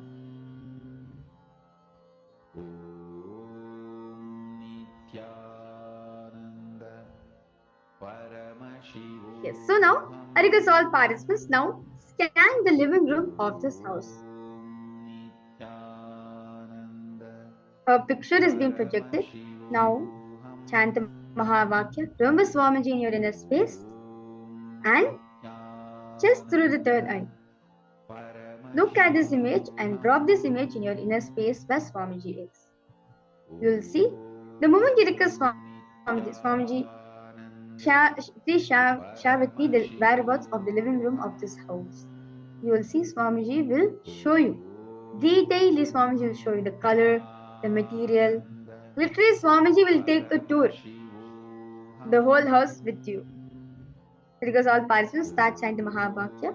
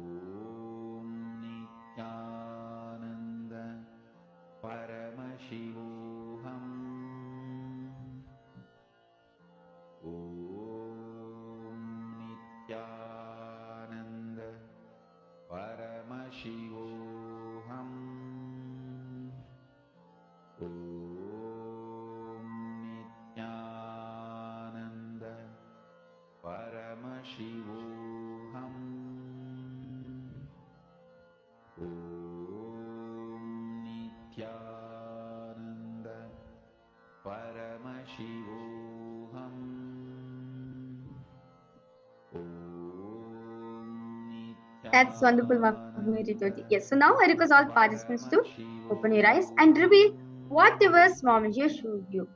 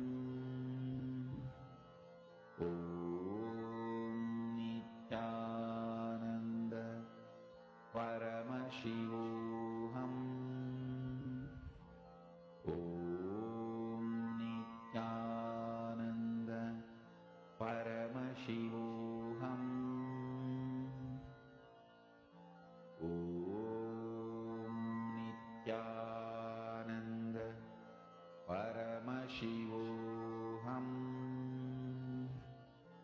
Om Nithyananda Paramashivoham.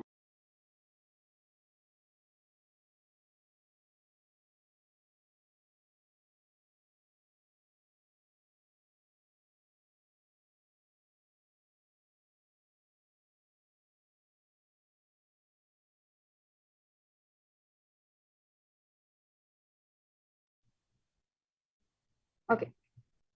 So, Ma Priyatma Swarupini, you are able to see that I could see this house with 3 bedrooms and furnished, and the house seems to be bright with more sunlight, and could see blue color furniture in living room and kitchen with white color and cabinets. That's wonderful, Ma. And Ma Farah Zala, you have posted dark colors, granite quarter tops, natural elements, crystals, such around the house, cat, walkway from the door passing, one room on the left side, coming to your living room also on the right side, few ways to enter the living room. That's wonderful. Okay, yes. So now let us verify the answers. That's wonderful. So the number of bedrooms is 2, the number of bathrooms is 2, and the house status is furnished. Well, Ma Priyatma Swarupini, you manifest that, Ma. The house is furnished. And you can see over here the layout of this living room as shown to your left. It's brown in color. The type of furniture is sofa with black and white cushions, and there's a lampshade, red curtains, TV, and a table. You can see that. So yes, that's wonderful. Well, I'm not so sure a cat passing by and going. Well, uh, with that I need to check. I'm not so sure about that. Well, all of you are manifesting. That's wonderful. And yes, some of the participants shared the red color also. I'm not so sure this Priyatma Swarupini of Parazala. Some of you are able to see the red color, the shape of a brown. Like you can see, it's like brick red brown. So that's wonderful. That's wonderful. So now I request all participants to head to Facebook and post your powerful cognitions. See, understand that we understood that the 4 padas of Paramashiva helps us to manifest Paramshota within ourselves. And today, throughout the whole day, you're going to be having an introduction. You're going to be learning, having understanding of the universe. Very beautifully, Swamiji says, Brahmahavit Brahmaiva Bhavati. Understand the cosmos, you'll become that. So let us now understand from Swamiji, why do we need to understand the cosmos and why it is essential for us to learn and what are the benefits you're going to get from it directly.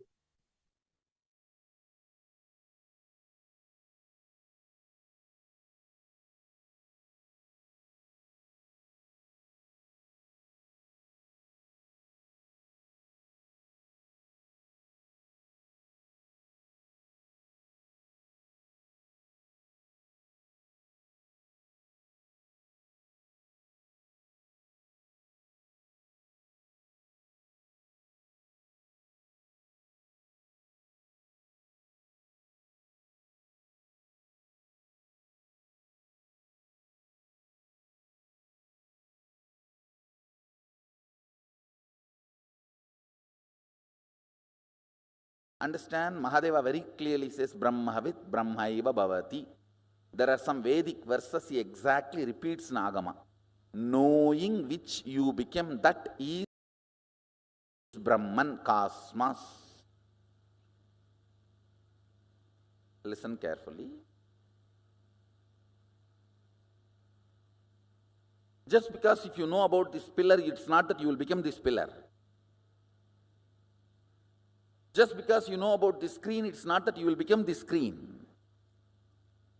But consciousness is such, just by knowing about it, you will become that.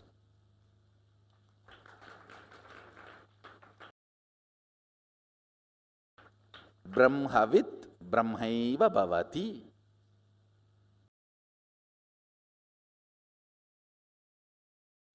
Knowing cosmos, you become cosmos because you are cosmos.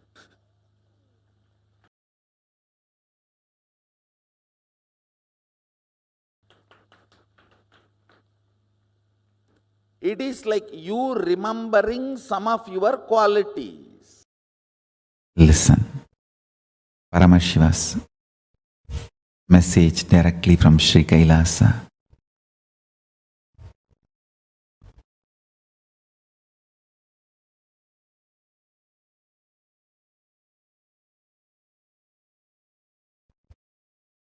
Brahmavit Brahmaiva Bhavati. Knowledge about Brahman, even if it is in the intellectual level,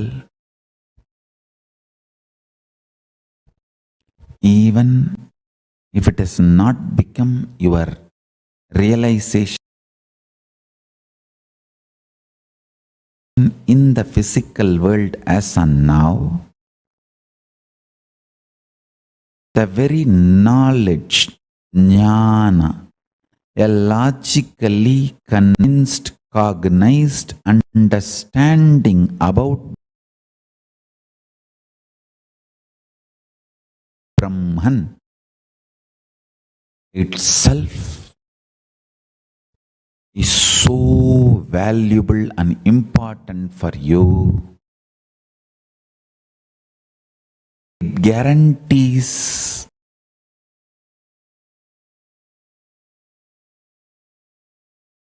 Videha Mukti, means Kailasa, when you leave the body. If you digest that Brahma Vidya, knowledge of Brahman, start manifesting as your reality, even while you are living, you live enlightenment. Listen.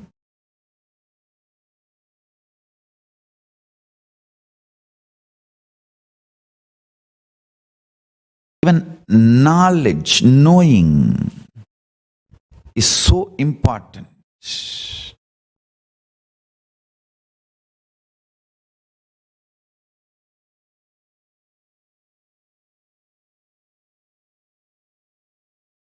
It helps you to plan and plant your future.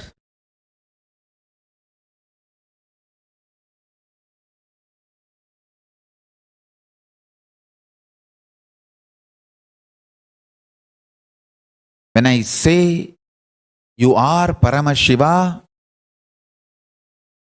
1,000 powerful cognitions which cannot be uttered by words. The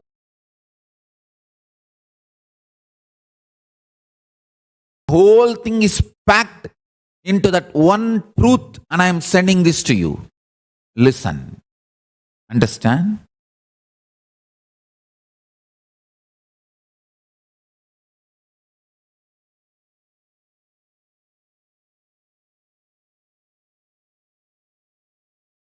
Yesterday I was talking about the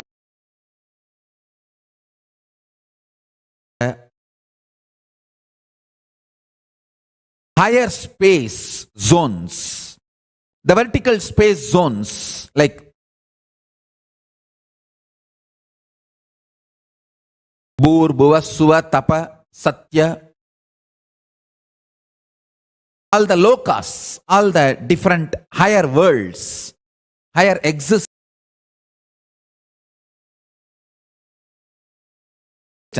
and ultimately the Kailasa, highest dimension, highest existence. Even if you know information about those lokas, they become enlightenment. That is the important thing. Understand? In this world, the truths related to this world, knowing does not mean experiencing. The information does not become enlightenment.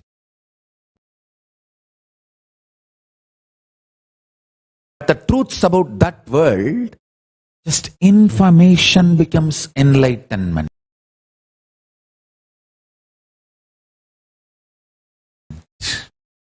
Brahmavit Brahmaiva Bhavati.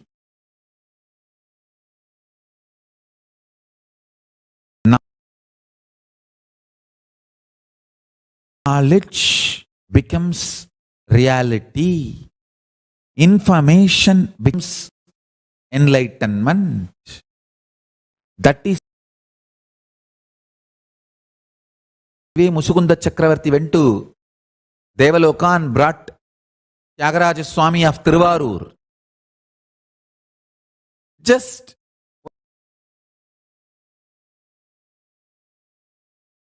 Rishi came and gave the information about Devaloka, and that became experience for Mushukunda Chakravarti. He just went there casually for a visit. Indra received him and said that I have a war now, can you help me? And Mushukunda Chakravarti said, why not? And he took the whole Chola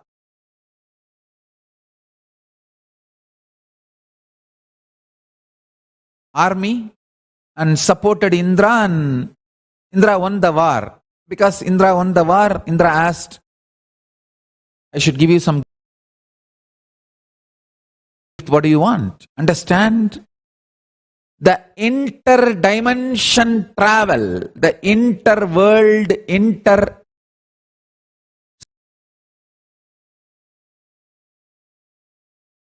space travel was common lifestyle for us. This is all not false. I am telling you the evidence. Mushukunda Chakravarti went there and supported Indra and won the war, and then came back. Evidence. 7 Tyagaraja Swami are in Tamil Nadu. Vedaranyam, that's one. Tiruvarur is the main deity. The 7 Tyagaraja Swami, nowhere in that deity you can see even one small symptom or any evidence it is man-made in this world. Like how Prahlada, whatever Prahlada heard from Narada, sitting in his mother's womb, when he came out, when he assumed the body, when he started growing,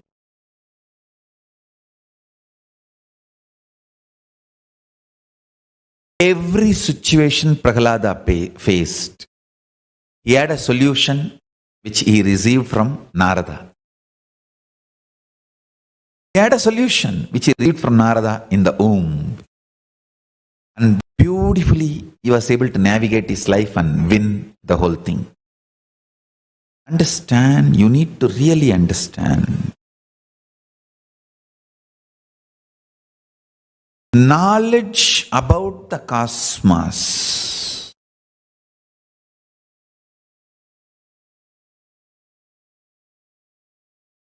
is not necessarily demands your faith or belief.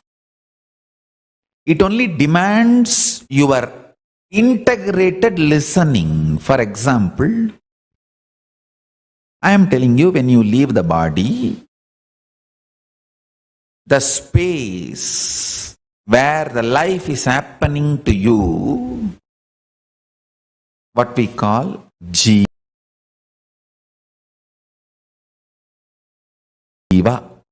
Chit, that will start moving, getting pulled, gravitated based on the kind of the vibration and thought current you cherish about the future. Understand, this is a very important statement I am making. It is not about how you lived the past. It is about how you want your future. That is too important information, fact you need to know. For example, you lived 90 years and all the 90 years you did everything dirty, stupid. Suddenly, fortunately, just before the leaving the body, something clicks in you and you decide absolutely bright, right, pure, liberated future. And after you decided to live that liberated future, For some reason, you did not continue to live many days with the body, but you left the body. What you planned for your future, that will be the force gravitating you towards it. Listen carefully. Listen carefully. Your taste for your future is the gravitating force to which you will reach.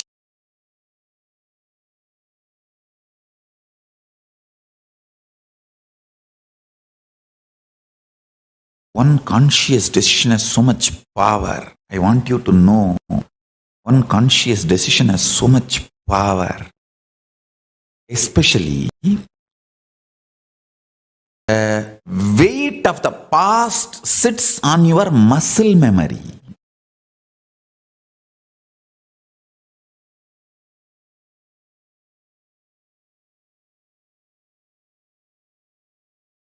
Power of decision is in your biomemory.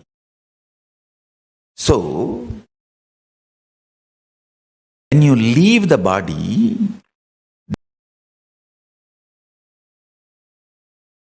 the weight of the past drastically reduces. You can just take off.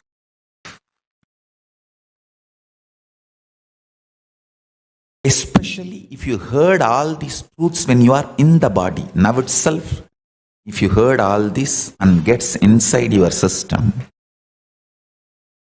I'll tell you very point blank the truth.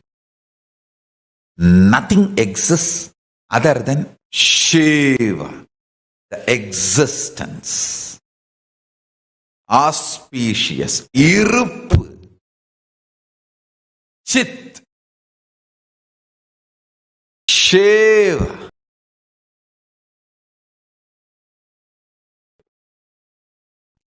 Knowledge, logically analyzed, understood,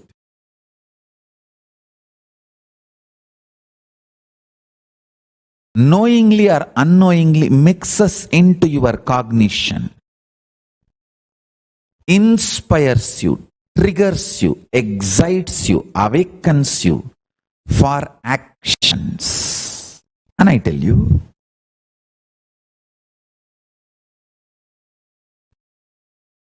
knowledge about the Brahman, Parabrahman, existence, reality, ultimate reality, universe, cosmos, multiple words I can use. All these words are small, short, but it's like a finger pointing to the moon. The words showing to the ultimate reality, Parabrahma, Paramashivoham, Parabrahma Shiva.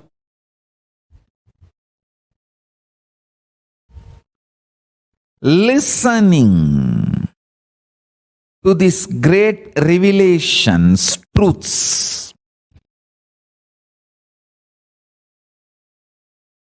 internalizing,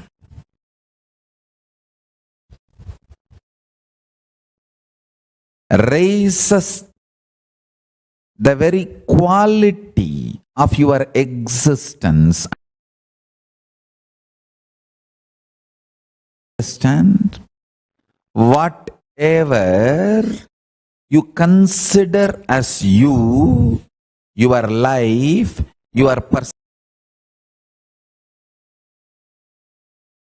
perception, all that put together only I call it as your existence. Like your joy, your ability to enjoy, your perceptions, your depth of understanding, your depth of knowledge, your depth of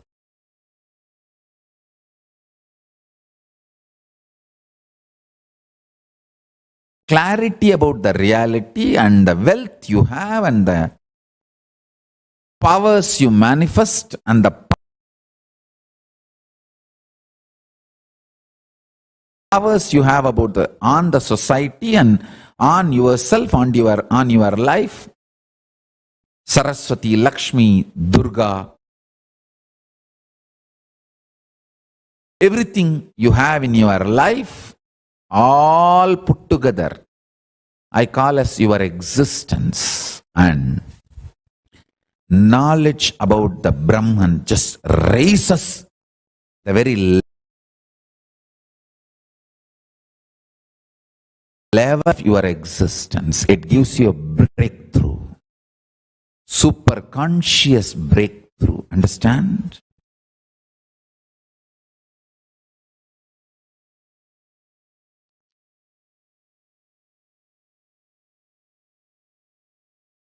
Let's do homework on these three subjects.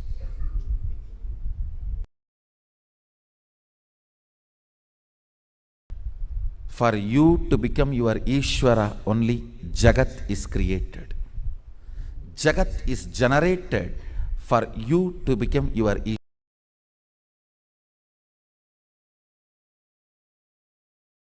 Ishvara. For Jiva to become Shiva, Jagat is generated. Now, know your goal and know you and generate your Jagat around you. For generating the Jagat, understanding about wealth and relationship, health, all this jnana vrata is required. You want to become very healthy. It means you have to attract a kind of people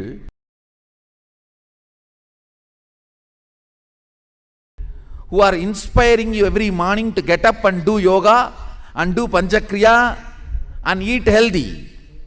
You can't attract the fellows morning it's like, come on, let's go to bar. You can't afford to attract the fellows, come on, let's go to McDonald's. Eat that 7-layer burger, Texas size. Starbucks coffee, 2-liter Coca-Cola.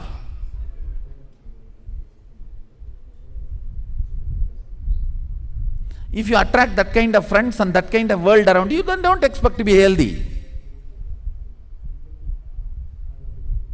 So if you want to be healthy, you need to attract a kind of people, setup, system, place where people are all happy and wake up early morning and breathe that fresh ozone and bend the body, do the yoga and eat healthy, live happily,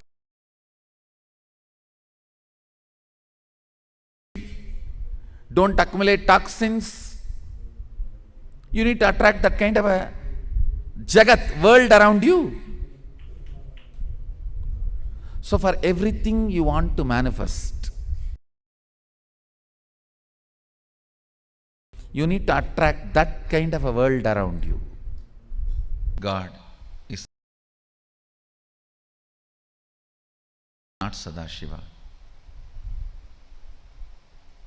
Sadashiva, Brahman, Bhagavan, all these words used in the Brahman used in Upanishad.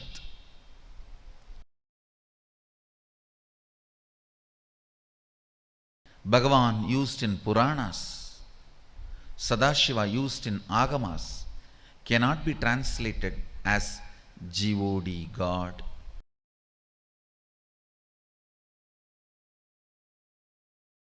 Used in Western theologies. Understand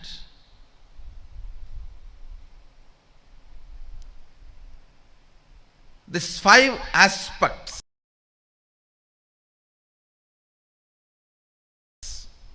of Sadashiva in the manifest form is called Ishvara. Unmanifest form is Avyakta. Even this 5 is only the manifest form of God.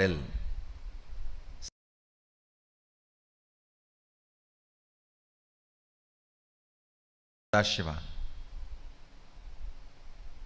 There is Avyakta, unmanifest part, component.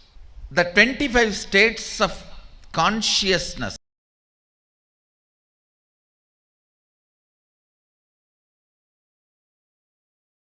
individual goes through, Jiva goes through,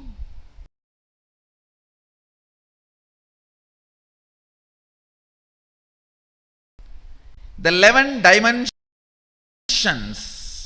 of the universe, Jagat, 5 aspects of Ishvara. All these 3, when it is not understood, forms the Maya matrix. Understand? Maya matrix, the individual consciousness which goes through 25 states of consciousness and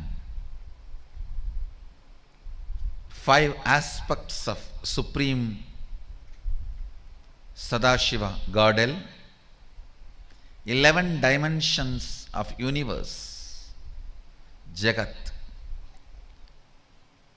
If you do not understand, they form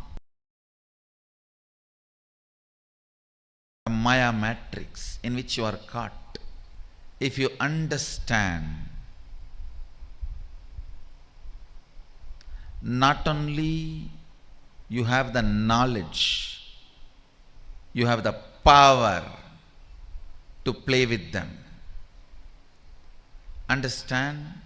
Knowledge brings power to play with them.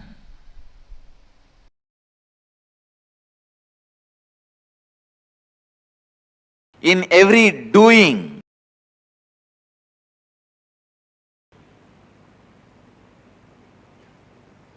the oneness, non-dual consciousness, the non-dual space, the Advaitic space of you is not something supposed to be experienced in your meditation alone.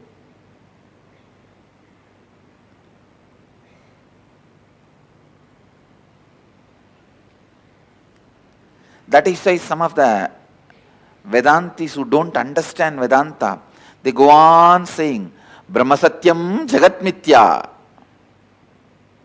Means the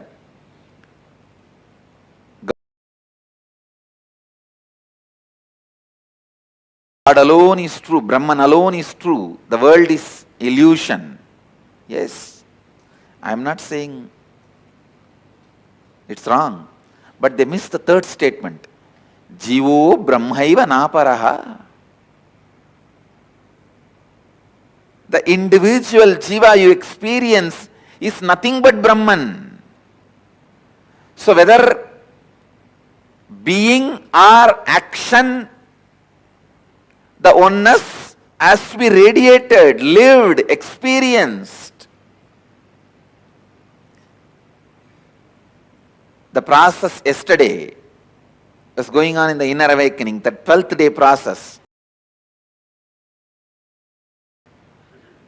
Everyone experientially understood Jagat Mithya, whatever you see as the world is illusion. The moment one incompletion is triggered by somebody, then that's all. You don't see the world anymore. The world does not exist, only my world exists. That is what is meant by the great Mahavakya, Jagat Mithya. What you perceive as my world is Mithya. Because a small incompletion, the moment it got triggered, it gets triggered.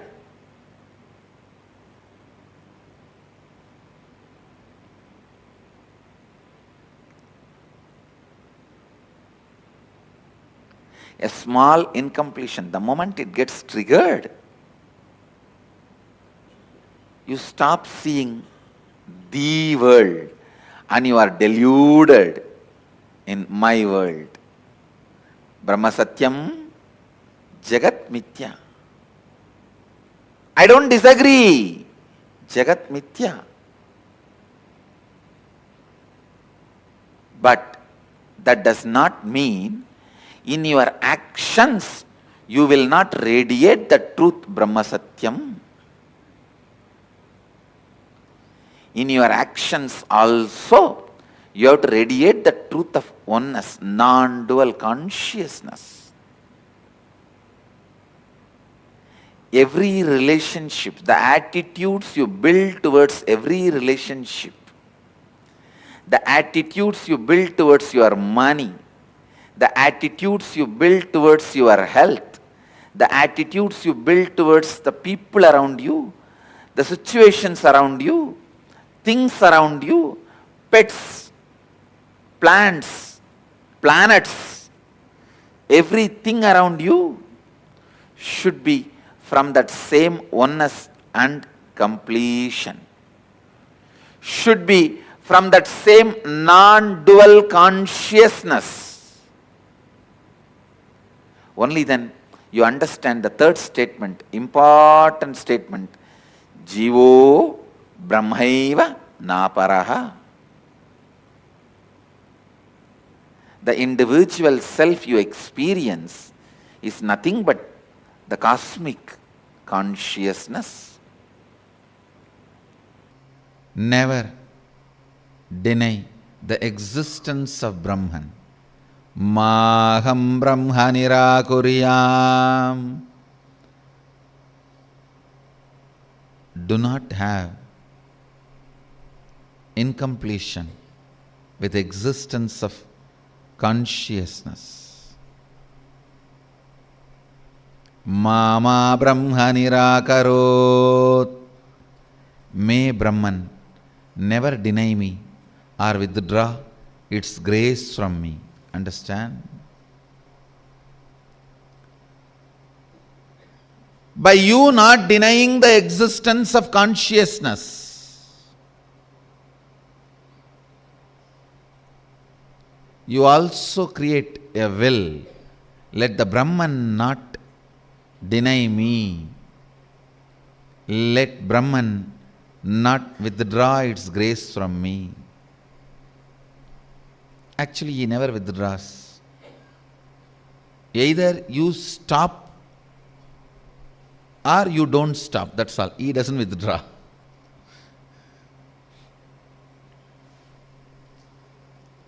You stop His grace flowing on you, or you don't stop His grace flowing on you. That's it. Maham Brahma Nirakuryam. Mama Brahma Nirakarot.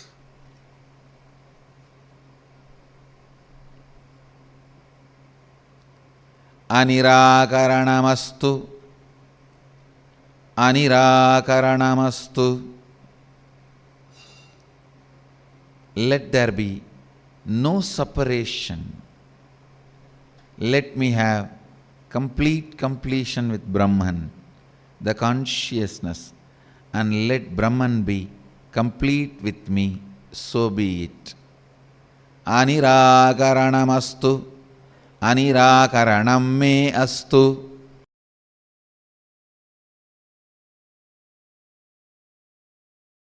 Guna means something which is core nature. Akshaya Guna means something which is core nature, which can never be destroyed or separated from the existence of that core. Akshaya Guna of Paramashiva. Paramashiva neither as Guna nor Nirguna. He is Akshaya Guna. He is neither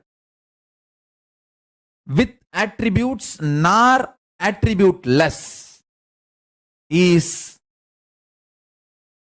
with some attributes which can never be attributed or withdrawn or destroyed. So listen carefully. The Akshaya Guna pi of Paramashiva. I cannot use the word exactly, pi of Paramashiva. Like pi in maths, the Akshaya Guna of Paramashiva. Each of the powerful cognitions Vedas, Agamas reveal, which I have distilled and shared with you all in the form of Jnana Paddhati, Nithyananda Jnana Paddhati. Each of those powerful cognitions are a pi of Paramashiva. Listen, if you apply them in your being, immediately Kailasa opens to you. You open Kailasa in you and Kailasa opens itself for you. Understand?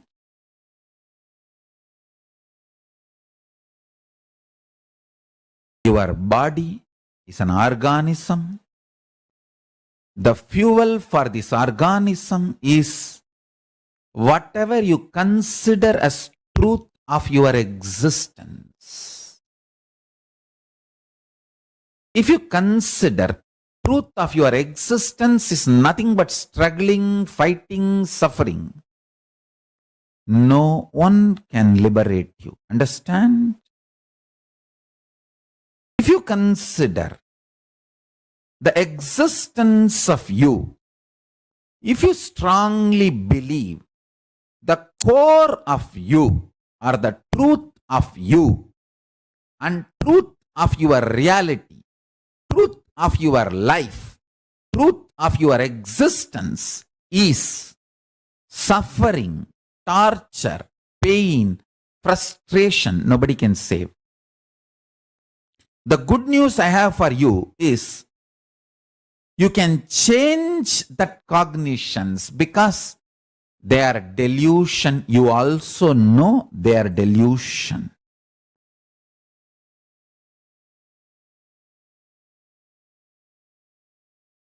Unfortunately, as a child, you are always supported, pampered when you throw tantrum. That becomes such a strong pattern in you. You continue to throw tantrum till you are dead. Sometimes even after that. Sometimes even after that. I've seen some people, even after death, they throw tantrum. Understand, existence is a mirror. It does not pamper you when you throw tantrum. Your parents pamper you when you throw tantrum, not because they care, just they want to escape from you and they can't handle. Understand? Throwing tantrum and getting what you want, you are not getting because you are qualified. Even if you get, when you throw tantrum and you don't get, it is good for you because you will not develop that pattern as your core belief, Akshaya Guna. If you throw tantrum and you get it, that's a worst thing for you because you will develop that as a Akshaya Guna, dangerous. Belief, if I throw tantrum, if I behave victim, if I do stupid dramas, I will get what I want. That belief is the worst Akshaya Guna, worst cognition. If you throw tantrum and get what you want, you are dead, you are destroyed. parents, a good parent will not give what child wants when the child throws tantrum, because then the child is going to destroy herself. But the parents who don't want to spend time and bring up, who don't want to take the responsibility for the child, they give what child wants when the child throws tantrum, and the child develops the worst pattern, I tell you. Understand the fundamental principles. Fundamental principles of life. Core beliefs you carry is too important for your existence. The core beliefs you carry manifest as life, because that is the pie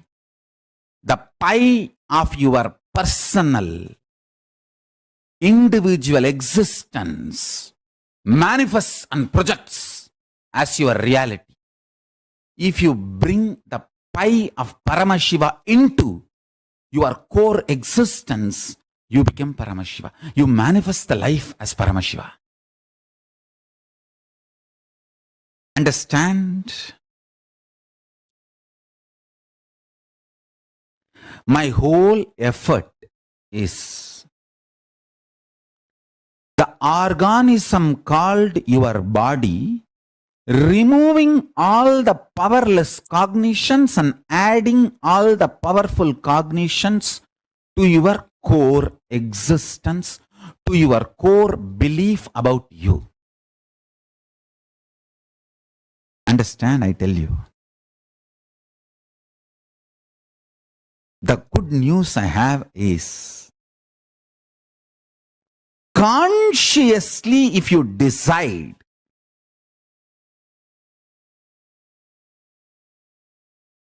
even unconscious powerless cognitions loses power over you.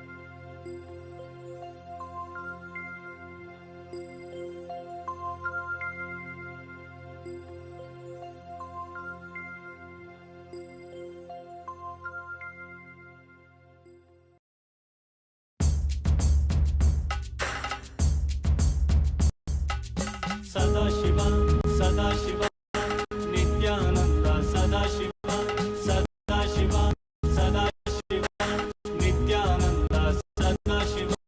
Suradipam namaskritya shashanka krutashekaram kapalalinam devam pranatosmi sadashivam pranatosmi sadashivam.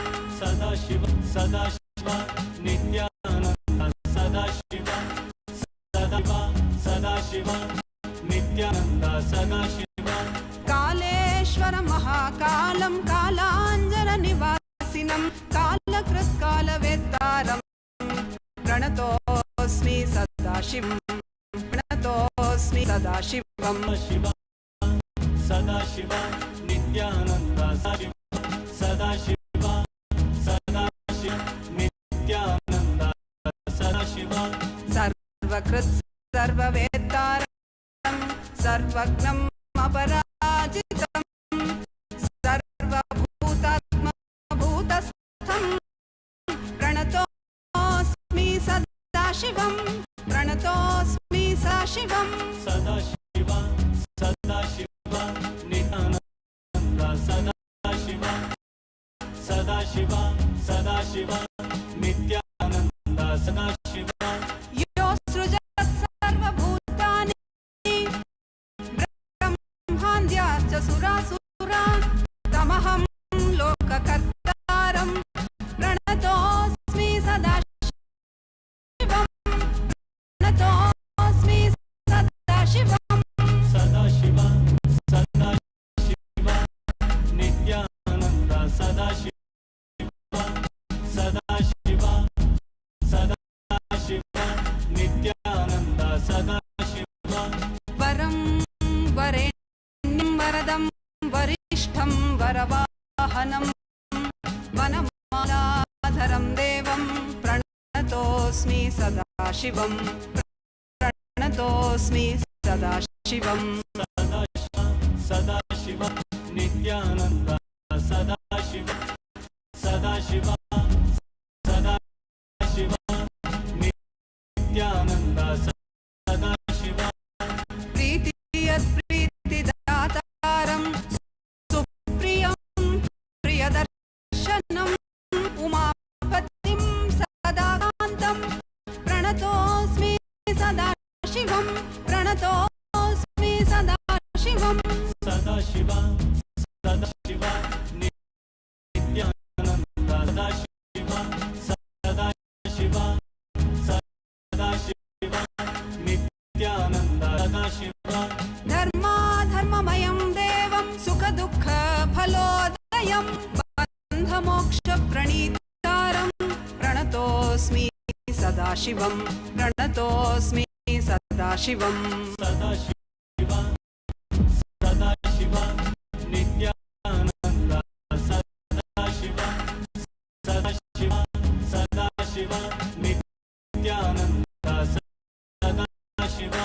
Mano buddhirahankara tanmatrendriya gocharam pradhana purusheshanam pranatosmi sadashivam pranatosmi sadashivam.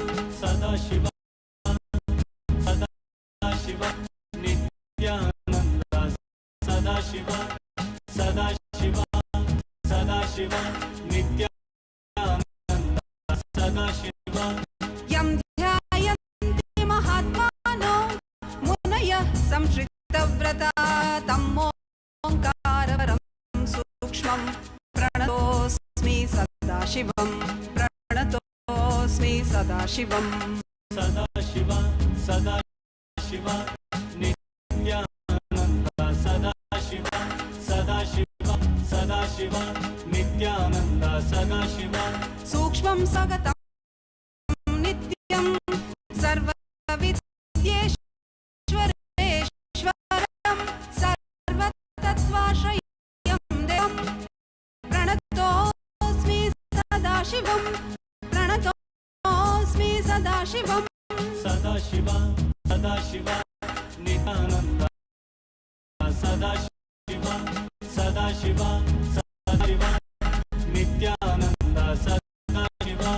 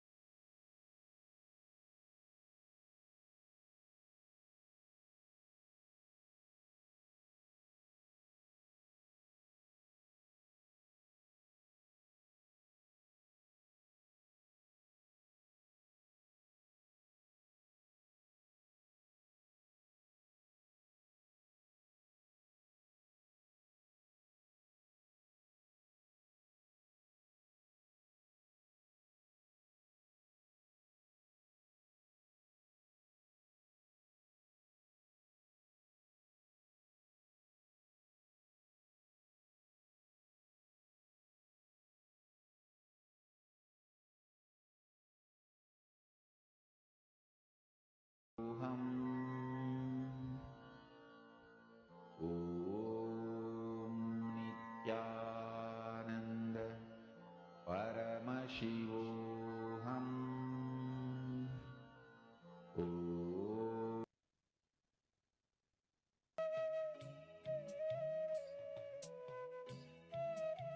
Yes, Nithyanandam to all the participants, Nithyanandam everyone. We all just learned from Swamiji about the science of Brahmavid Brahmaiva Bhavati. The science, the way the nature exists, the existence of life, how the whole cosmos, including you, me, everything around us, just go on expanding and becoming in that higher and higher space. Finally, all of us achieving the space of Paramashivatva. The science behind Brahmavid Brahmavibhavati, as Swamiji told, that everything in the universe is not real except Paramashiva. And each and every single one of us, the individual soul, is a manifestation of that Paramashiva. So now we will be entering into an exercise where we will be learning how to manifest that very Paramashiva in our own lives and in whatever we do. So for that, the basic thing which we need is the clarity about Jiva, Jagat and Ishvara, which is the individual soul, which is you, the world around you and Paramashiva. So Jiva is basically the self, the individual consciousness, how you think, what is your driving force, what is your inspiration, what makes you run in life, your motive behind what you do and your purpose of life. For example, you have the thought of, I'm not sure if I make right decisions in my life, or you have a doubt before you take any decision, is this the right decision? That is one aspect of you. That is one part of the jiva, of yourself. Or if you feel inspired by money, if you feel that, yes, I have to work for earning money, or I am inspired for meditation. I know that I move when I know that, yes, money is involved. I will be able to manifest more abundance by doing this. This is your inspiration. So this is one more aspect of you. Like that, what are all the different aspects of you? What makes you do what you do? What is your purpose? Your individual soul. You're going to be finding that out and you're going to be penning it down. So I request everyone to please take out your pens and papers and start penning down what you see as yourself. What is your thought current? How do you think? What is your purpose? What is your driving force? Understanding the jiva inside you. If you have any doubts, feel free to post in the chat. Otherwise, I request all of you to start penning down.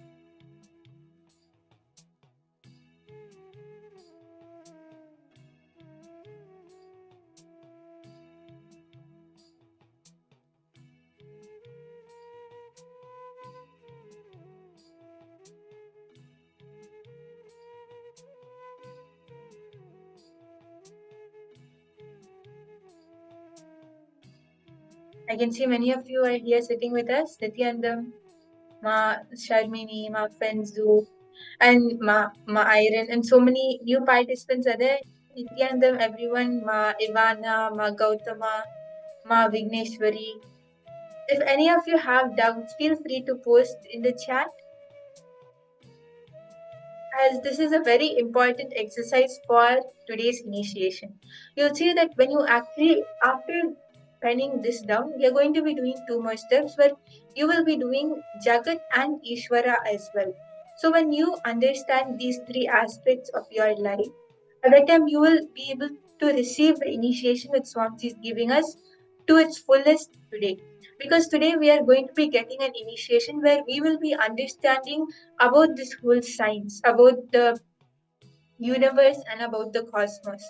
And this will not only help you understand about that and give you an initiation to manifest what you want to make your reality, but it will also help you in your day-to-day problems, in your tiniest problems, however simple it might feel. Whether you have an issue getting up in the morning, or you don't know what decisions to make, or you have problems at work or at home, whatever you're facing, this will be a really practical solution for you. So when you do this exercise, when you understand what Swamiji has explained all of us in this session, it will really prepare you for today's initiation and darshan from Swamiji. So once all of you have finished writing down the first step, you can post in the chat. Ma Farah Zala, Ma Chandrasekhara Priya, Ma Priyatma Swarupini. All of you can post so that we can move on to the next step. And please understand, do this exercise really. When you do this sincerely, you will find in this exercise, in this session, you will find the solution to many of your problems. So look inside and see what is the driving force in your life. What is it that causes you? What is it that drives you? What is it that makes you involve strategies for your life? Let's take 2 minutes and write this down.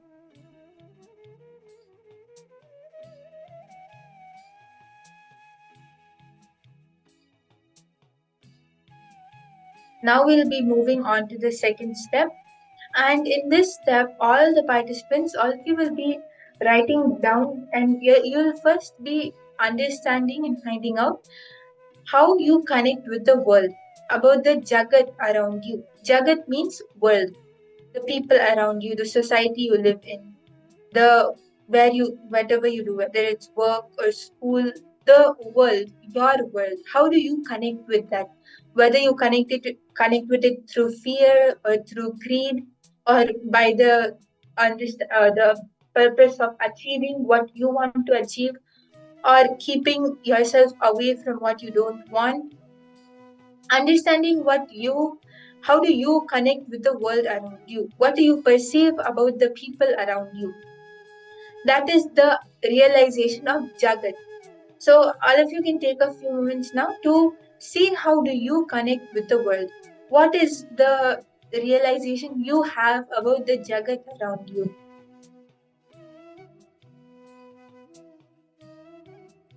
If anyone has any questions or doubts, please do post in the chat. So basically, we are going on. First we start, and now we move to Jagat. We find the different cognition imposed about self, and now we want to do it. If it is fear or it is greed, how do I connect to the world?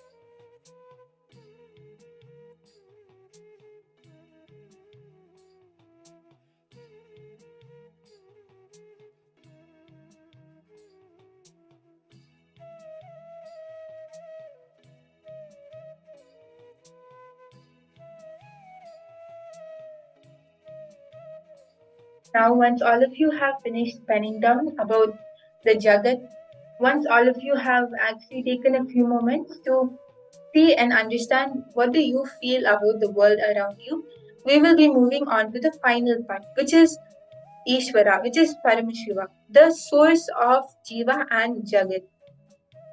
So over here, what you're going to be doing is you're going to be looking in and experiencing what is the source of what you have written so far. For example, you have penned down, okay, this is how I feel about myself. This is my driving force. This is my purpose. And this is how I see the world around me. This is what I perceive of the people around me, of the society around me. And this is my experience of my world. But the reason for your experience or the reason for your driving force is the Ishvara inside you. So you're going to be looking in and finding out what is that source, what is the reason behind the Jiva and the Jagat which you have written down now. Because you are a manifestation of Paramashiva. Each and every single one of us are a microscopic version of the macrocosm, which is Paramashiva. So you have a part of Ishvara inside you, and that is what is making you operate. That is what you are operating through, whether you operate and you look about yourself or you see something with the whole world. It is through the Ishvara inside you, it is through your being. So that is the source of why you do what you do. So you're going to be looking in and finding that source of you. I hope all of you are able to understand. Please take a few minutes to find this, and you can even pen it down.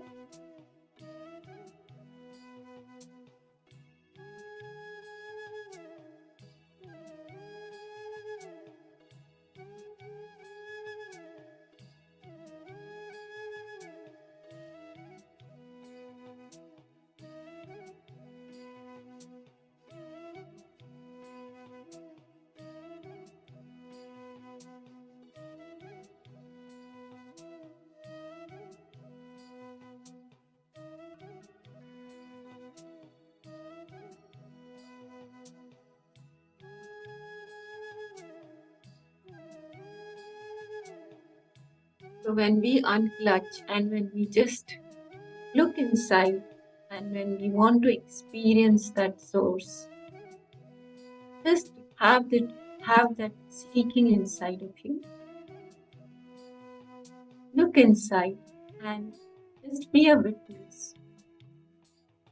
Experience that source within you.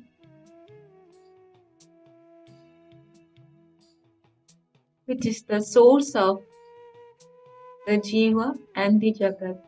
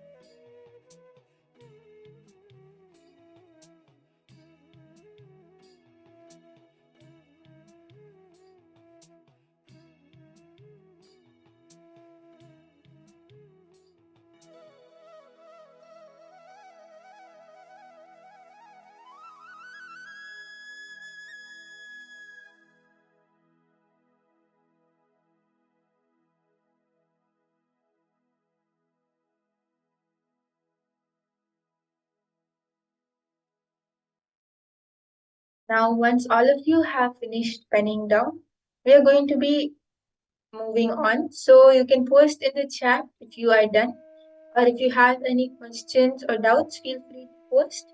As you'll see how this exercise really helps you and really helps you in improving the way you do what you do, because you will get the awareness of what is happening inside you. Many of us are always unaware of our thought currents or why we do things or what is happening. You'll be like, I don't know why is this happening to me or what is happening around me.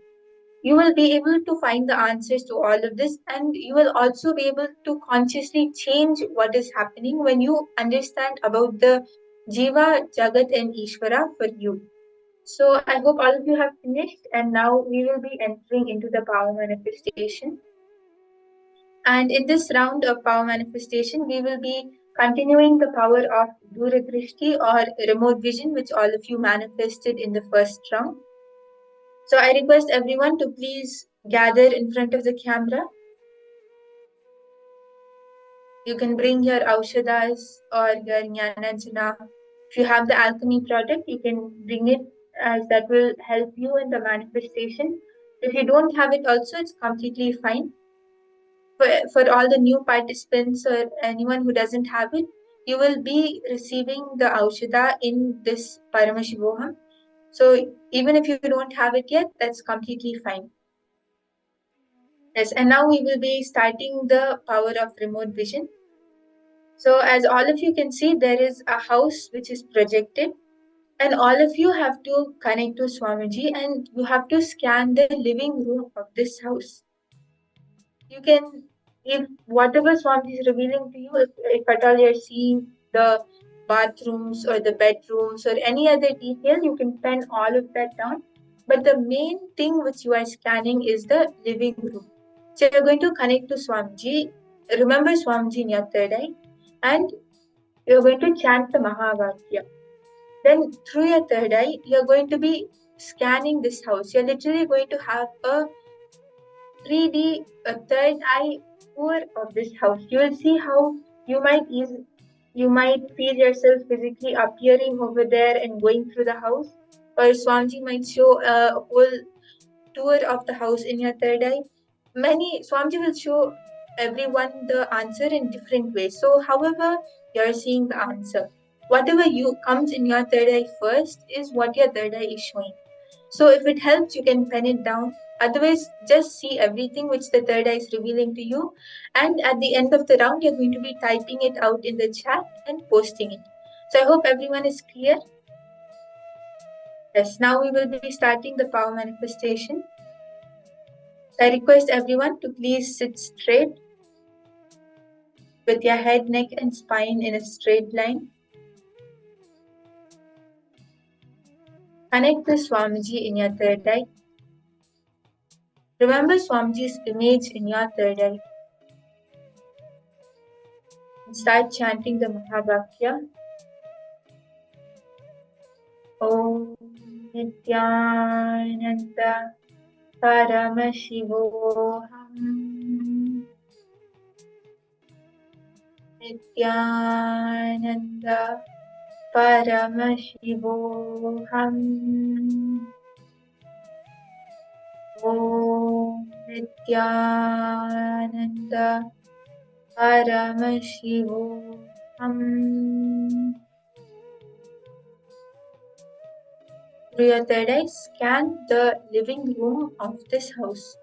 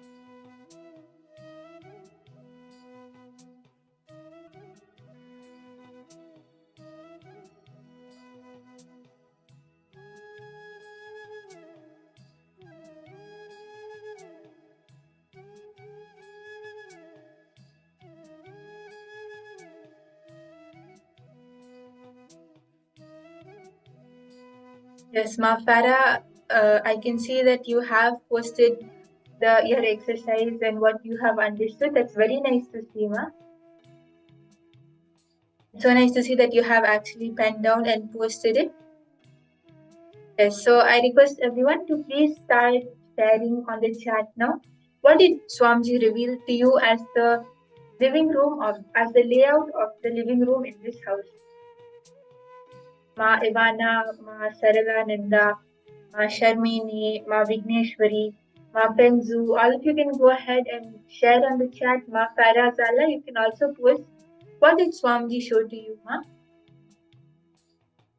Whatever colors you were able to see, or if you saw a specific feature, a special feature in the house, what type of furniture is there in the house, what is the lighting, what is the design, how is the living room. You can post everything which Swamiji showed you in your third eye.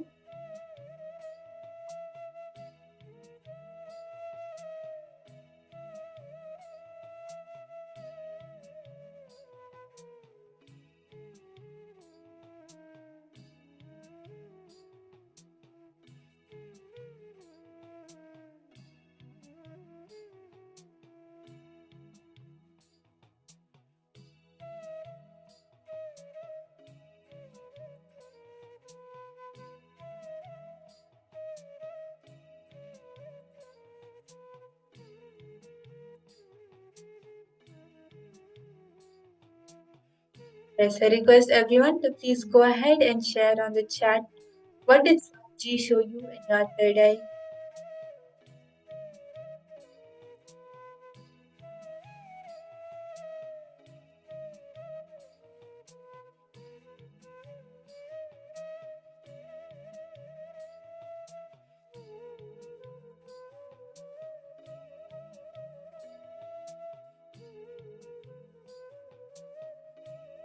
And now we will be moving on to the answer for this round.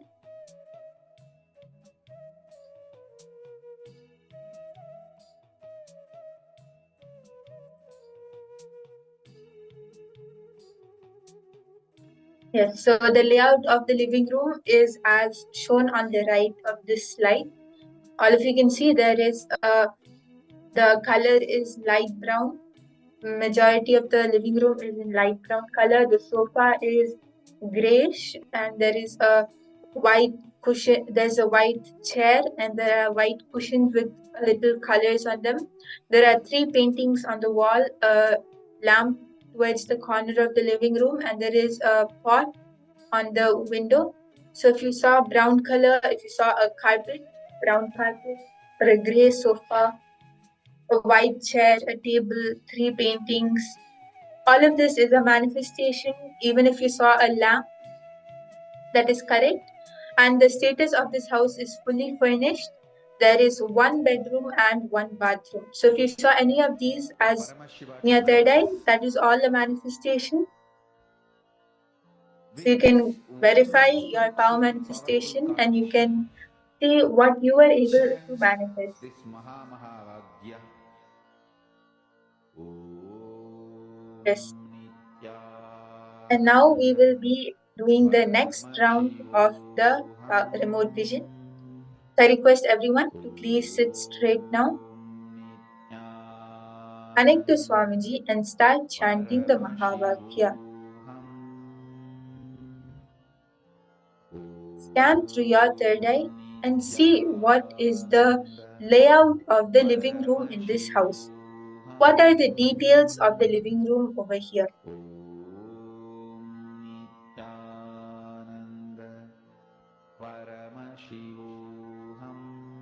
I request everyone to start scanning the living room of this house. Paramashivoham. Om Nithyananda. Paramashivoham. Om Nithyananda. Paramashivoham. Om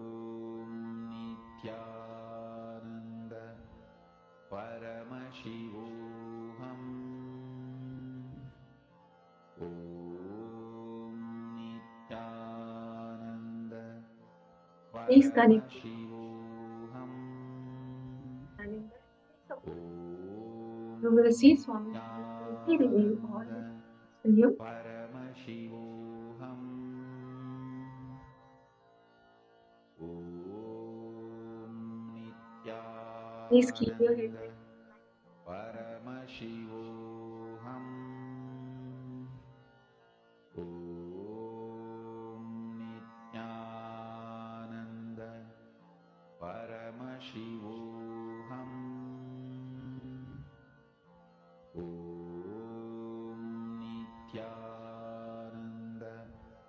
Paramashivoham. Om Nithyananda.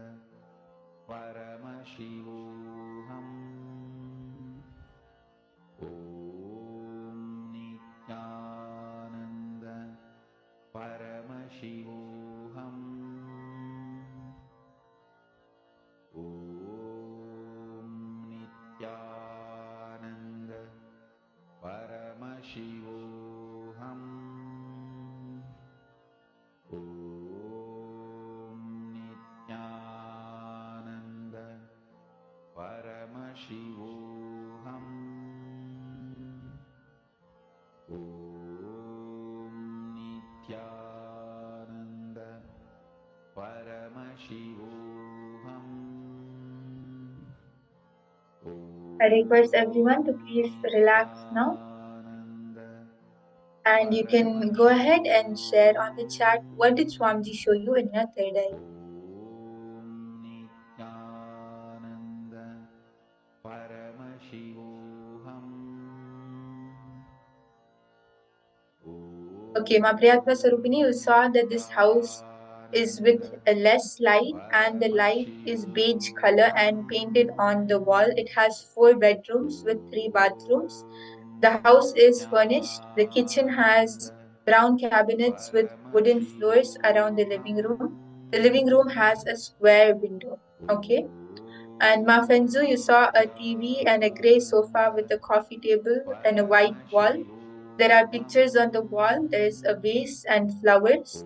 There's a carpet and yellow light in windows. Okay. Ma Farazala, you saw water elements, squiggly lines on the wall. Okay. Yes. Ma Farazala, actually you'll see that even if you feel like you're seeing just lines and something which is not clear right now, when you continue manifesting, when you chant the Mahavakya, when you connect to Swamiji, and when you practice the manifestation, you will start seeing more clearer images. The whole picture will become more clear to you. You'll be able to connect to Swamiji and you'll be able to scan the house accurately. Just like how when you want to become good at a certain talent or at sports, you practice that more and more. You become better and better at it. It's the same thing for power manifestation. When you keep practicing, you will become better at it. Yes, now we will be moving on to the answer for this round. Paramashivoham. Om Nithyananda. Paramashivoham. Yes, so the layout of the living room is as shown to the right. All of you can see. There are neutral colors, and the furniture over here is a sofa with white cushions, and there is a round coffee table in the middle. There is a carpet and a pot on the table. Ma Fenzu, you saw coffee table and you saw a painting on the wall, so that's amazing, Ma. You also saw a grey sofa, so that is also a manifestation. And as all of you can see, the painting is a random type of painting with many colors. There is a standing lamp, and it's actually kind of messy. Ma Priyatma Surupini, you saw there are less lights, which is in beige color.